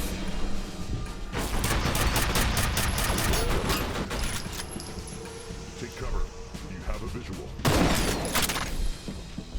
Been riding around in your cyber skeleton horse in Warframe? I mean, that's cool.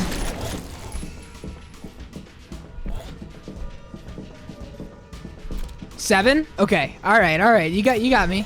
You got me. I'm back, Axel. Thank you. Thank you. Not to say I'm like, I want this to be over by any stretch. I'm having a blast. I just foolishly said one night, full playthrough. And I'm committed to it because I want to get a new game. But that's just totally on me.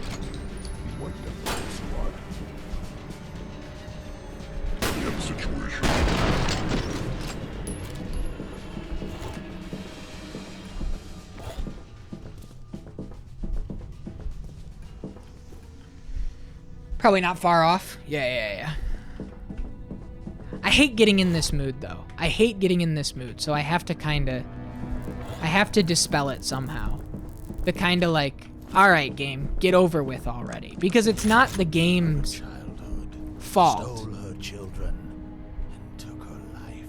It's my, like, expectation of, like, needing to do something else that's impacting my absorption of the game. Like, if we saved this for a second night and this was like an hour into a stream, it would feel completely different. So I need to just get back into that place and just go, hey, however long it goes tonight, we're in. We're in and we're having a good time doing it. Because it's not the game's fault. I made this timeline.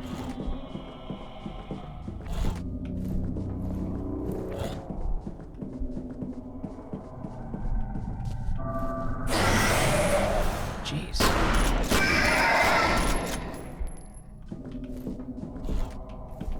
Wow, cool.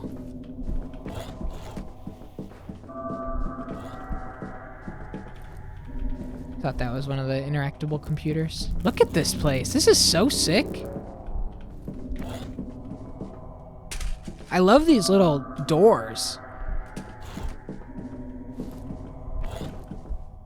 You hate the floor men? Yeah, they're alright. You can get around them if you pay attention. Because they just pop out of these blood. Like, this will probably be one. Anywhere there's a blood puddle on the ground, that's where they are. They're not completely random, which is nice. Leave nothing out. Yes, sir. Hey, it's Alma.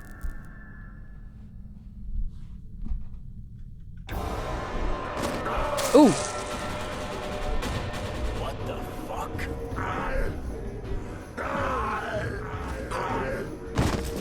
Let's go. Oh.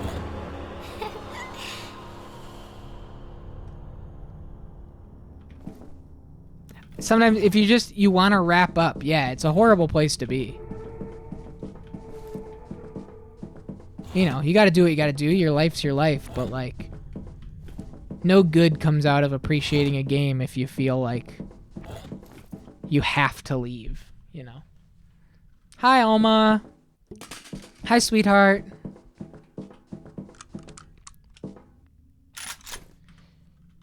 Based on what we've seen so far, I'm excited for how they do the rest. Yo, me too. Me too. I think I like this one more than Extraction Point. I know I don't like to say that kind of stuff too often. Each game is its own thing, but I think this has been awesome. Can you see him? Take cover. Come on, Bob. Come on. Have a great night, Juno. On your right. Need reinforcements.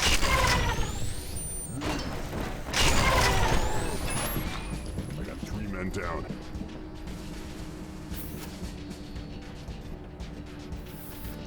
Yeah, I mean they're all good. I don't like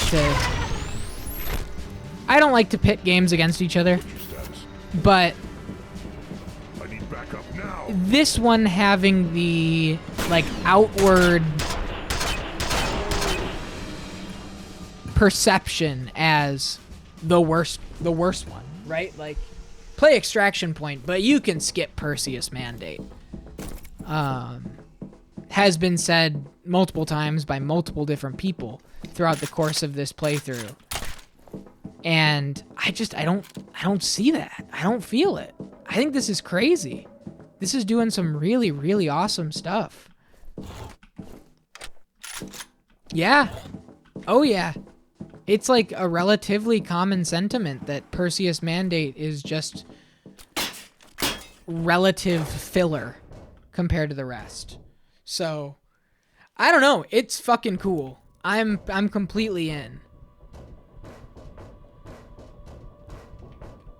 Yeah, I think F.E.A.R 2 and 3 are going to be interesting. I'm excited to get to them when we get to them. I think at least, especially F.E.A.R 2. Anyone can see that. Price said it's because of her. I have... Quarantined the facility and placed What's going on with my eyes? cautionary observation. I have a bit of an understanding as to the things that impacted the development process to make it a little strange, you know? For example, it was originally 2 different games, one console release, one PC release. So Monolith's A-team that made F.E.A.R was working on a PC game, and Monolith's secondary team that made Condemned Criminal Origins was making a console game. And there were going to be 2 Project Origin titles that released very soon after each other to kind of paint the full picture of the experience. And scope just grew too much, and they realized that that was like untenable, and they merged the 2 projects into one late in development. And so it's kind of this stapled together Frankenstein project where PC designed elements now had to fit inside a console box. The entire facility is in lockdown. We are being held prisoner. Get the federal. They're here. Something has gone wrong with the second prototype. What's up, Bob? I never cared much for him. I hear you, Lurking Horror. You're right. It is doing something different, and it really comes down to, like, how much can you get involved? How much can you dig into the new thing that it's doing, the different thing that it's doing? I guess more than anything, it's just reinforcing to me that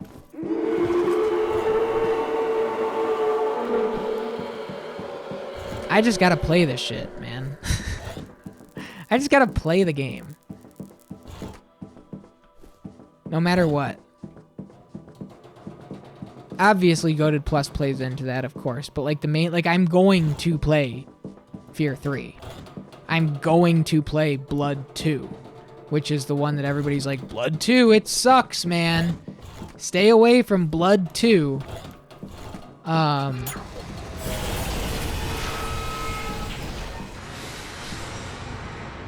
Because no matter what a thing is, if you know the history of it, you can get yourself in a place where you can kind of pick up what it's putting down, or at the very least, what it was trying to put down. You know what I mean? Ah, shit. It's not a stealth game. We knew that. Take cover.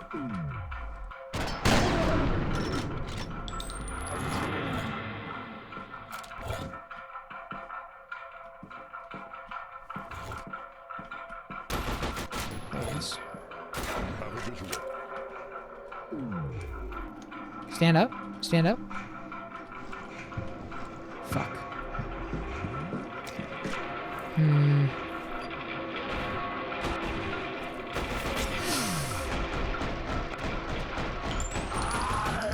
Okay.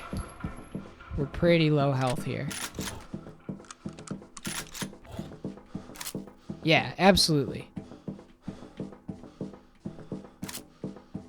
Like I said before, I'm not trying to like a game or trying to feel like I got my money's worth from a game. My perspective is wildly different. What I'm going for here is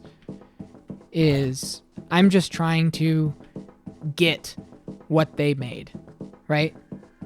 And I think as a result of that, my patience is a lot higher.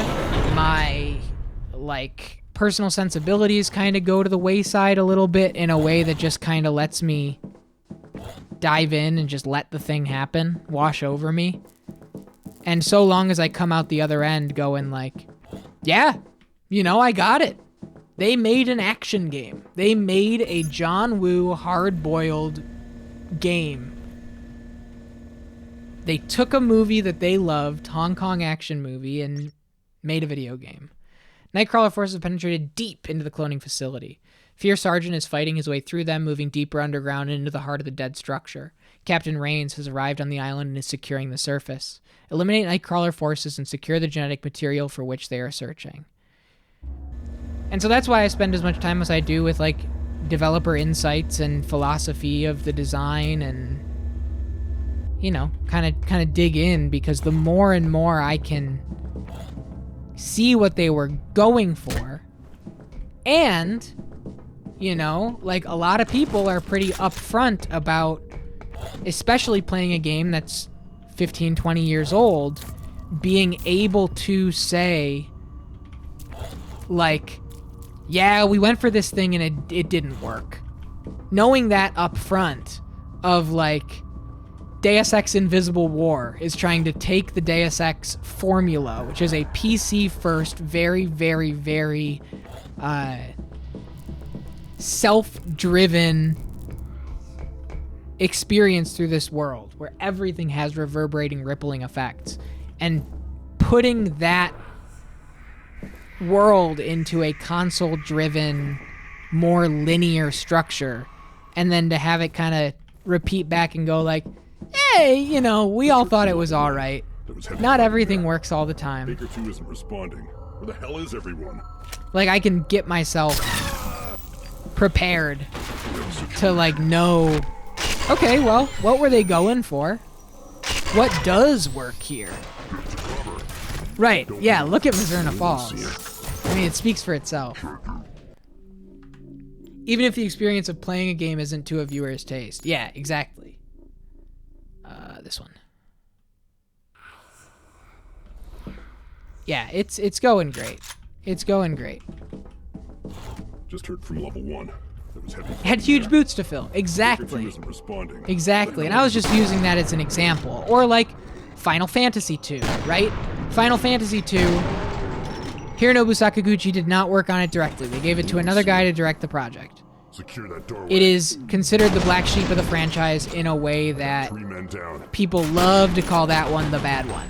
Final Fantasy II is the bad one. It just did not work. But Final Fantasy II, the director of Final Fantasy II, was given an opportunity to extend out the ideas that he developed for Final Fantasy II in a new product. After Final Fantasy II, they were like, yeah, listen, you know, we're going to give that back to Sakaguchi, but do you want to make something? We can give you a Game Boy game.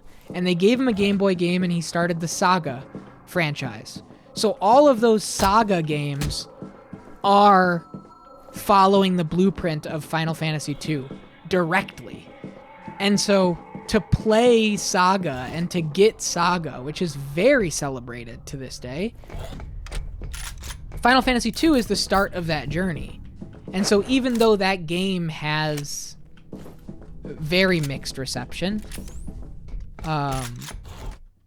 it's important somewhere else, and it all kind of files back on itself. Yeah.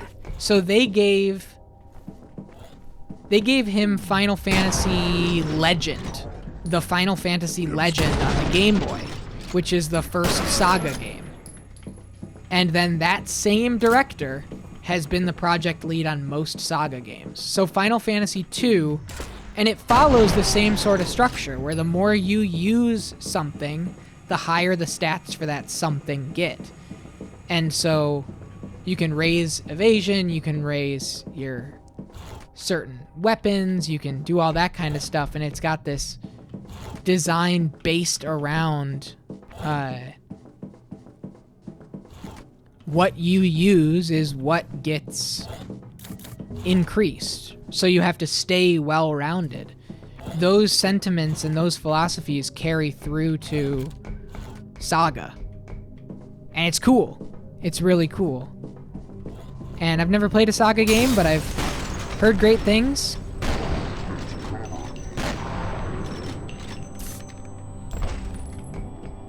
And so I absolutely have to play Final Fantasy II, for example.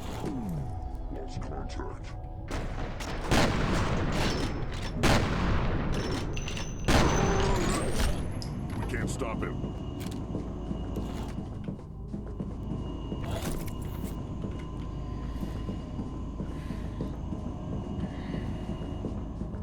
Yeah, I'm glad that, and that's what I said, like, we're pulling together a ragtag group of people that get it. And I'm so thankful for that. And if you don't get it, you wash out kind of quick. Because we've had that happen too.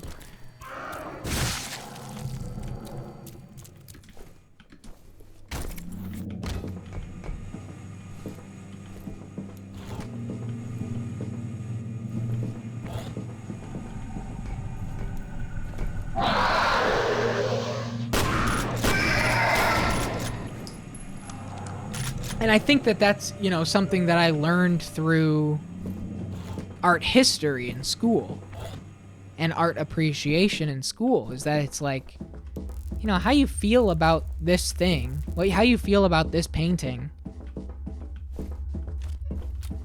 is, you know, very real to you.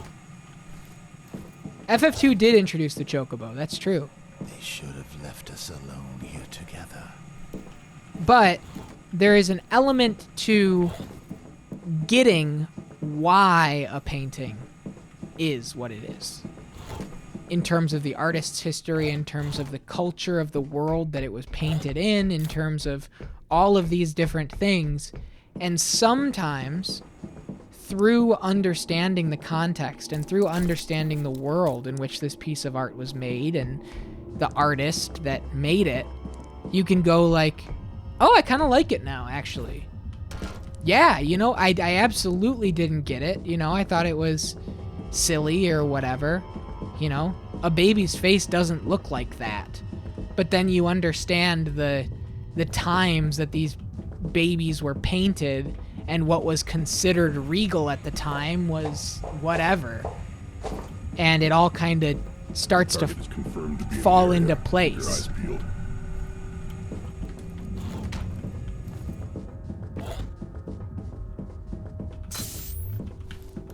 I don't know. Now again, we're in the musing hour. This has been a whole stream of me just musing. So that's what babies looked like back then. Exactly. But you know what I mean? You ever seen like a painting where a baby looks like a grown-ass man and it's a baby?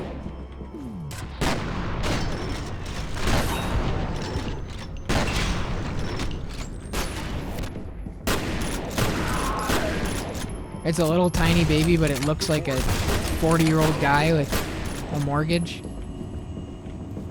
Yeah, those old medieval drawings, exactly. Because that was how they wanted to express nobility. That was like part of the thing.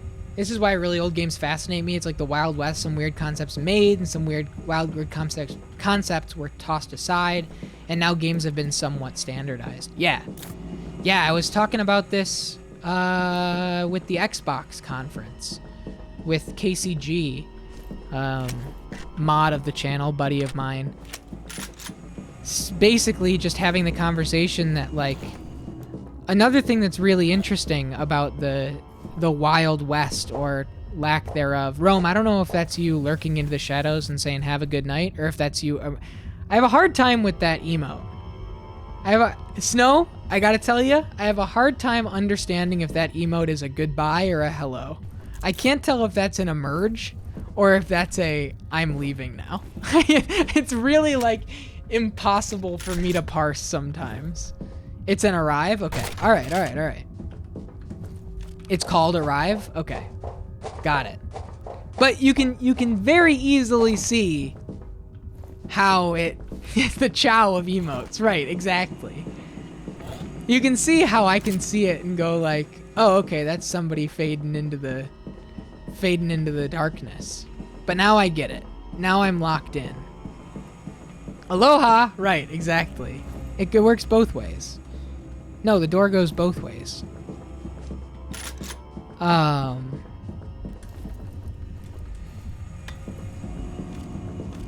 We're in an era now where video games, big budget video games, are being created by people that went to a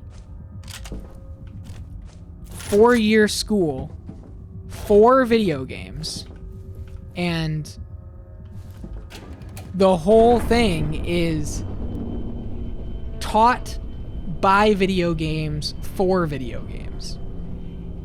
And just that alone is leading to products that feel different than an era where the primary source of influence was Dungeons and Dragons and tabletop things, or film, or whatever. We're reaching a point of progression where I'm 28 years old, right? I could have graduated from college 6 years ago. I could have went to DigiPen or NYU, which has a game design, whatever, or any of these places. And so the cloth that, like, a video game in a major place is being woven from, the 4-year degrees that they're looking for to hire for something like Ubisoft are game design degrees, and those game design degrees were teaching video games, by playing video games. And so the whole basis, the whole foundation is a completely different frame of reference. And it's kind of resulting in interesting things. Like we were talking about with, like, Potionomics earlier today. It's really cool in the indie game space where people can say, I played this game Racketeer 10 years ago, and I played Slay the Spire 4 years ago, and they're both... Oh, he throws 2 grenades. That's what he does. That's why I was dying. And I made a game that blends those two together, and it's an indie project. That's awesome. But then you get in major AAA design spaces, people whose entire scope of favorite games of all time, none of them came out before 2010. I was in a Discord server with somebody who worked for a major game studio, and we would talk about our favorite games, and the only game in this guy's top 25 favorite games of all time that came out before 2010 was League of Legends. And it's fascinating to me that this guy is working on... I mean, I don't want to say what they were working on, but the whole foundation of developers, the sizes are way bigger, the scope is way bigger, and so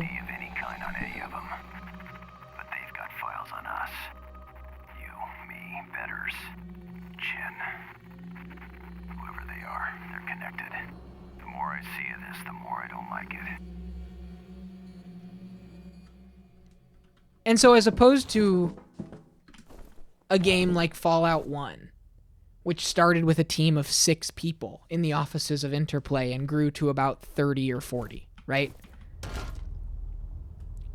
You're making an Assassin's Creed game, whatever, for an example. And I want to play those Assassin's Creed games. If Assassin's Creed came up next, I would be unbelievably excited. I've never played them. I want to dive in. I think that there is an incredibly rich history in the Assassin's Creed franchise. But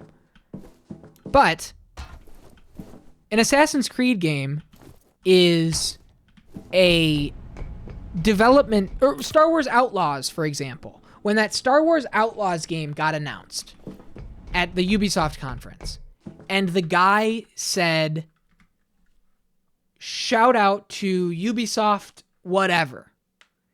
And also Ubisoft wherever, wherever, and wherever. This is Star Wars Outlaws. 7 different worldwide locations all coming in to make this one video game. Of course there's a homogenization. Because there are so many fingers in the pie. It's like, I don't know. I don't think it's an inherently bad thing either. Like, you can get, doomy about it. But, well, absolutely like Assassin's Creed 1? I think I will, man. I really do. I remember when I think I would get so invested in, like, the sci-fi shit and, like, all of it. I think I'd be all in. I felt her reach out and walk through their minds. But yeah, I don't know. That's why I don't really like... We talked about this earlier this stream. Hiding from her, if you can imagine such a thing. Engaging in any sort of gaming is dead, or they don't make them like they used to conversation. Foolish of them, really. She was my mother. There are so many Assassin's Creed games, Axel. There are so many.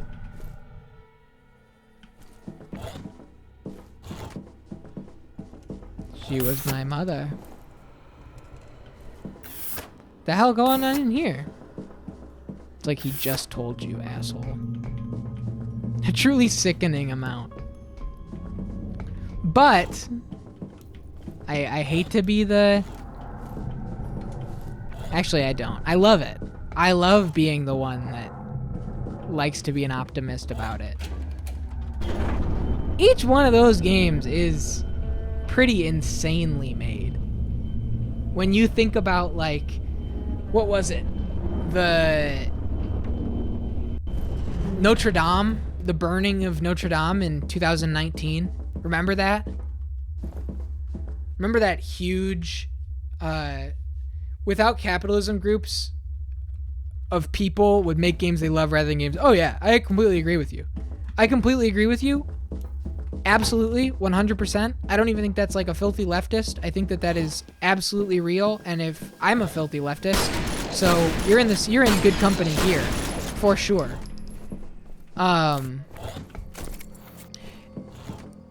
Basically, that's why I'm so happy that the indie scene is where it is. But Doctor, there he is. I'm so happy that, like, the resources available through Unity, through Unreal, through all of these RPG Maker, right? It's crazy.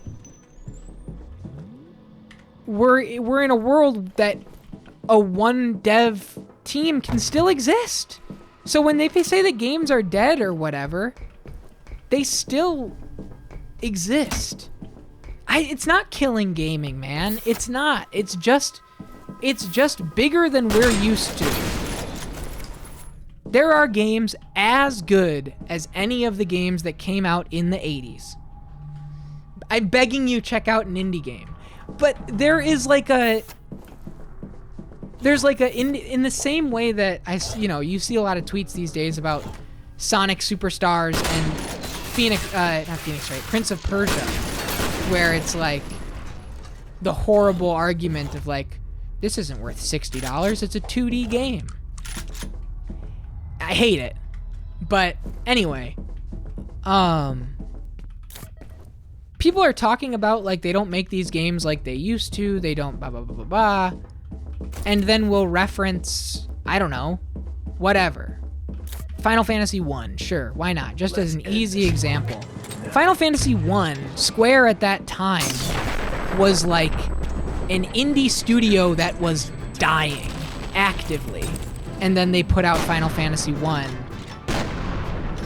And all of these games that are like, check the dev team size of like Pilot Wings, a launch title on the Super Nintendo that we played on the channel.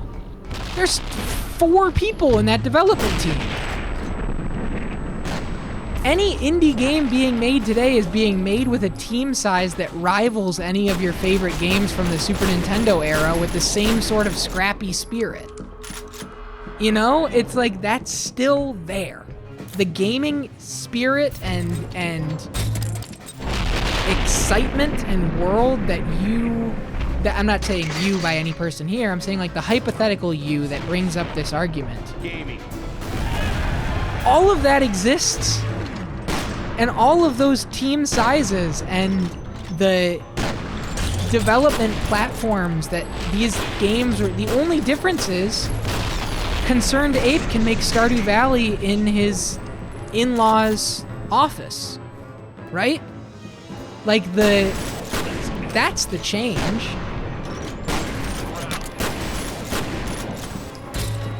Obra Dinn made by one person. Right. But like, Mizurna Falls outsourced their art. That's just part of it, man. You don't want to know how many games outsourced their art. Vagrant Story outsourced their cutscenes. That's why they hardly had any. And by outsourced, I mean other development teams at Square, of course, because Square was massive at that time, but it wasn't the same team. It was people that had no connection to the project.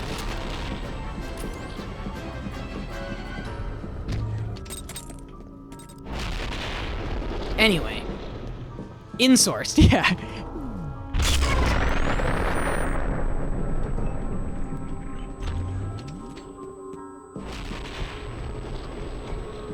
I guess what I'm saying is the rumors of gaming's death are greatly exaggerated. Ah, fuck. I didn't notice the turrets. 53, 57, that's perfect.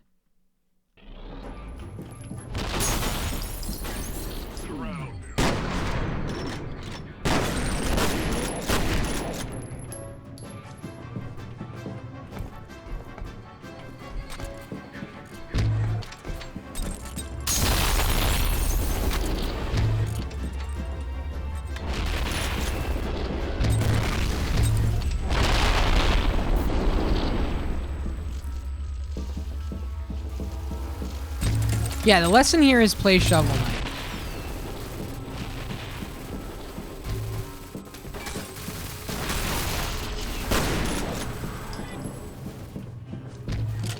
Play Undertale. Don't be scared of the community around Undertale. It's just a bunch of kids having fun. Trying to find a community in this fucked up world. Don't blame the kids.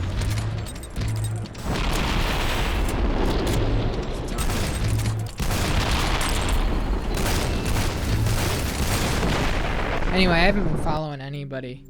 You installed Fortnite? Hell yeah. Dude, I'm all in on Fortnite. Don't get me started. Don't get me excited. Play Hollow Knight, sure. Just don't complain about the second one.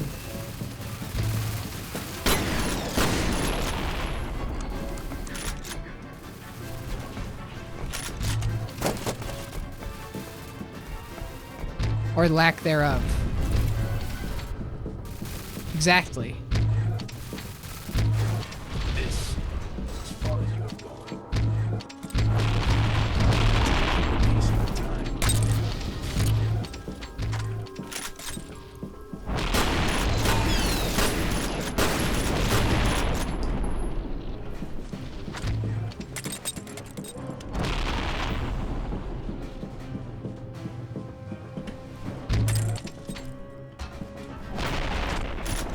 I'll blame their parents. I'm 18 plus. I didn't mean you in particular. I just, you know, it's a very common Undertale sentiment.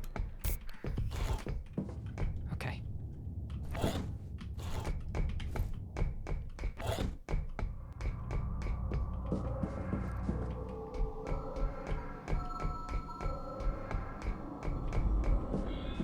Feels good to have a long stream a little bit. Did I tell you about my brother? No. Point man? You remind me of him. I didn't like him either.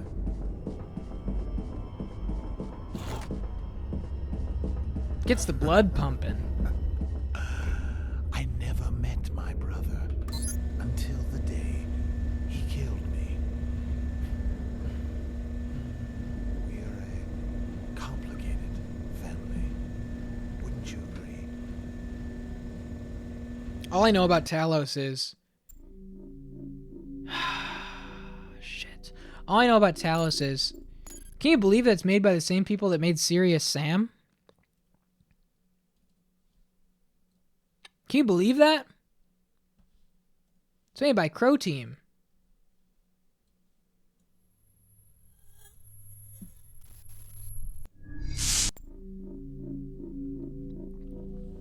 You got a special cushion for that chair? My tailbone would be screaming by now. I spent my entire stimulus check on a steel case gesture. This is a $1,400 office chair. If my tailbone was screaming at me, I would be in a lot of financial trouble. I bought this chair so that my tailbone would never scream at me ever again for as long as I live. And it's doing the job. I took my entire Biden bucks. I went all in. All my Biden bucks went right to this chair. I was like, man, if I'm gonna be sitting my ass down, I might as well sit. And I was, you know, living with my grandma at the time. I was all invested in helping her out and working with her, and so... You spent your Biden bucks on a PC? Nice. Yep, this chair. This chair right here. Steel case gesture. And I'll tell you, honestly, it's a comfy chair, don't get me wrong.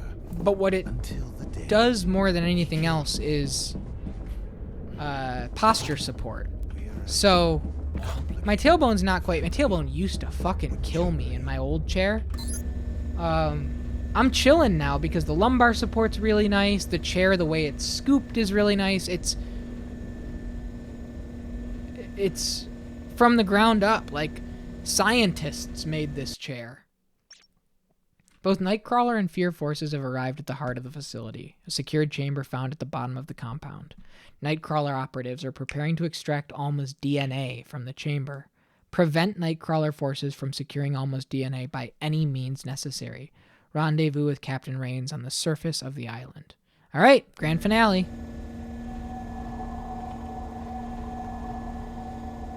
Did they use materials developed by NASA? I don't know. Look it up. I want the vault open and us out of here in 5 minutes. You don't want to do that. Sir, Paxton Fettel has entered the area. Ignore him. Get the vault open. But seal the exits. Don't let him get away. Move in.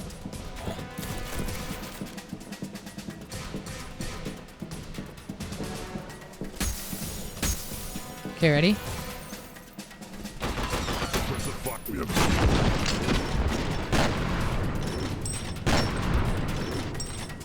Sit your ass down, buddy! That was a great animation. Can anyone see him?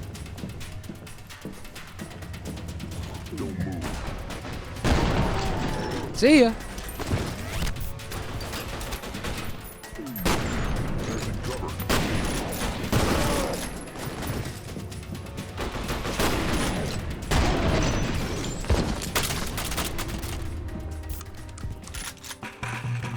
Sir, the vault is open. We're going in. Did we get him? Evacuate the area.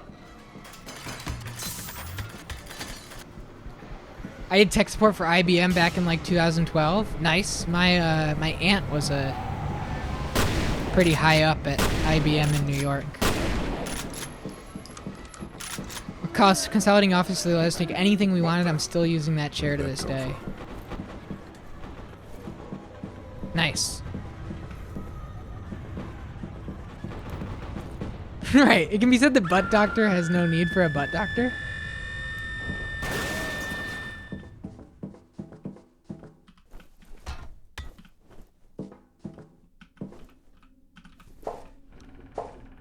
Hey, thanks everybody for... I'm having so much fun with this stream. Thanks for letting me ramble.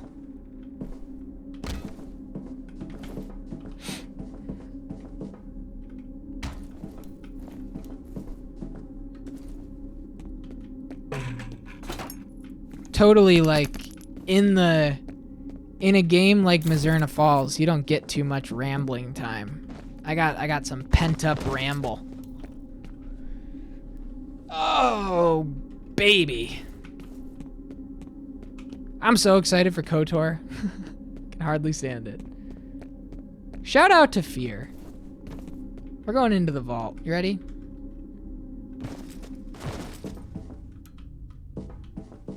Shout out to F.E.A.R in general. So much blood.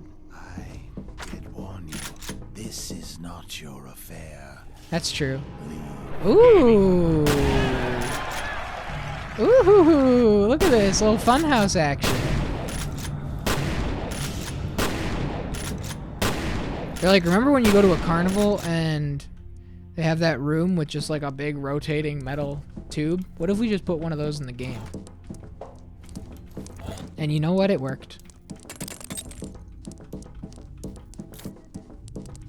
Right. Yeah. Yeah. A lot of companies have a lot of companies are built on checkered histories. I love when I go to the carnival and they give me the shotgun for the fun house. He's like, I got the DNA. Now get the hell out of here. He was running. Yeah, thanks, Hobbit. You chose a good night to be the first night, as far as I'm concerned. I don't know if you've lurked in the past, but having you in chat has been really fun. You know, facilitate good discussion, I would say. You support it. You foster like a good conversational rhythm. Oh, we're going down? Yeah?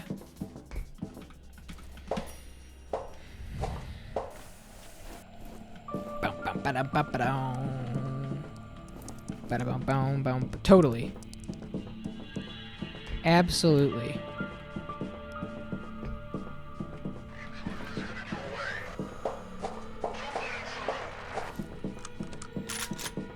I love that by the end of this game, it all just comes back to the shotgun.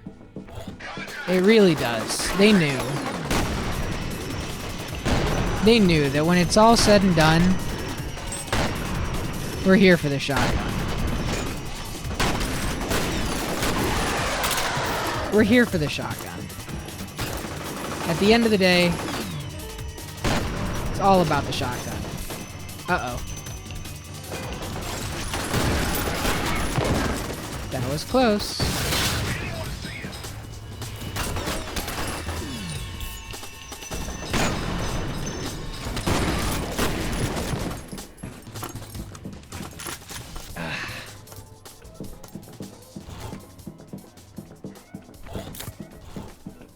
Still, yeah, it never loses its luster. Not even for a moment. the punch, the slow-mo, 12 rounds.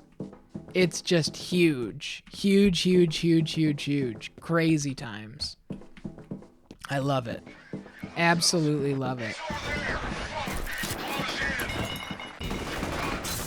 Alright.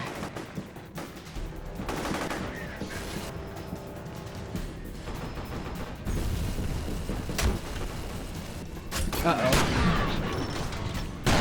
He's like, I felt a tickle on my back.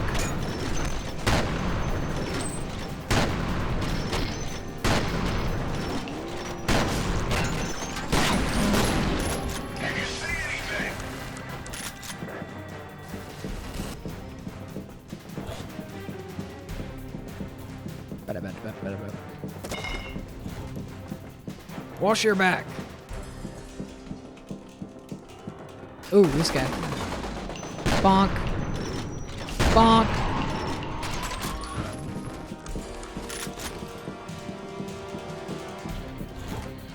Missing a lift, crawling through the vents, and slaughtering everybody to come out on the top. Absolutely. This is bad, this is bad, this is bad, this is bad, this is bad.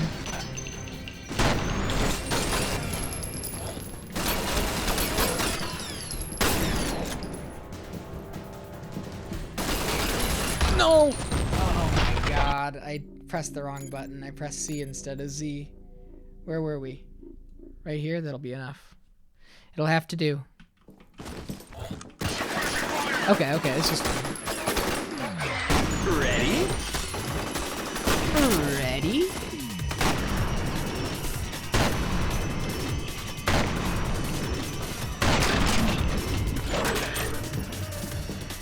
Shadow of Mordor is Monolith.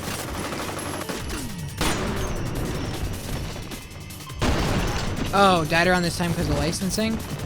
Yeah, no. Everything Monolith. Oh yeah, dude, they're in the licensed game Mines now. They're doing Wonder Woman next. They've outright stated that they have no active plans to make a first-person shooter. Oh yeah. Oh yeah, they're deep. They're deep in the licensed game Mines. That's that WB purchase.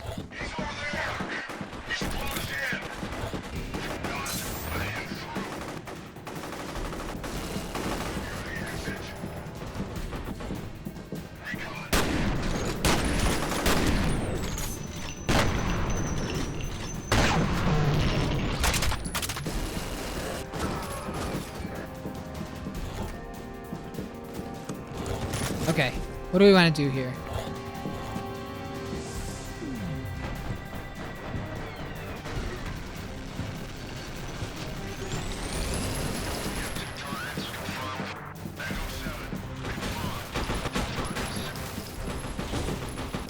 I think that's what we do here.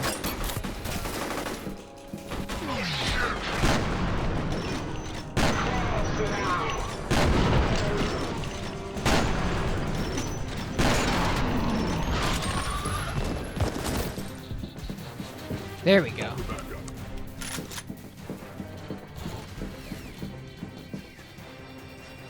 Whew!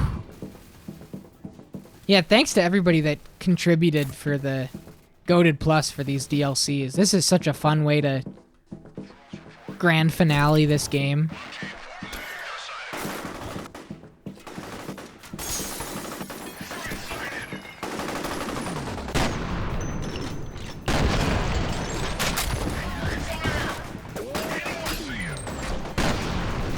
Snow, you saying that really just put everything into perspective, man.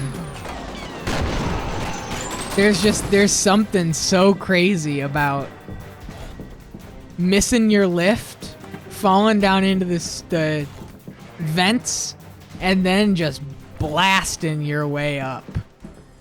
Just all in.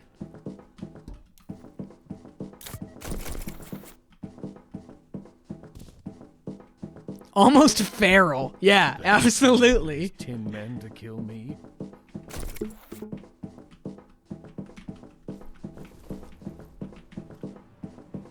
Kill him.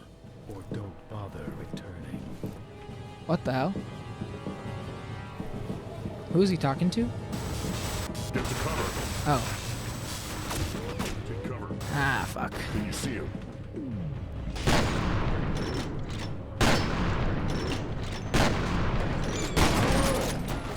I'm in trouble.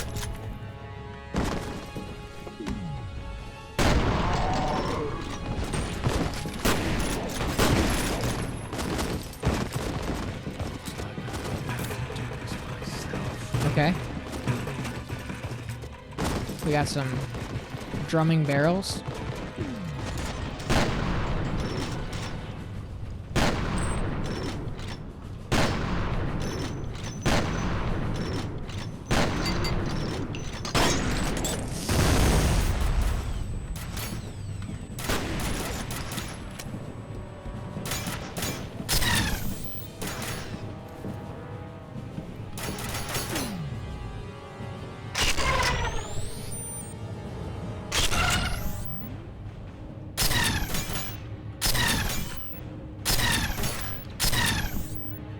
Where'd he go?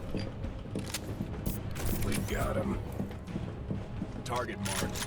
Surround him. We got him. Move in.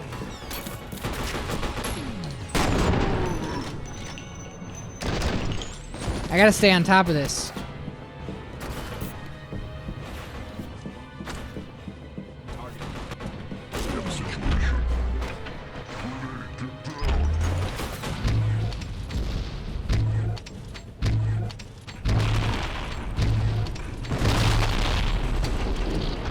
You see that guy?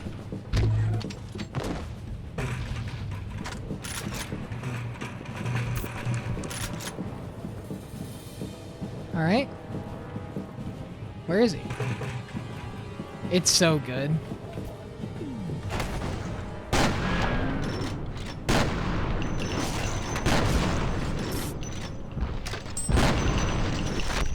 Got him?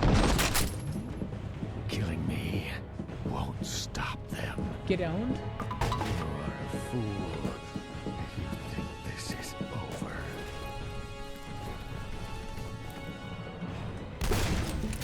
Pathetic.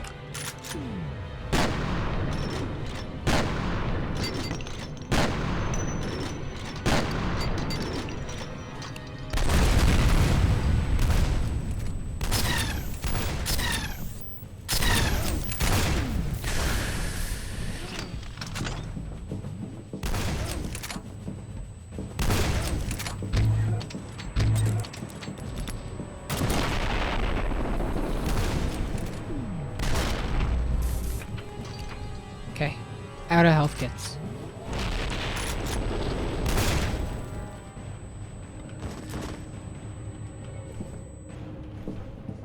Who's up there?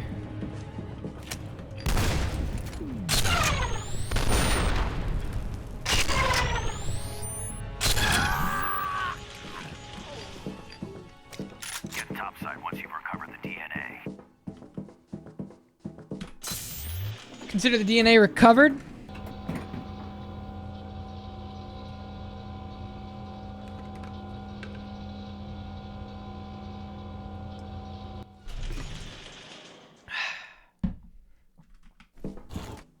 We've got Delta Force choppers inbound. Let's move.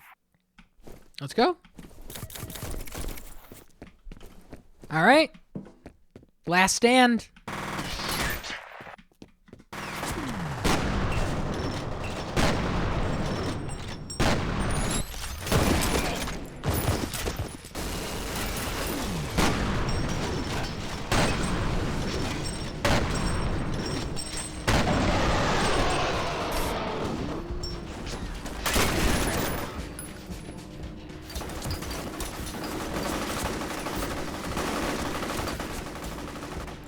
It is.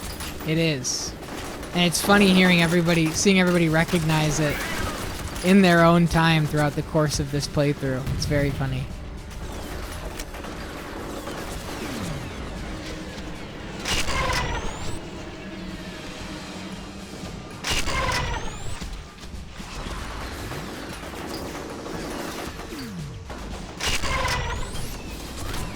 jeez.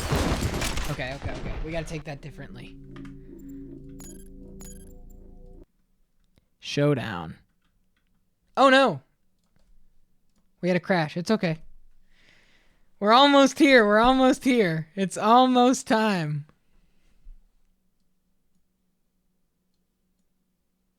Come on, baby. Alright, ready? Get ready, everybody. As soon as this is over, we got 31 games, one of which will be the next full playthrough on the channel, so you're not going to want to miss it. You're not going to want to miss it.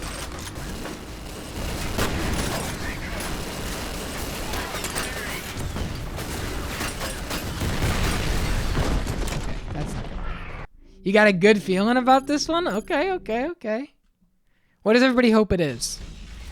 Let me know. Sound off. What do you hope the next full playthrough on the channel is? Is Jagged Alliance 2 on the list? No. I don't even know what that is. I would have to play Jagged Alliance 1 first.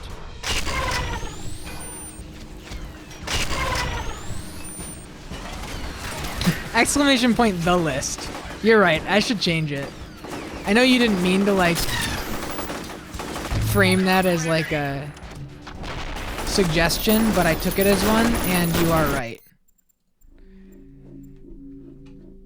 Okay.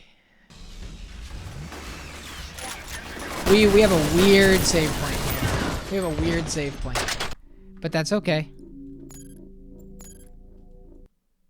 List, please.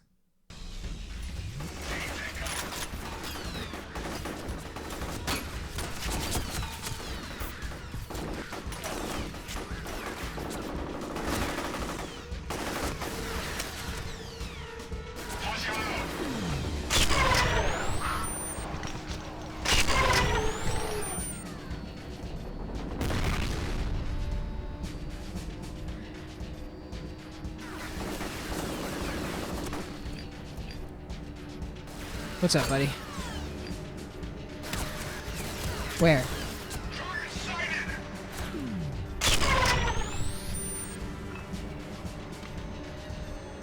I'd love to play Papers, Please. That's another Lucas Pope joint.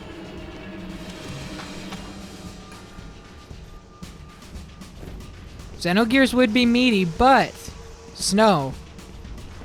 KOTOR is meaty.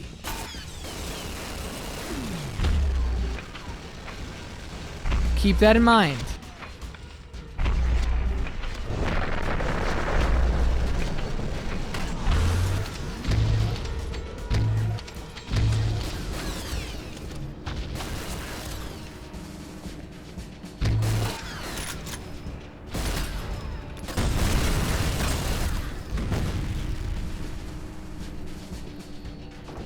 Is he dead?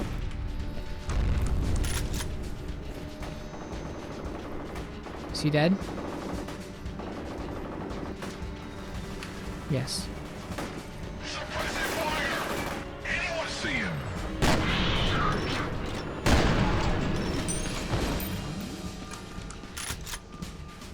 All right. Choppers aren't gonna wait all day. Move out.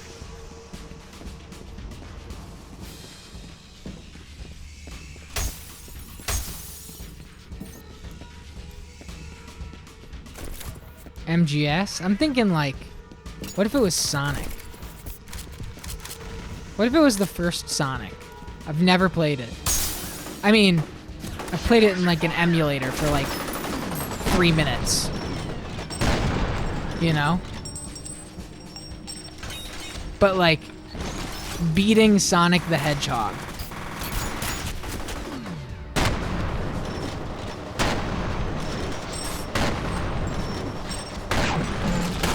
That was sick. I was seeing if I could nuke him down like that. Somewhere Boris shed a single tear.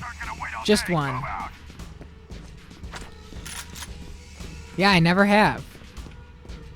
A platformer would be good. What's up, so-called? How you doing? We're almost there. Listen to this music. These strings. A little haunting string action.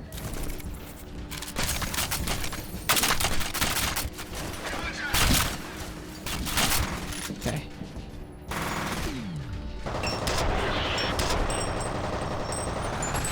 Okay, that's my guy. Cool.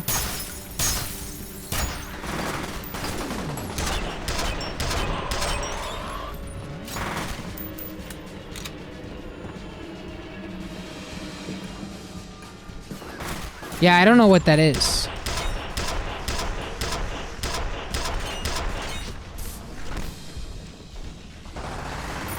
Oh, it's a Fallout XCOM like. Interesting. Interesting. I got Crusader on there.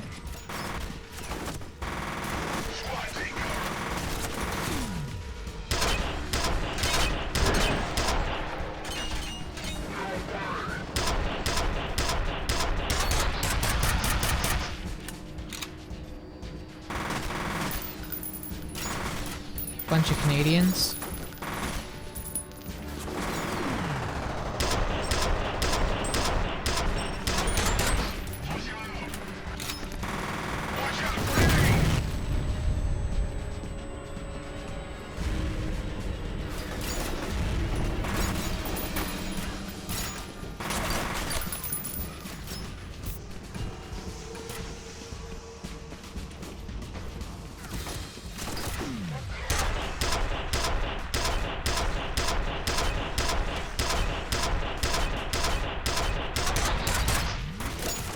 Damn.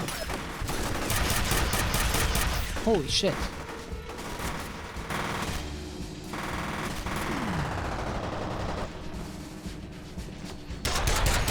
It happened so fast, man.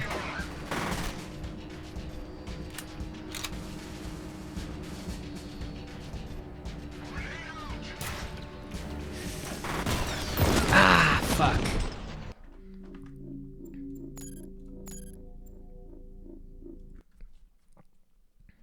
Damn. Yeah, I think Sonic would be fun, personally. I think Sonic would be a cool one. Because I think that I wonder, because I'm curious, how much of Sonic marketing is Sonic 1? And how much of Sonic marketing, because like Super Monkey Ball 1 is not a marketing giant game.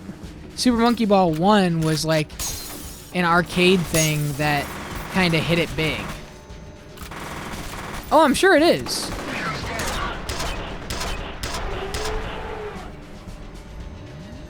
You know what I mean? I'm talking about from like the marketing perspective. Like, when did they really start putting all of the eggs in the Sonic the Hedgehog basket? Was it immediate? Was it like, this is our Mario killer and we have him and he's ours? Or was it like a... Man, the dust makes it so hard to see. Sonic Spinball's the real hotness.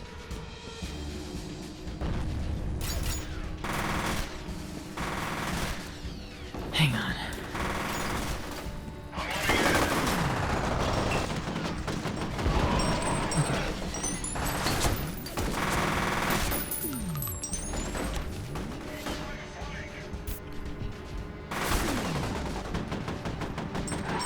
This is hard. I want to play that Metroid Prime pinball game. Yo, what's up, Bruce? Thanks so much for the follow. Welcome in. We're at the final stand here.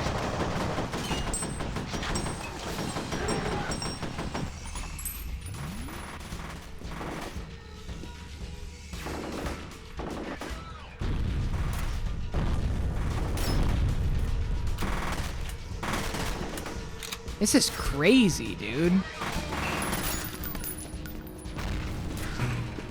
It's like I can't really see because of the dust.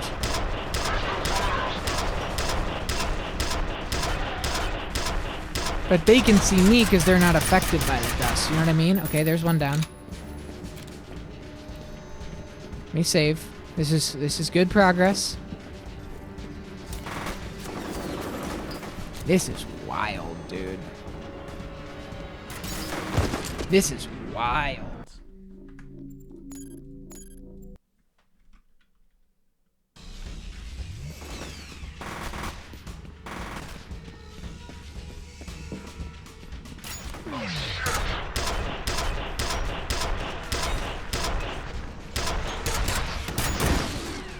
There's another one of the big guys. That's what's killing me. The second one of the big guys. Hang on.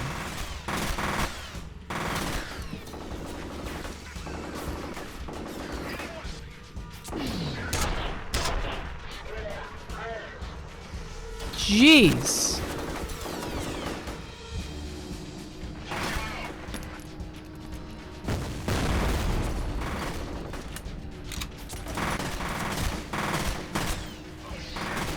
It's the dust is what it is. I can't see the enemy, but they can see me. So if I could go slow-mo and see the enemy. Okay. It's a good vantage point right here. In fact, let me save this.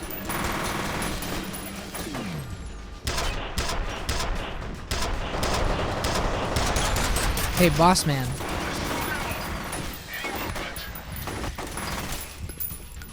Like, look at that. I can't... I physically can't see. There we go. There's the chopper.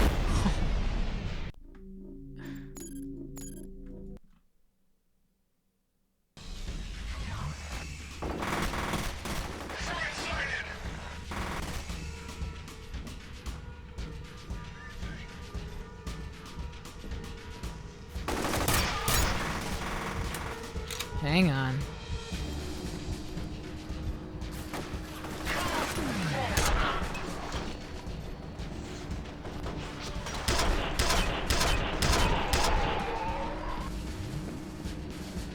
Whew.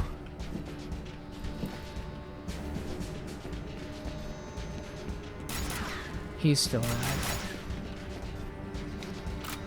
He's still alive.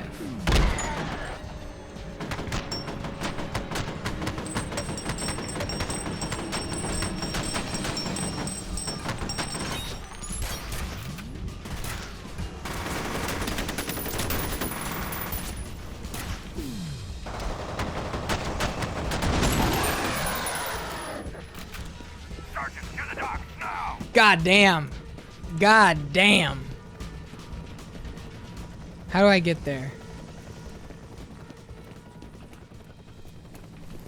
After you. Whoo! Oh man, they make you earn it. They make you earn it. They sure do make you earn it. Wow. You did real good, son. Team's gonna need a new lieutenant after this. I think Janet wanted to be you.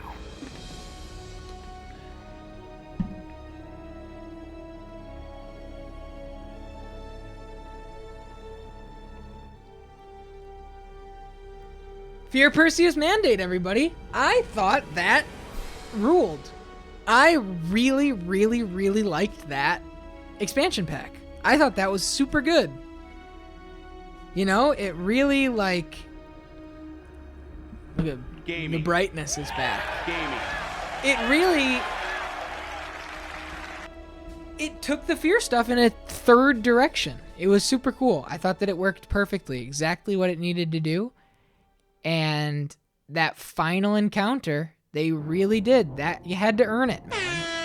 That was it. That was the finish line of F.E.A.R. The entire... You really are the F.E.A.R. Perseus mandate. Exactly. Exactly. Bounced off the first DLC as a kid and now regret? Don't regret it, Bud Doctor. That's what we're here for. That's what this whole channel's for. It's never too late. It's never too late. Let me teach you anything. With this ridiculous hair, it's never too late. We're having a good time. What a good game. Both expansions, main game itself.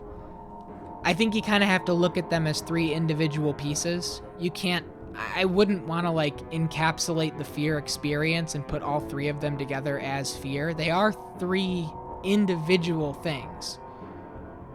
The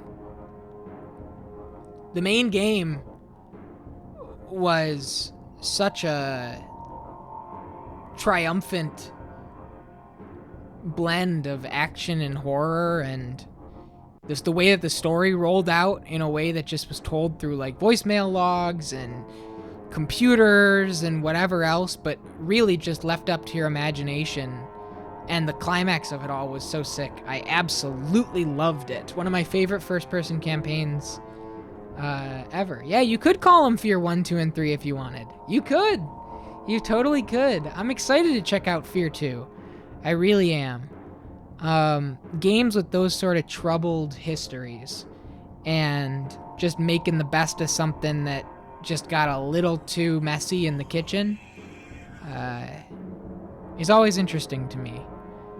And I'm totally curious to see how it turned out. One of the things I know about it is like you can manipulate the objects and create your own dynamic cover, and it just never really finds its footing in the game because there's no real place for it. And now it just feels like it was like a thing that had no reason to be there. But when you think about the fact that they were doing a PC game and a console game at the same time, it was probably a cornerstone of advancing the AI on one side or the other. And it's so cool. It's so cool. And then Timegate coming in, only had made real-time strategy games before this, and like budget RTS games, being handed this engine and this AI system, Jeff Orkin's goal-oriented action planning, and just changing it up, man. Extraction Point had the sense of adventure to it, very Half-Life sense of moving through an environment and kind of giving you like an epilogue to the story. And then this one puts you right in between both. You start before the end of the main game and then work your way all the way through after the first expansion, which is just a really cool progression, and just getting rid of all... it's really an expansion that assumes that you know the ropes of the first game and the expansion pack, because it's telling the story of the first game and the expansion pack. And so it does not skimp out on difficulty. That was a tough one. Those final engagements, that was really hard. But super cool. Like, insanely cool. I loved all of them. I can't wait for F.E.A.R 2. I can't wait for Spec Ops The Line. I can't wait for the older Monolith games, Shogo and Blood and No One Lives Forever and Condemned Criminal Origins. There's just the number of things that this opens up and branches out, just as far as my knowledge of the industry and history is concerned. It's just so cool. Yeah, dude. No One Lives Forever, same director, same writer, same lead level designer, John Mulkey. It's same sound designer.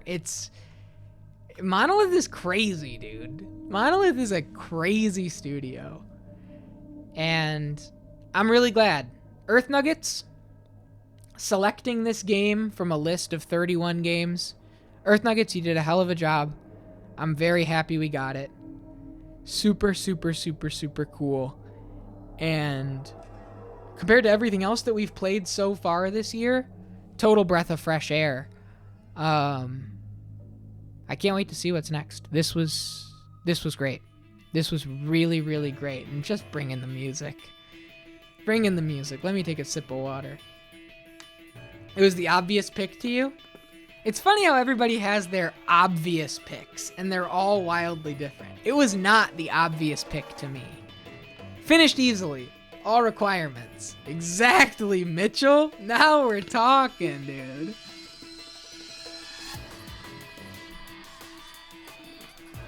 Thanks, everybody, for being here. Don't go anywhere, though. The stream is not over. When a game ends, another game has to begin. we will be deciding, or learning rather, we're not deciding a damn thing. We'll be learning the 31 games in the running for Goated Quest number 54. The next full playthrough on the channel. Get excited. Don't go anywhere, because the fun's about to start, if you ask me. The fun's about to start. This was great. This was great. It's hype time, baby. It's hype time. I have no idea what my non-Deus Ex obvious picks are. I guess you'll find out. You'll look at that list of 31, and sometimes they hit. Sometimes you look at them and it's like, oh my god. And something you hadn't thought of in the longest time is just like screaming to you. Frank 0845 gifted a tier 1 sub to Super Hobbit. Franco? They have given 20 gift subs in the channel. So generous of you, thank you. Super Hobbit. Enjoy the ad-free viewing. Enjoy the emotes. Can you try something for me? Drop your top 3 Goated Quest emotes in this chat for me. Just give a peruse, take a look, see what your 3 faves are. I want to know. And get ready. Get ready, because next stream at 6 p.m., we will be learning the next full playthrough on the channel, and with an active subscription to the channel, you can add your own name into the race, and if the marble with your name on it wins, then you get to pick from the list of 31. Get ready, folks. It's coming up quick. I'm glad we got some love for Tim Pensive. I love that one. I love Tim Pensive. Situational, but when the situation calls for it, hits hard. Roll, RCT stare, and let's go. Nice, nice, nice. Roll, welcome, salute, and beast mode. Nice. Welcome, salute, beast mode, and JC smile. Nice, nice, nice. Let's go, Tony what? Nice. RCT stare. Tina. The stare I use very often during a disturbing moment. It's good. It's really good. I love Matthew Notes so much, Axel. Man, there are a lot of sequels it could be, too. It could be Dead or Alive 2. Ponton would pop back in. Ponton would be like, is it Dead or Alive time? It's like, it sure is, buddy. Welcome home. No one touches the source but me. We've got Morrison. Oh, this is funny.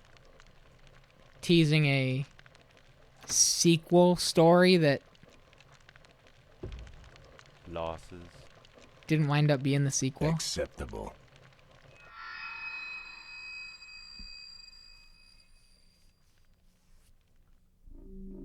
F.E.A.R. Perseus Mandate. There are some bonus missions we won't be getting into, and this is cool. This really doubles down the fact that this was a combat-oriented expansion pack, because they give you story-free, pure combat missions. 3 missions that are just completely centered around just start shooting shit. F.E.A.R. Incredible. So much fun. Goated Quest number 52. Right? Yeah. 52. The 50-second full playthrough on the channel in the books. Baby. Both expansion packs, thanks to you guys with Goated Plus, contributing the gifted subs to make that happen. I'm so happy. This was awesome. This was awesome. I'll never forget it. Thank you so much. And, till next time.